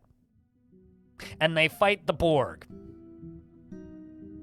And also, like, the writing and the characters weren't great. I don't know. It's like, I don't really like Voyager, and it's not that Voyager's a bad show. I find the characters in Voyager to be boring. Yeah, I think Farscape was just too campy for me. I like less camp in my sci-fi. If I want camp, I will go camping. Okay, why have you stopped making pig iron bars? Also never figured out why they never collected sand. I guess I just straight up don't have enough sand lying around.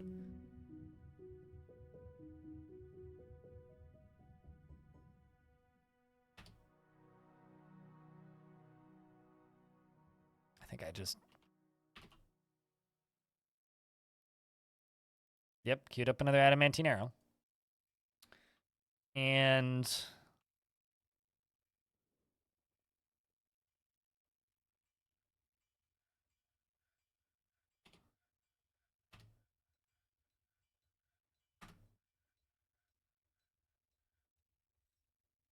Next Generation and Deep Space Nine are tied for my favorites, followed by parts of Voyager in the original series,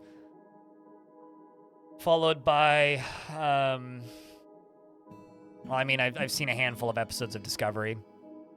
I hated Enterprise.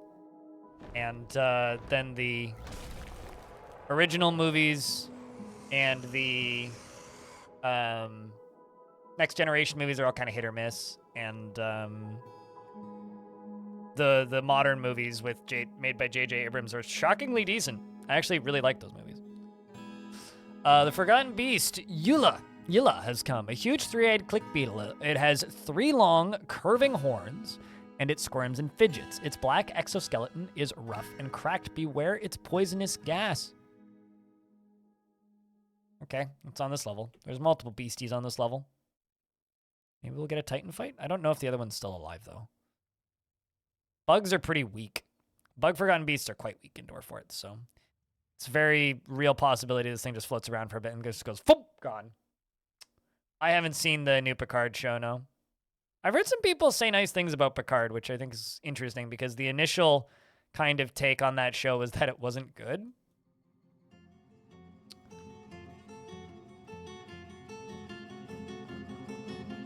But I feel like this almost always happens with Star Trek. If you watch enough Star Trek, what you'll notice is Star Trek fans hate whatever the new thing is. They hate it, they hate it, they hate it, they hate it, they hate it, and by the time the last season comes out, they love it again. And I kind of feel like that's what happened with Picard, where like it initially released and everybody hated it, and now I think people like it again. I don't know. Star Trek fans are indecisive. So like Zelda fans? I mean, any hardcore obsessive fan base is kind of like that to a degree, I think. So, yeah, probably not far off.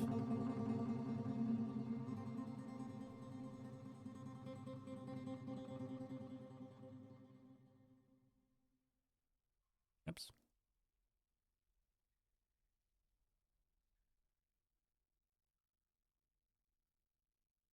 I said Star Trek. Star Wars fans are just misguided, and I feel kind of bad for them.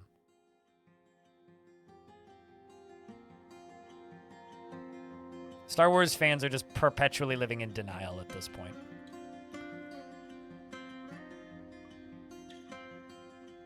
Yeah, no, I've seen all the screenshots of that. It's objectively different in the last season. Yeah, like, I would like to watch Picard, just like I would like to watch all of Discovery. What I do not want to do is subscribe to Paramount Plus. So, Star Wars fans are the most toxic fandom around. I think that you just mispronounced League of Legends fans. League of Legends fans. I think that calling an entire fandom toxic is mean. Because there's absolutely toxic people in every fan base. Like, you know, when I see people getting stupidly mad that, like, a lady is in charge or a main character, and they're like, I don't like the character. It's like, Sure, do you not like the character, or are you just, like, kind of weirdly anti-women for some reason? And it seems to feel like it's the latter in a lot of cases. So I don't know. There's definitely, like, oddballs in that fan base, but I don't know. I think calling an entire fan base toxic is a little harsh.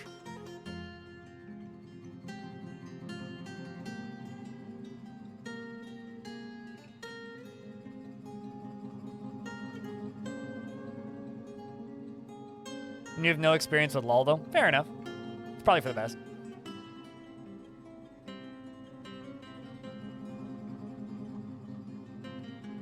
Do I have a soap industry in this fort? I did. I made like 80 bars of soap, and then I deconstructed all of the, like, workshops and haven't done it again since. So do I have an active soap industry? No. Cave Twig, what a name.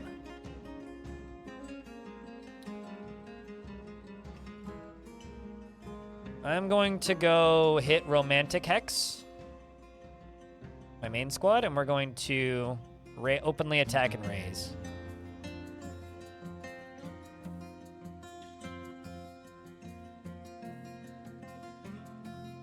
Crypt comfy.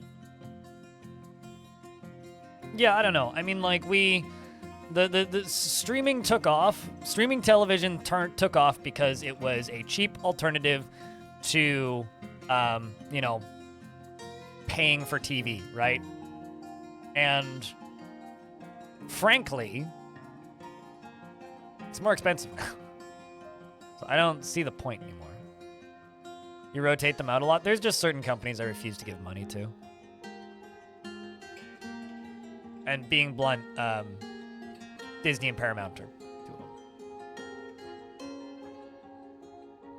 It's like I have a permanent Netflix sub because my parents use it.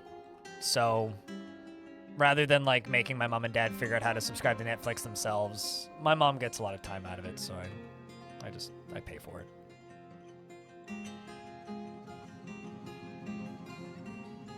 Old Guy in Black, thank you very much for the first notification of money on the stream in 3 hours. Means a lot. And for the Prime sub for 4 months. Helping streamer get paid. Appreciate you.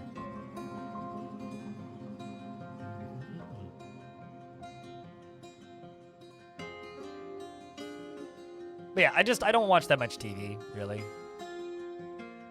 That's the actual reality, is like, I don't watch that much TV, and I'm not gonna pay for a service to watch a show I might not like. Murph. Thanks for the first, is that the first? Bits of the day? Yeah, thank you very much for the first bits of the day. No bro doing. The first bit in my chat today. After 4 hours and 37 minutes of streams. Appreciate you, dude.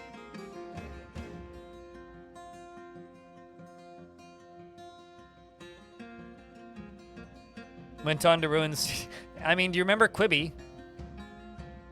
Nobody should remember Quibi.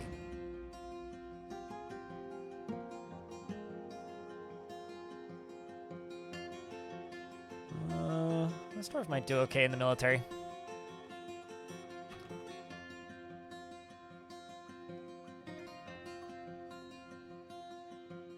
Also, for reference, I don't remember Quibi. I just remember seeing ads for Quibi.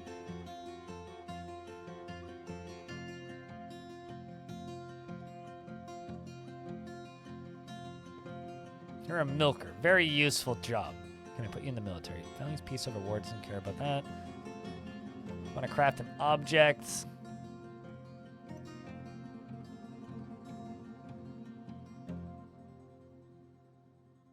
That's the only thing anybody saw of Quibi. You know, you're not wrong. Practice a craft.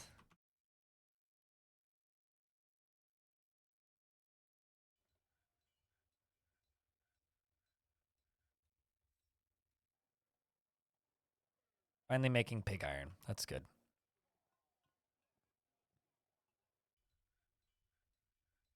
Oh, no, totally. I'm aware that, like, the executives of Quibi were successful, but, like, you know, we're kind of halfway talking about, like, executives that are ruining streaming services, and that Quibi is like the first one that comes to mind when it comes to executives ruining the concept of streaming services. It's like out of touch CEOs ruining the idea of streaming services for nothing but their own immediate profits. Quibi is like the poster child of that.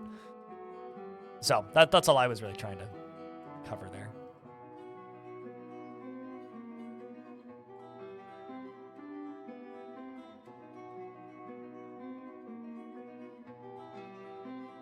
You're kind of glad it flopped? Oh, me too.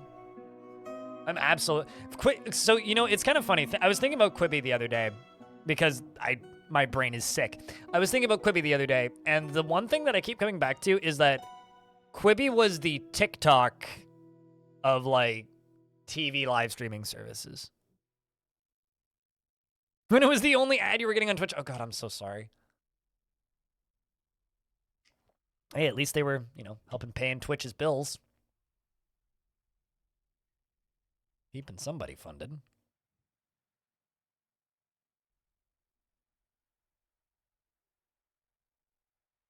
It's amazing how chaining up that goblin has, like, kind of immediately fixed a lot of the negative moods in this fort. Having meeting in a poor setting. Where was MMO Junkie's office? It was over here, right? Yeah.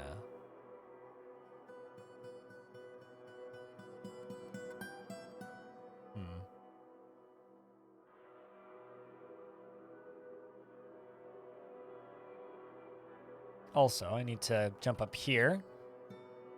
Oh, come on. Did we not start making those?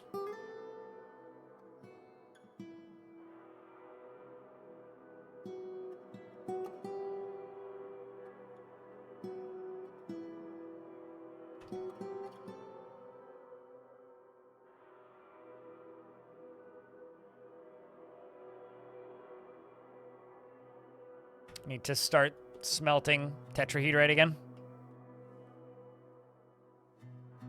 And also, actually...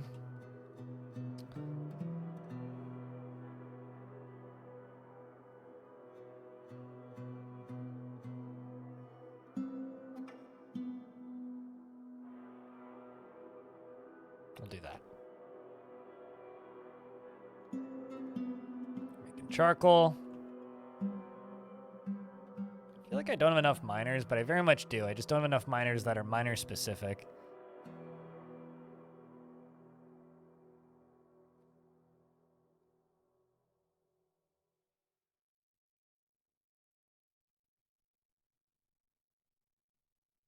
Yeah, no. Quibi was a weird thing.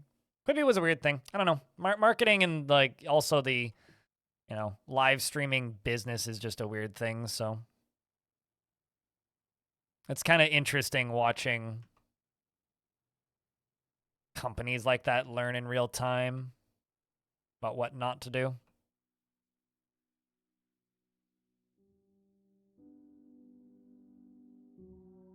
Although I've learned that, like, paying attention to, like, professional CEOs that crash businesses just for the purpose of, like, golden parachute profits.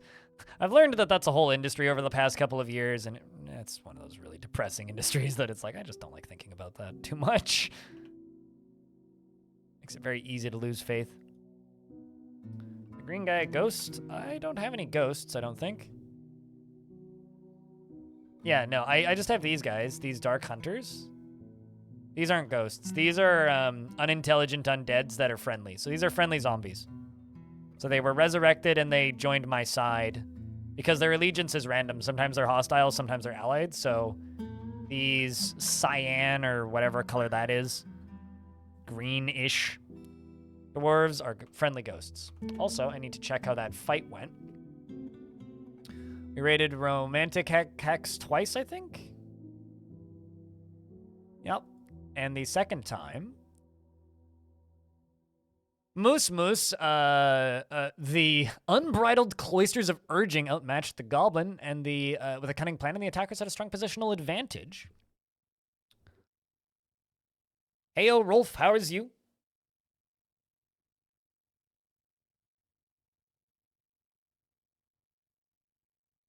And we seized livestock and rampage throughout. Did we destroy it? What? What did I get, though? 5 beak dogs and a bunch more beak dogs. Didn't destroy it. That's disappointing. Got more beak dog Lunchables, though.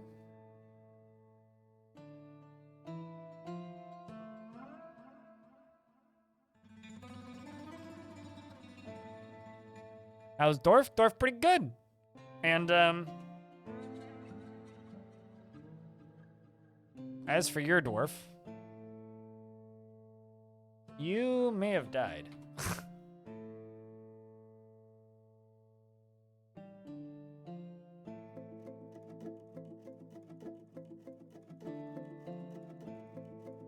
Dwarf's name was Ton. Yeah, your dwarf didn't make it through the big fight against the wall of necromancer experiments. Also, Ryo Shinkat is meditating on death.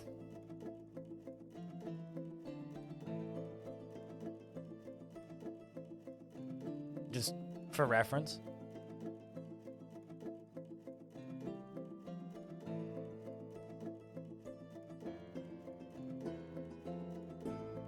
Impervious to the effects of stress. Dreams of creating a great work of art.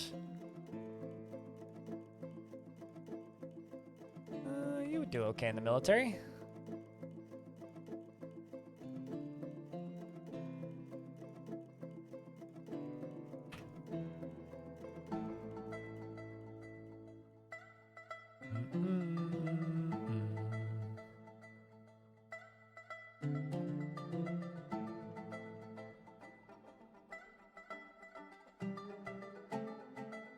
Did I scroll past you? I see. There you are. Oh, probably, yeah. Focusing on more ways of creating death. Probably, yeah. That actually makes a lot of sense. Thank you for giving us a good clarification on that. No, you didn't die in vain. You died gloriously in battle against an army defending the fortress, which I think is a pretty honorable way to go.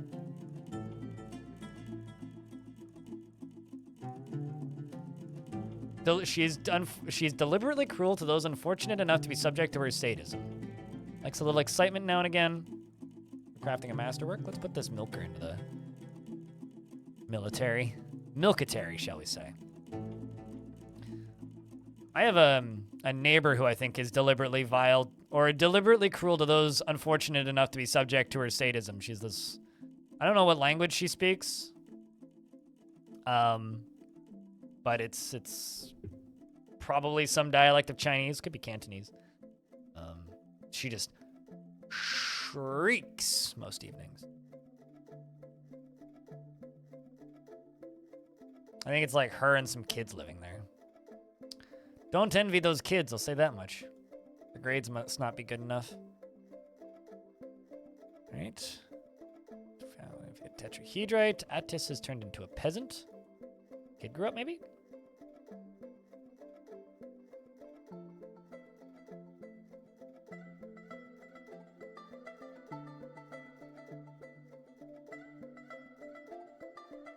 Also, hey, Metalhead Fusion.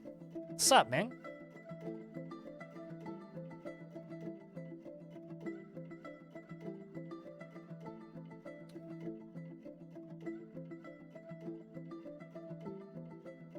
Another Helix has been founded. Doesn't care if the others take the time to master skills. This one's not going to be good in the military.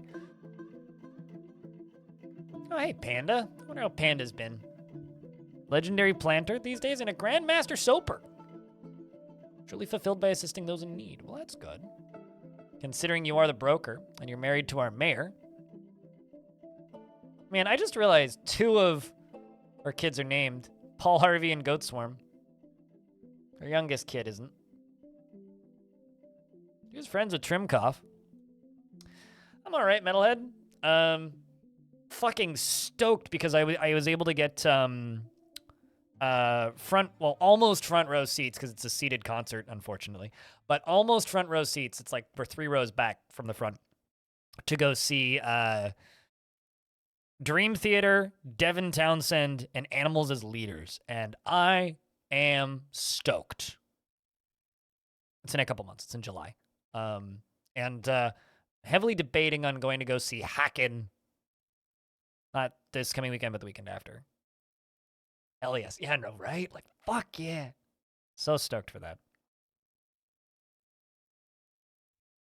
Also gonna go see Beast in Black in, like, September, I think? I don't know. I've bought quite a few show tickets for shows coming up in the next couple of months. There's also, Disturbed is playing here tomorrow, and tickets are still available, and I keep getting emails about it from, you know, Ticketmaster and whatnot. Actually, I think it's AMG putting that one on. Disturbed is playing here tomorrow, but it's in Abbotsford, which is a pain in the dick to get to, and the bus service stops at like 10, and that show will let out at 11. And taking a cab home from there would be like $100+. So I'm like, kind of want to go see Disturbed again. That would be fun. But I really don't want to, like, make the trek back from Abbotsford Arena. But I do like Disturbed. I don't know. Probably not going to go do it. Oh no, Human is sleeping on the ground. We need to get Human a bed.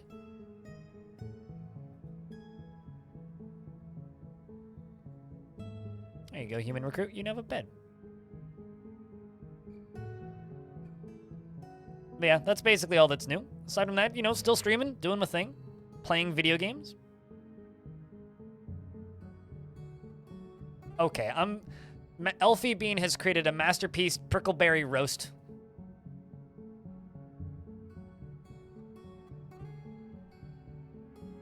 Turnip plant roast. Okay, so this is a plant that Elfie Bean, or a food that Elfie Bean made. This is a stack of 16 masterfully prepared turnip plant roast, created by Elfie Bean. The ingredients are superiorly minced, prepared one-humped camel heart, superiorly minced horse cheese, and superiorly minced, exceptionally minced stuffed turnip, or turnip plant. I'm imagining those are just stuffed turnips. That actually sounds delicious. Goldpoke, what up, dude? Excited for school season to be over? Nutwick, what kind of dwarf would you like? If you need to see the list, let me know.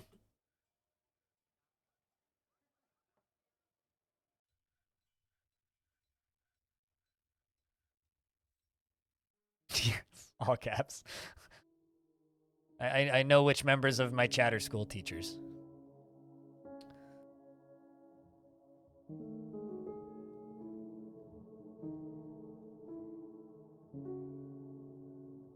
You have 2 exams left, and then freedom, freedom, freedom, or whatever. Or at least nap time. Any medical dwarves? I got tons of medical dwarves. I can also assign them to the hospital, too, if you want to be official. I always make a big-ass Doctor's Guild. Like, from here all the way down are doctors. So, well, not all the way down. They turn into hammer dwarves eventually. I got, like, surgeons, I got doctors, I got mostly surgeons and doctors, yeah. Couple diagnosers. One that's available. Give me one. Beard or no beard? I could go, like, Iden, I could go Kosoth, I could go Bomrek, I could go Kogsak, I could go Fikud, go Alath.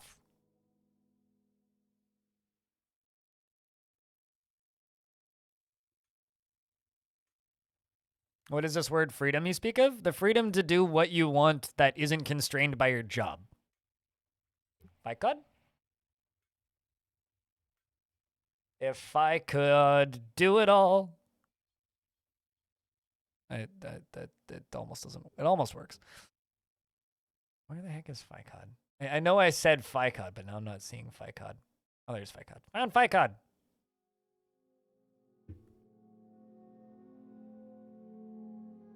Talented diagnoser. Fikud, currently pushing a wheelbarrow, is Nutwick. That's not how you spell that. To me, freedom is being an adult and being able to eat Pop-Tarts at 2:30 in the morning because you want to. That is freedom as an adult. He is impervious to the effects of stress and has no sense of vengeance or retribution and does not enjoy participating in physical confrontations and works to square this natural tendency with his respective martial prowess. Are you a fucking Vulcan? He is always tense and jittery, definitely not a Vulcan. And he tends to be a little tight with resources when working on projects, and he tends to develop positive sentiments, and he's quick to form negative views about things. He likes to take it easy, and he isn't particularly curious about the world, and he scratches his nose when he's thinking, and he needs alcohol to get through the working day and doesn't really care about anything anymore. He dreams of raising a family. Personally, is utterly disgusted by guile and cunning, and he has abandoned any attempt at self-control and finds the whole concept deeply offensive. Definitely not a Vulcan. He strongly values tranquility and quiet, and sees working hard as a foolish waste of time, and sees sacrifice as wasteful and foolish, and values decorum and dignity and proper behavior. Definitely not a Vulcan. He likes bituminous coal, trifle pewter, milk, quartz, war hammers, and war slammers, and grates and figurines and giant wombats for their waddle. And a baby was born. And cabbages for their taste, and the words of the palisade of healing, and the sight of the glimmer of glistening, and when possible prefers to consume swan, passion fruit wine, and single grain wheat flour, and absolutely hates fire snakes. Aesthetically, he has a very long beard, and his sideburns are arranged in double braids.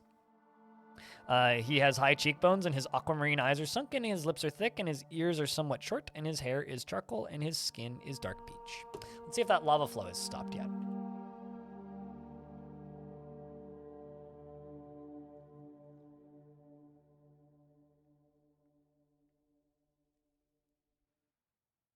Oh, okay, this is where I screwed up.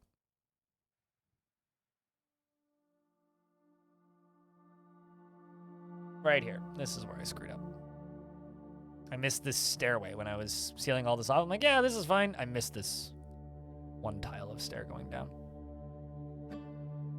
Day's gone all right, Pablo. And yourself?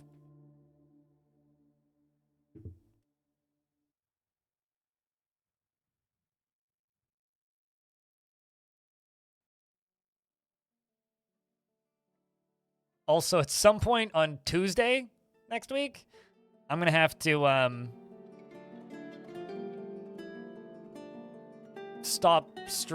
not stop streaming, but like abandon you guys and let random person into my apartment to check my smoke detector. I'm doing fire alarm detectors. What the fuck? Apparently Biff Naked is playing in Vancouver late June. Biff Naked still tours? Really? Huh. More you know.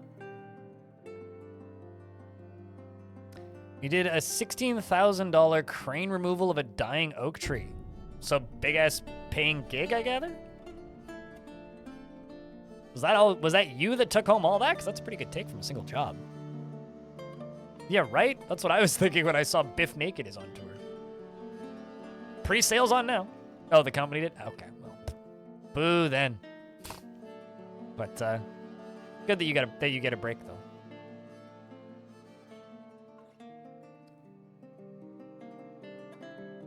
It's almost as surprised as the time that I saw AWOL Nation was playing a show in Vancouver, and I was like, so is he just gonna play Sail on repeat for like an hour and a half? Because I'd kind of be down for that. If he's gonna play anything else that he ever did, nah, I'm good. Just Sail. I kind of unironically enjoy that song, but I'm not a big fan of anything else AWOL Nation did.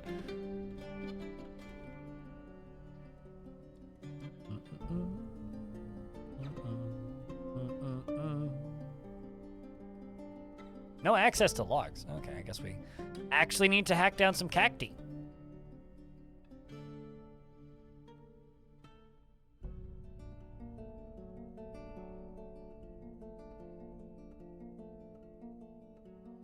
They could record it and sell it on DVD. What, just an hour and a half of sale?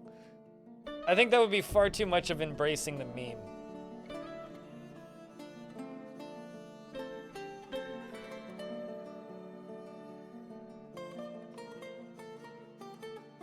Like, I don't think they would do that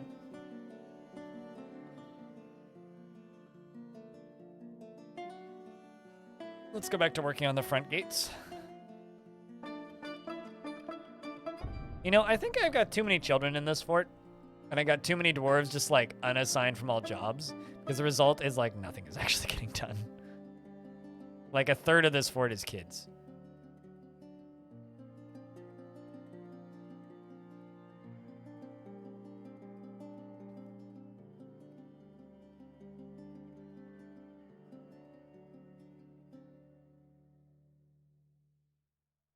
And listen to it so loud for 4 to 5 hours. You still picture the flat screen of the album art. You watch the music video for forever. I don't think I've ever watched or listened to a single album for that long. I did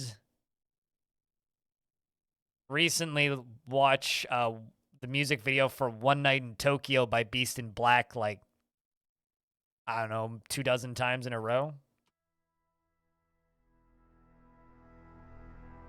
Start throwing dwarves back onto other activities because I need them to do other things.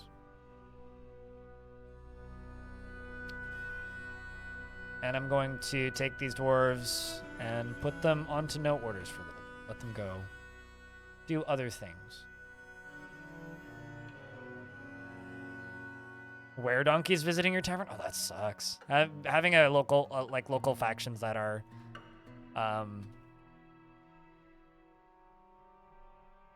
you know, like just dangerous like that is pretty bad. It's not fun. You know, this is probably like wagon accessible, actually. Yeah, it should be. Where's oh no, actually no, they wouldn't be able to get up to this.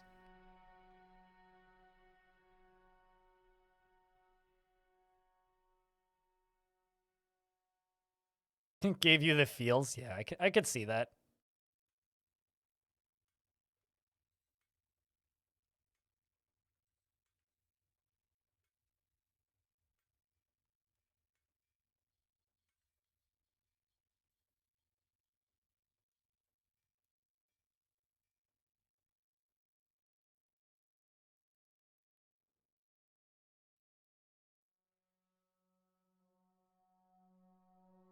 Yeah, when you end up in a world where like an entire faction is just like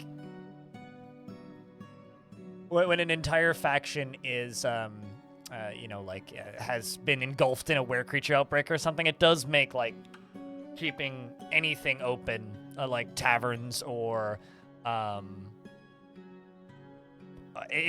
keeping your tavern open or keeping a like a temple open or guild halls open to the public, it makes it very difficult. Kind of sucks, actually. Is it engraved in your brain to this day? I don't think I've seen that.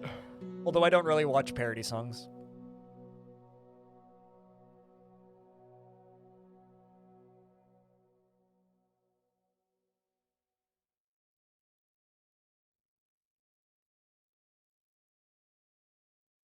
Speaking of shows that are practically a meme, I'm kind of pissed off that I missed the Static X show that happened here recently. It happened on a day that I was streaming and I was really tired. I actually had tickets to go, but I just didn't go. Turns out I actually kind of really like Static X. They're not good. They're goofy as fuck. And like, well, they are good, but like they're a goofy as fuck band and their music is very simplistic, but yeah, no, I'm not super keen on I was not super keen on missing that. Like I was kind of pissed that I did, but it kind of bums me out because I've seen many recordings of that tour that they did and it's pretty freaking good.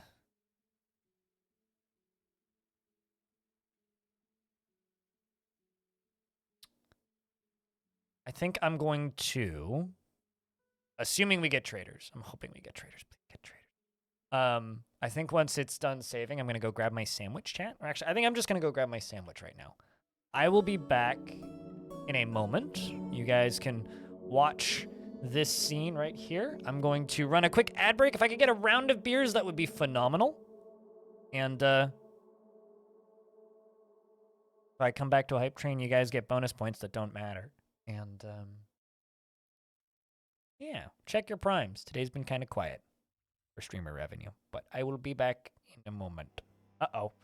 Never mind. I will pause the game because we just got attacked by a force that is vile and dark. Wait, hold on. Wait, no, it's a baby force of darkness. Okay, never mind. I will just do this. Get him, dwarves! And, I was gonna go on break, but nope. We're gonna fight this. And then I'm gonna go on break. Get him!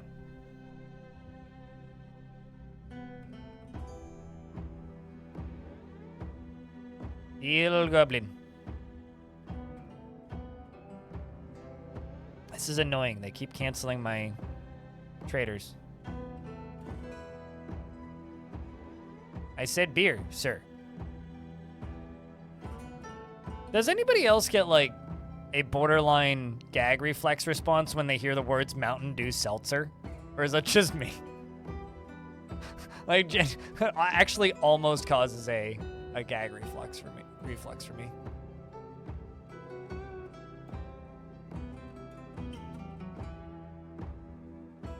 Gotta fight for your break. Yeah, pretty much Nervicious. And thank you very much for keeping that sub alive for 23 months. Nervicious. Appreciate you.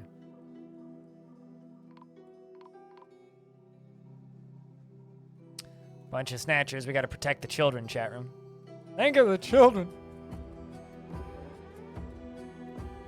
One of my hammer dwarves is already in combat.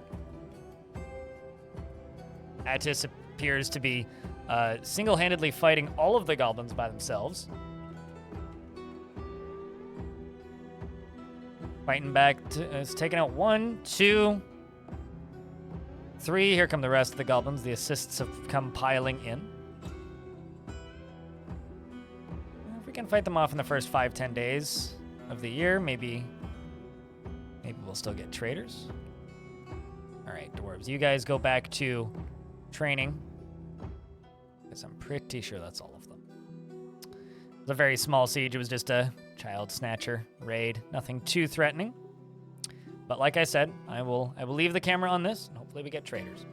I'm gonna BRB chat once again. If I could get around to beers, and if you happen to have sound commands, now's a good time to use them to entertain the chat. BRB.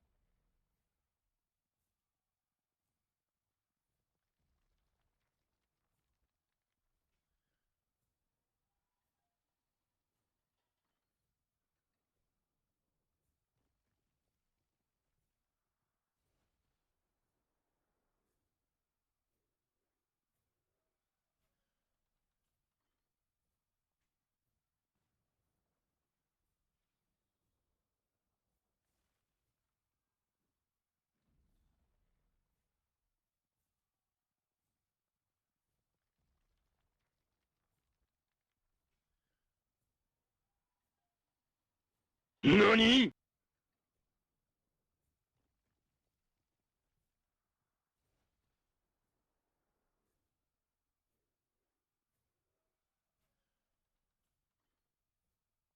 Man, I just want to trade.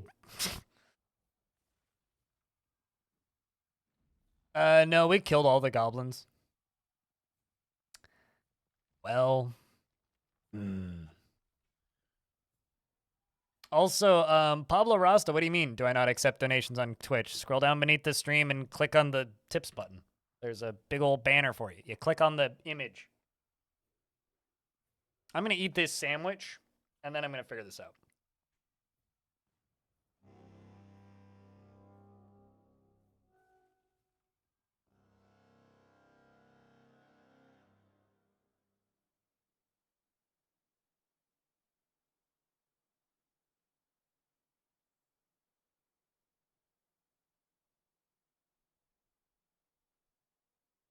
The annoying thing about these critters is the way they attack you. They're just not... They don't attack like normal siegers. They kind of walk halfway across the map in a weird angle. Oh yeah, boy.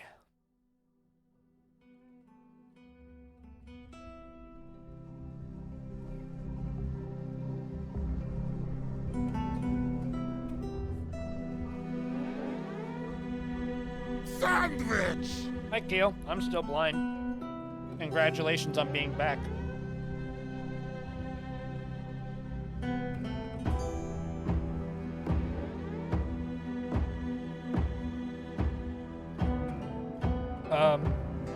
That's a good question. Probably random loot that we picked up from siegers. If I had to bet. Hey, Gate Nerd, what's up?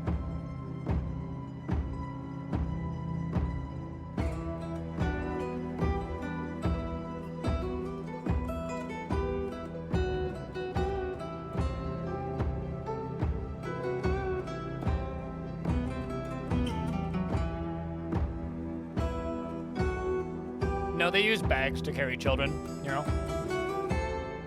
What's this music? No.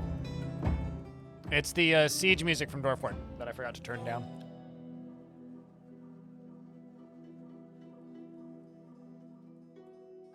It's called Vile Force of Darkness.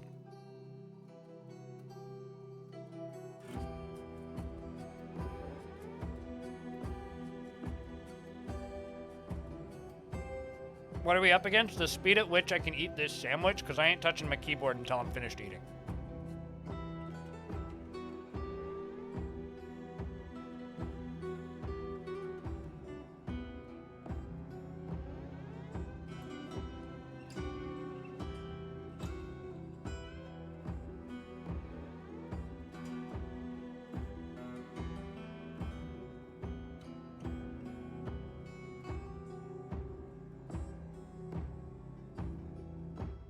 I mean, I've talked about this many times, and it makes people's eyeballs fall out of their sockets when they hear me say this, but I clean my keyboard in my dishwasher.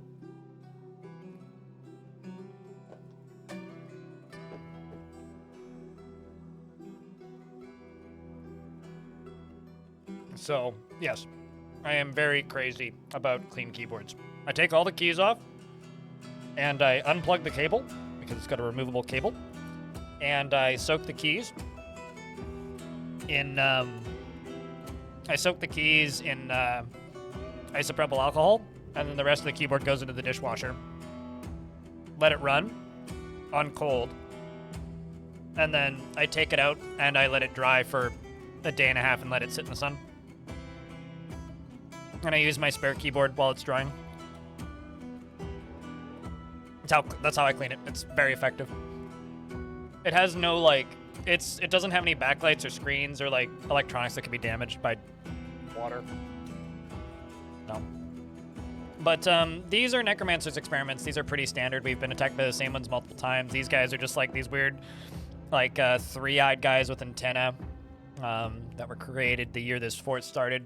These, I think, are scorpions. Yeah, these are hairy scorpions. I don't know what this is. Blob looks at things.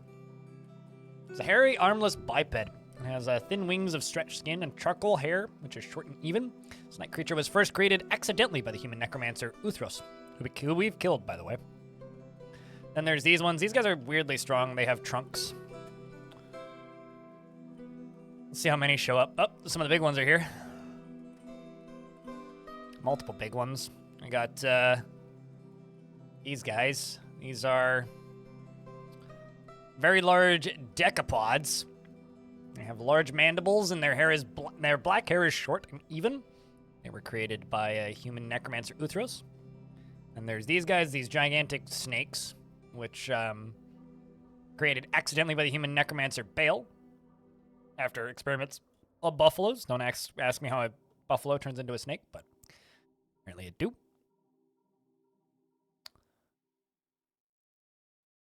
Giant hairy snack, yeah.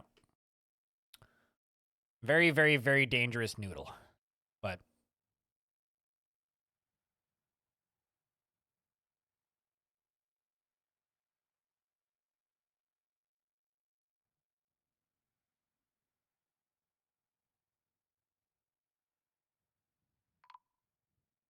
I mean, you can.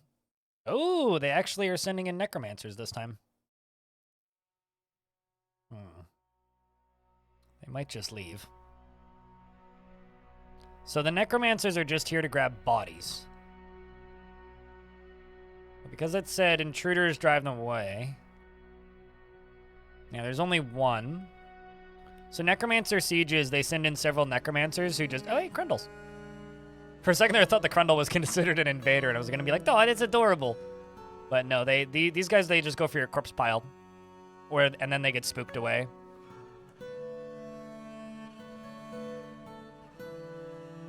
And then the creatures hang around for a bit.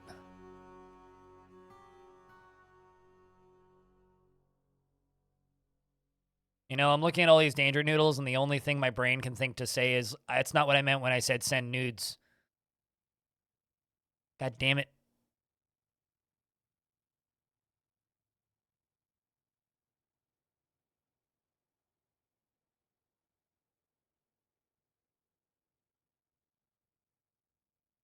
And they're going to go knock all these over because these things are building destroyers.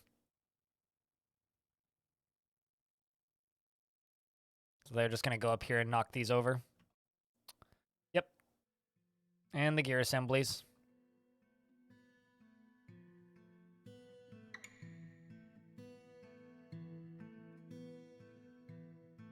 They're going to go over here too. They're probably going to torch themselves. They're going to topple these.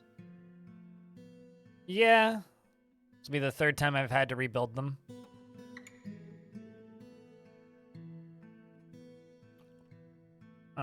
Let's see. Did I close that front door? I think I did. No, I didn't.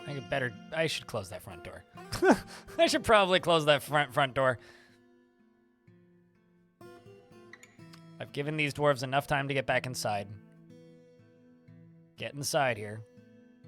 Man, why is there so many dwarves still outside? Get inside, you dumbasses. Actually, hold on. Let me see.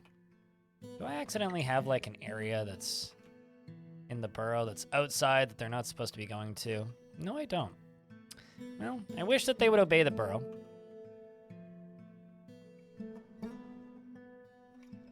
Like, I wish you would obey the burrow. It'd be real nice if you would just, you know, go inside, but... Uh-oh, they're getting mighty close. Mighty close. All right, well, we gotta fight that danger noodle. Are you coming to pull the lever? Nope, I don't know who's coming to pull the lever, but... Got a noodle that needs doodling. And is currently chasing General Ustath, who's obviously not a very good general because he's being chased by a very, very pissed off noodle. There we go. And, well, it killed something. Are these my soldiers? Yeah, they are. Let's tell them to just kill... Oh, never mind, Noodle's dead. Who died, though? So, I got bad news for you, Ryo Shinkat. I'll make you a statue, because frankly, you deserve it. He was stationed, but Ryo Shinkat Ubal Kol Doran Togun, Beast Slayer, has been found dead. I did assign them to chop some cacti, but those jobs should have been canceled. Or rather, ignored, but... Or already completed, one of the three. It wasn't that many. I literally told them to chop down 2. Yeah, no, they already did it.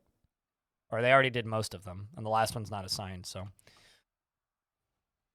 Alright, well, that sucks.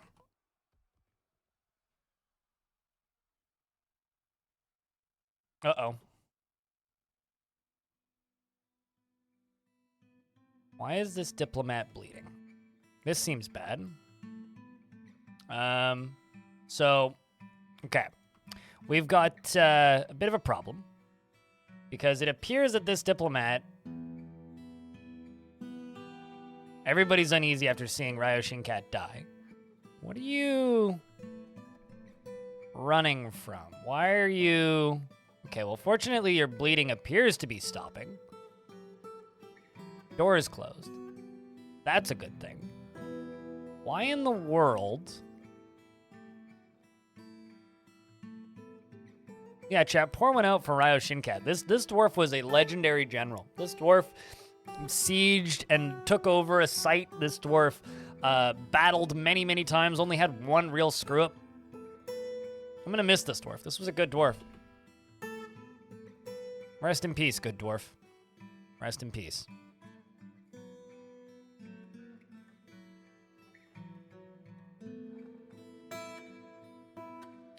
I think right here, I'm going to put an engraving.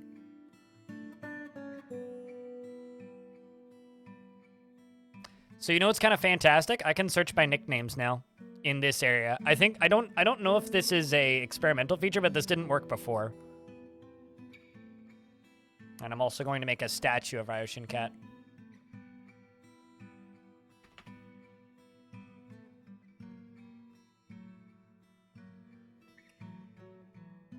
Maybe even 10. I wonder if that also extends to Legends now.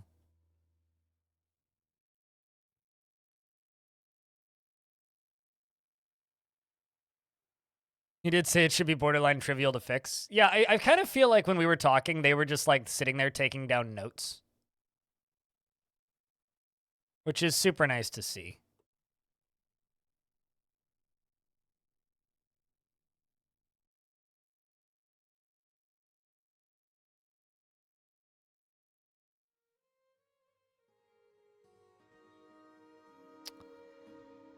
All right, well, what a goddamn shame. Holy shit.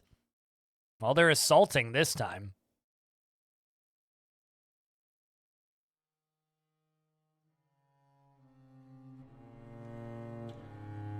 That's for sure.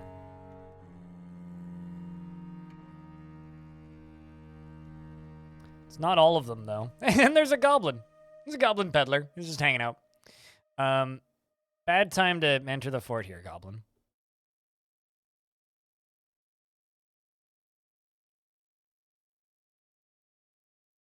Oh, well,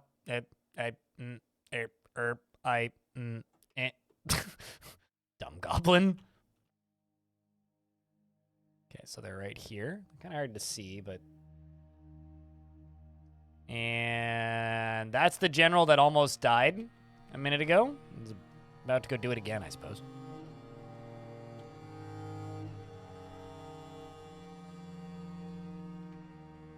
We're going to assign a new leader to this squad. We'll make Rolf the new leader.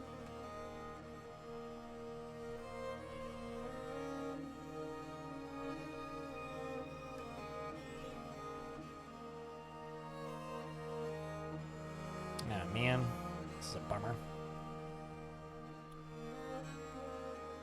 I have to turn this whole thing on too early. Or earlier than I want to.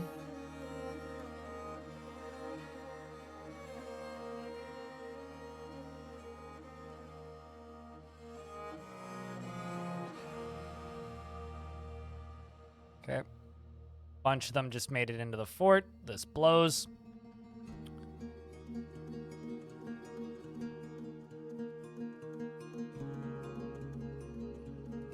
There's a huge cluster of them there just hanging out. Just hate how much the necromancer beasties spread out. All right, dwarves, go be brave.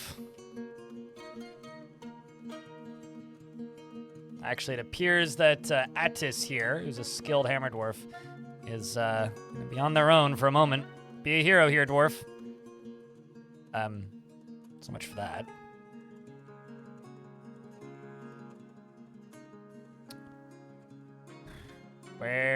Where are my soldiers? Okay, so they're all right here. Oh boy. This is, in case you didn't notice, not good.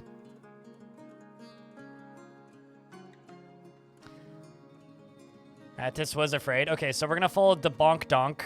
Debonk Donk. So this guy one bonked a were-donk, and is euphoric due to inebriation and terrified. I would be too. Is fighting with two of these giant noodles, who are pretty weak actually if you're skilled, fortunately. So, Moose Moose doesn't appear to have taken out any. How about Bonk Bonk? The Bonk Bonk has killed one. Got one of them. Shoutouts to Bonk Bonk. Bonk Donk, sorry. It's hard to say that. This one is trying to rip these doors off the hinges. Very distracted. And the dwarves seem to have got it. Bunch are still in here alongside of a poet. Actually, I think it's probably best that I stop this flow because I think enough of them made it in. Yeah, okay, so I'm just going to pop up here and we're going to pull this lever right away, stop the flow of the lava, and also pull the lever for the drain and open it back up because I want this to fill as little as possible. We're burning 2 more down here. And also I gotta send these dwarves back to training.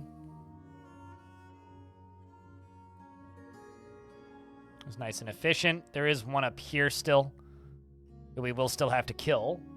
But aside from that, we're currently pretty clear.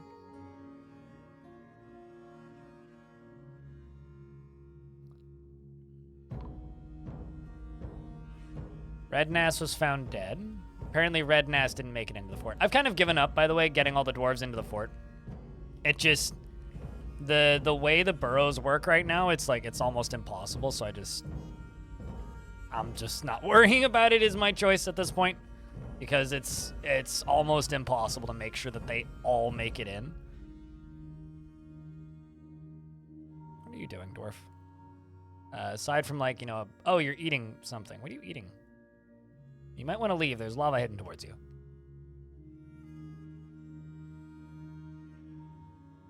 And then it's on them. Yeah, I mean, we kind of did that. I left the door open for a while.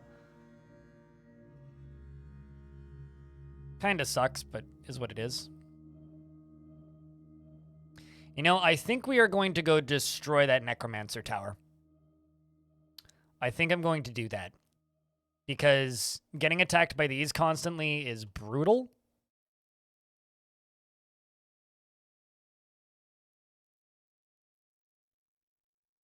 Might want to get out of here before lava starts dumping. Now, I don't know if this thing is going to get out or not, but I feel like it should be killing this poet. And the fact that it's not has me kind of concerned, actually.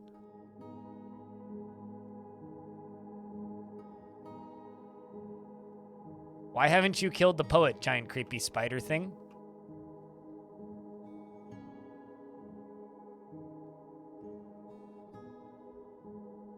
Safe houses for the dwarves stuck outside? I don't know how I would do that. That's an interesting concept, though.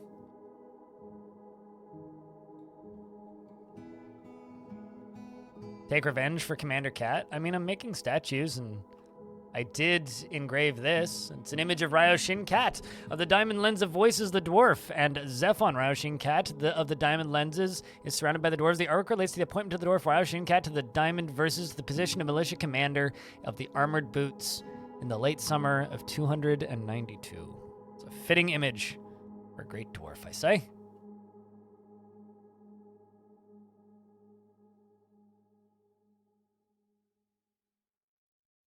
Speaking of useful things, no workers available. Ooh, okay. Now they're all no workers available. Boo.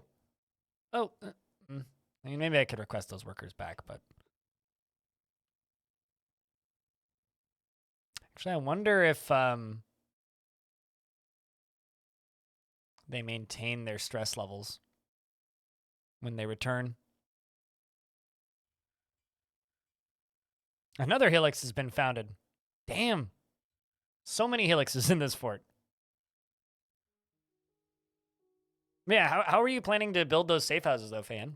I'd be curious to see, like, what you end up... Like, if you come up with a solution that works, I'd be really curious to see what that looks like.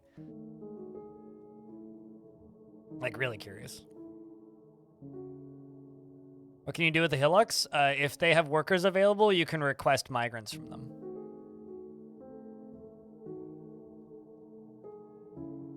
But none of them have any workers available because they're all very new.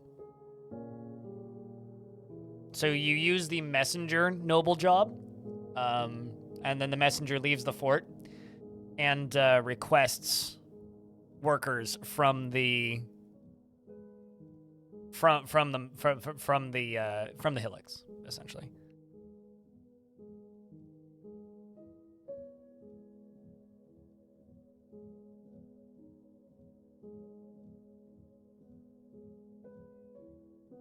That's what you can do with a hillocks.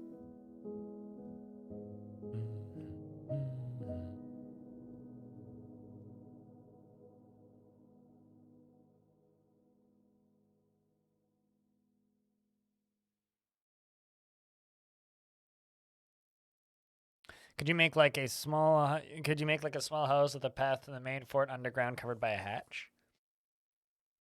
Like escape routes? I mean, I guess so, but it's not really a safe house. I would think of like a safe house as like its own separate thing. I guess my concern would be like you wouldn't really want the dwarves congregating in an area like that.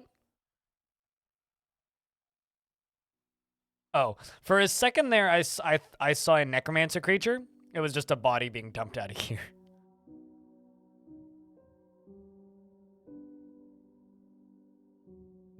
Okay, so question about pressure plates. Dwarves don't path to pressure plates. At least I don't think. So how would they know to path to them?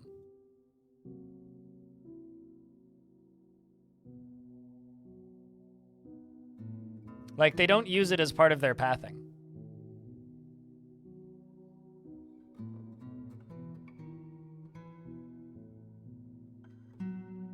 Dwarves can sometimes survive mauling by getting knocked out and trapped in cages. Oh yeah, no, totally. And then they starve to death. Or like die of thirst or something. Equally amusing.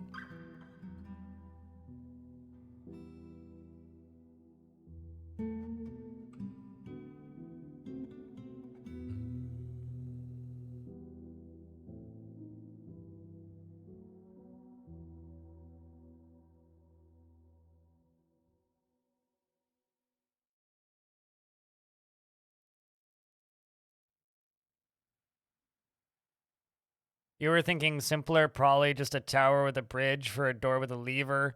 Oh yeah, I guess you could figure out who's outside and lock them into particular doors, or assign that particular dwarf to a lever or something. Might be something you could do.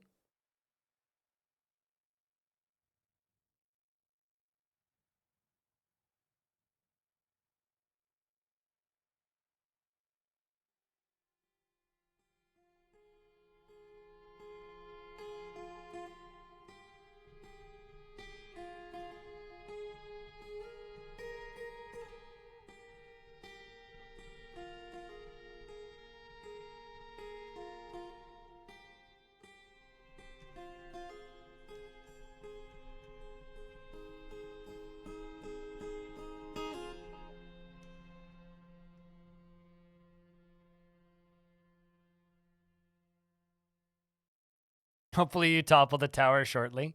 Yeah, well, I need to topple this siege first. I don't trust this guy, though. Like, how is this poet standing right next to this guy and not fighting with him? I mean, he's a member of the Kingdom of Fire, which is a human civilization.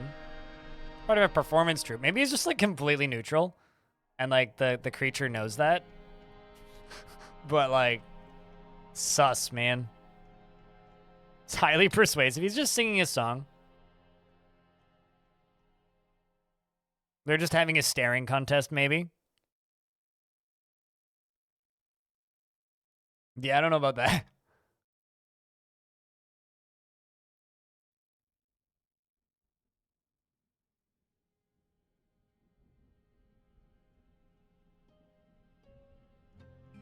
They're having a rap battle? Sounds like a Krug Smash April Fool's Day video. Epic rap battles of Dwarven history.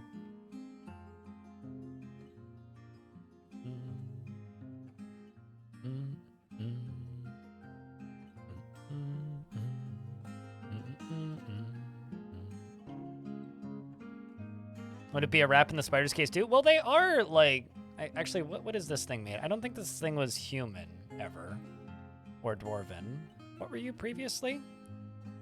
Herbal experiments on donkeys. Okay, so this was originally a donkey. Believe it or not. This is a very large, scaly, hairy decapod, which has large mandibles and its black hair is short and even. This night creature was first created by the human necromancer Uthros, or Strokes, after horrible experiments in Mark Tours in the year 280. Avuz the child has been possessed, and Aegis has redeemed a dwarf. I think your dwarf died, right? Just confirming. Yes. So what kind of dwarf would you like, Aegis? Fisher dwarf has been missing for a week, and nothing of value was lost.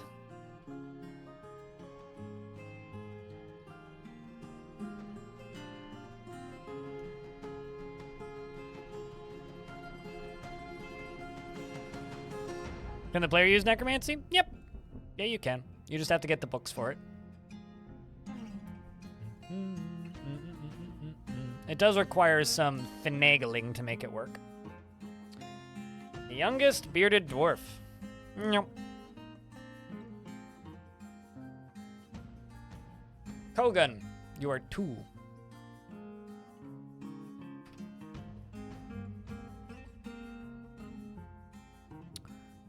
He dislikes obligations and will try to avoid being bound by them, though he is conflicted by this for more than one reason. He is not readily moved by art or natural beauty, and he is conflicted by this for more than one reason. He is very curious and sometimes to his detriment, and he is dour as a rule, and he is conflicted by this as he values parties and merrymaking in the abstract. He prefers that everyone live as harmoniously as possible and is grateful when others help him out and tries to return favors, and he is quite polite. He lives a fast-paced life, and he has a tendency to consider ideas and abstractions over practical applications, and he needs alcohol to get through the working day and doesn't really care about anything anymore. He personally values loyalty, finds eloquence and artful speech off-putting, and values nature, and dreams of creating a great work of art. He likes gypsum, zinc, black diamond, and clear glass, KV tooth, and more hammers and low boots, and water buffaloes for their wallowing, and turnip plants for their edible roots, and the words of the amethyst of desserts, and the sound of the wonder of lilacs. When possible, prefers to consume swamp whiskey and absolutely hates toads. He has a very long beard that is braided. His short sideburns are neatly combed, and his short hair is neatly combed. He has low cheekbones, and he has a scratchy voice, and his nose bridge is concave, and his teeth are gaped. His eyebrows are somewhat high, and his brass eyes are slightly close set. His hair is golden yellow, and his skin is pale brown, and his nose is somewhat narrow.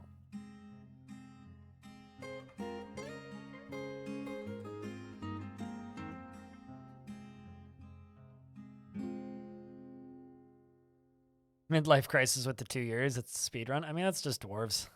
Dwarves kind of, they just act that way. I'm going to close my sliding glass door. There's some sounds happening outside made by children that are annoying.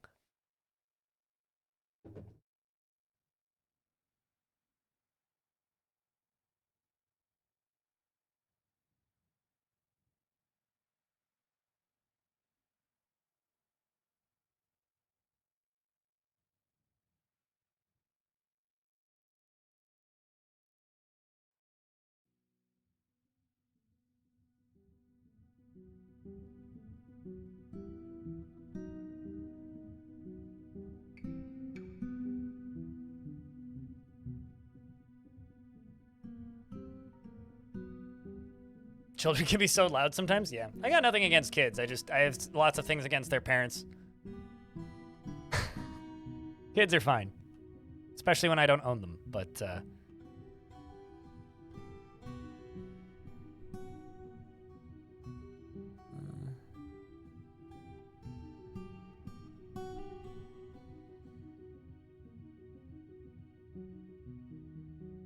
Tate hearing him screaming. Yeah, it's children's screaming time of year though. I'm just waiting for this thing to start moving.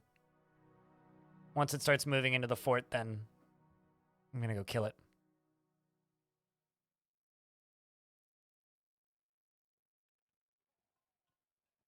Man, this friggin' poet, man.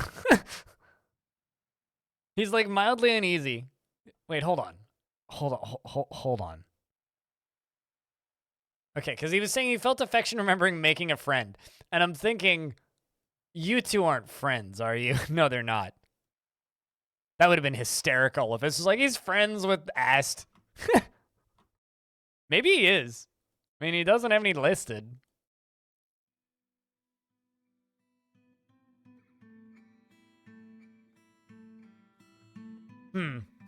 I wonder. Do you think these two are just like having an intellectual discussion and have become friends? Because that would be kind of incredible. Interrogate the poet? I mean, Onek is the name of the poet.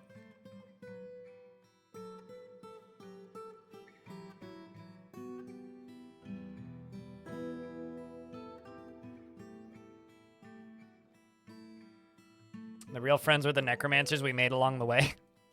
Is that where we're going with this?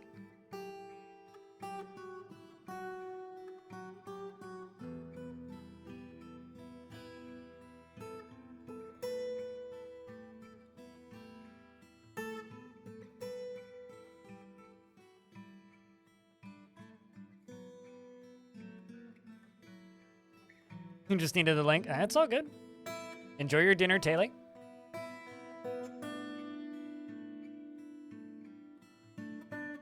Kind of hoping it's going to step on the drawbridge and get crushed, but also not really hedging my bets here.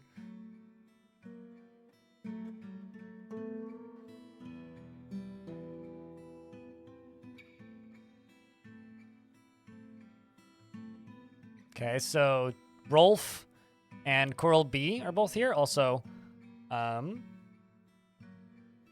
just going to real quick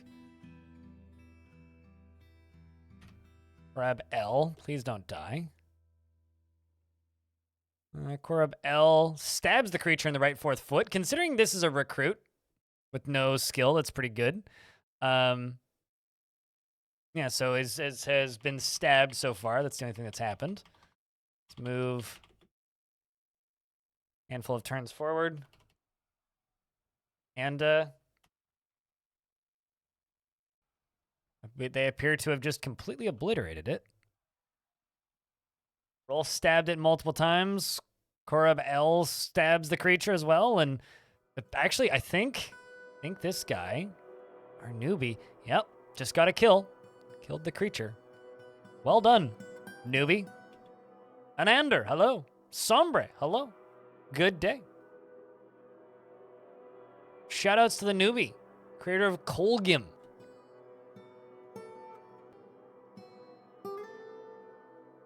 Send them back to training. We do have a little bit of time left. I'm going to disable this briefly, let them get these bodies out.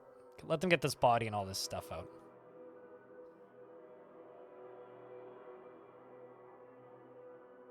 Still got a little bit of time before this front area is walk-throughable.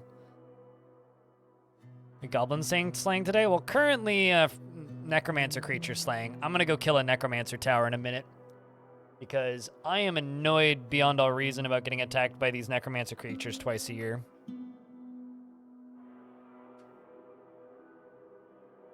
But attempting it. Also, chat, I kind of had a little goal in my head of getting back up to 1,000 subscribers this week. So if you happen to be watching this stream and wanting to support it, check to see if you have Twitch Primes up. Because sometimes they're up when you don't even notice. Especially when traders stop from... Yeah, no, like, they're stopping traders. Like, fall is, like, the worst season to get attacked repeatedly because it blocks off trading. And I need those traders because otherwise I don't get migrants. And I need migrants. Hi, new here. I'm blind. How does my lava defense work? Lava spills from the volcano into a giant, like, holding chamber, and then it fills up the layer below it. I can show you in a second. 100. Lava flows from up here down into here.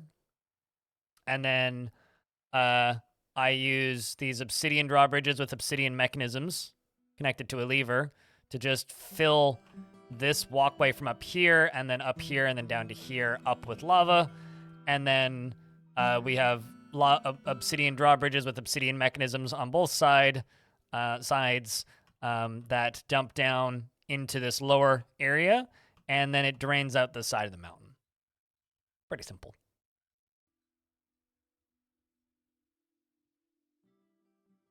Yes, affectionately referred to as the lava toilet.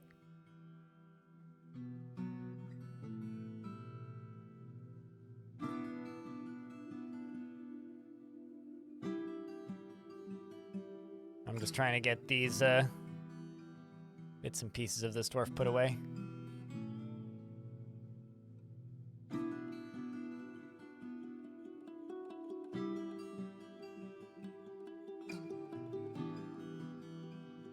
It just needs to be made out of lava-safe materials, or it'll all fall apart. Yes, these charcoal covered beasties made by necromancers keep clogging up my toilet.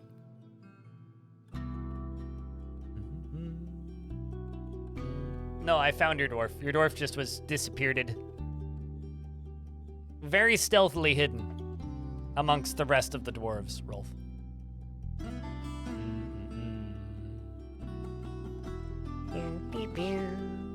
Ba-da-da-da-da-dum.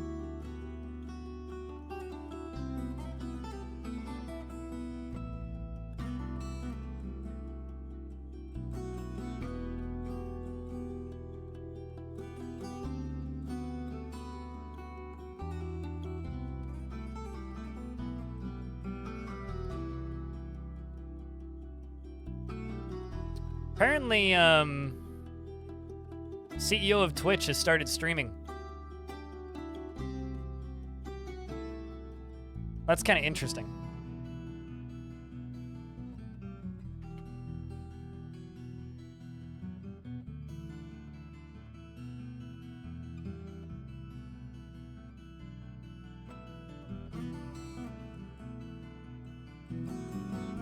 If anybody's even remotely interested. This account.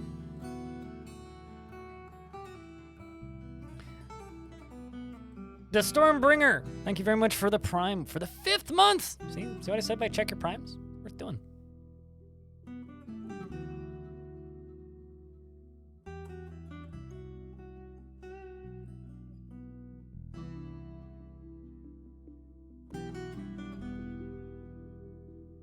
Guess I'm gonna go follow the CEO of Twitch. Feels weird, man.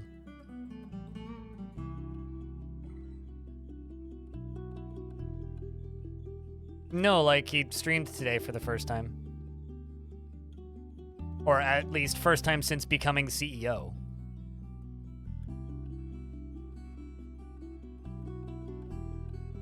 Apparently 18 hours ago?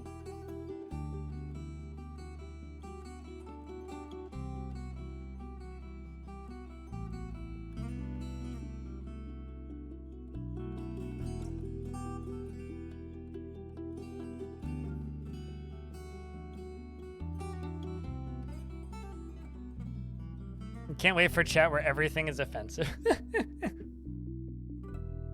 Yeah, I kind of wonder. I mean, his chat's probably mostly just Twitch partners being like, to fucking fix this shit! And stuff like that. Twitch has to be a weird company to be a CEO of. Because, like, you have just, like, an army of, like, you know, a couple 100,000 odd independent contractors all making a living off of the website.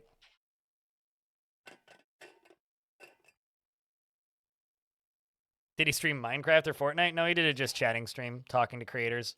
And at a glance from the tweet that I just saw, it looks like he was like pulling people into video calls using the guest star feature that Twitch has that nobody uses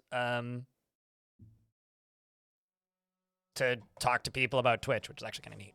So I'm gonna go find the archive of that because he didn't archive his own stream.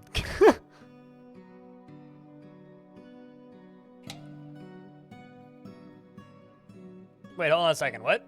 Musk is stepping down from Twitter?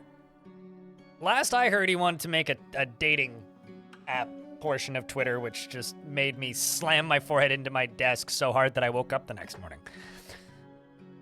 It kind of looks like a plain country saying, yeah, Dan Clancy's an odd dude. He's not the kind of guy that you'd expect to run Twitch. Roughness Masters. I'm into it. Has founded nearly a day's travel to the south and incorporated into your holdings.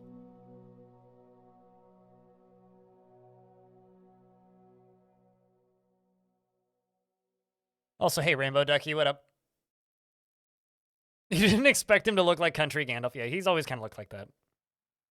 Emmett Shear has not been the... Okay, so Emmett Shear stepped down from full-time work at Twitch in 2019, but remained as CEO and stepped down fully as CEO like 6 months ago or something. It was right when Twitch fired like 400 people. Emmett Shear stepped down as CEO, Dan Clancy took over, and then Twitch fired 400 people. So whenever that was. That probably was like actually like a month ago.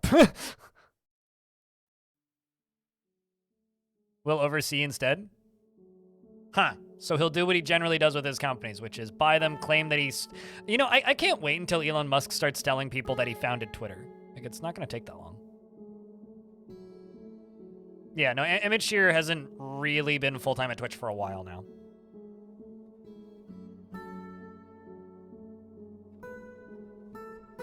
I kind of get the gist that, like, Amazon told Emmett to lay off a bunch of people, and he was like, okay, fuck you guys, I'm out, bye!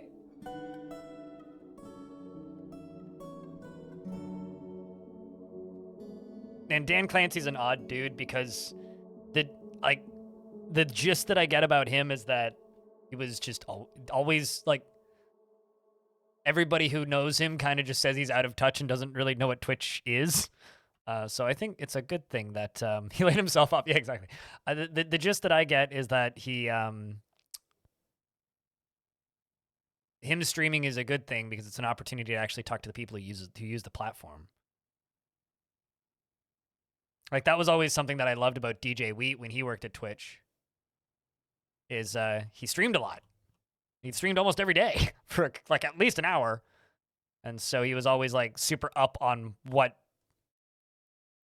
we want.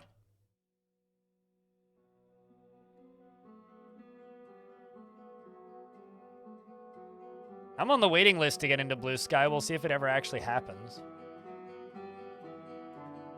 Oh, right. Shit, this dwarf made it back.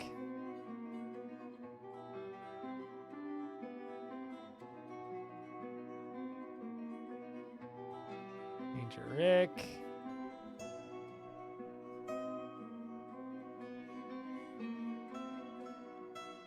Where the heck is Tun? Do I have, like, mysteriously disappearing doors or something?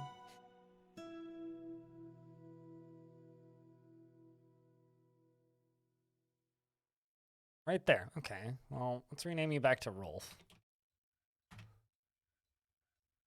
Why aren't you training? Oh shit, someone's actually making me read the word story. Give me a sec. On the Discord, there's a room called Add a Word Stories, which is kind of like playing telephone with Discord. And every so often, you guys can make me read them.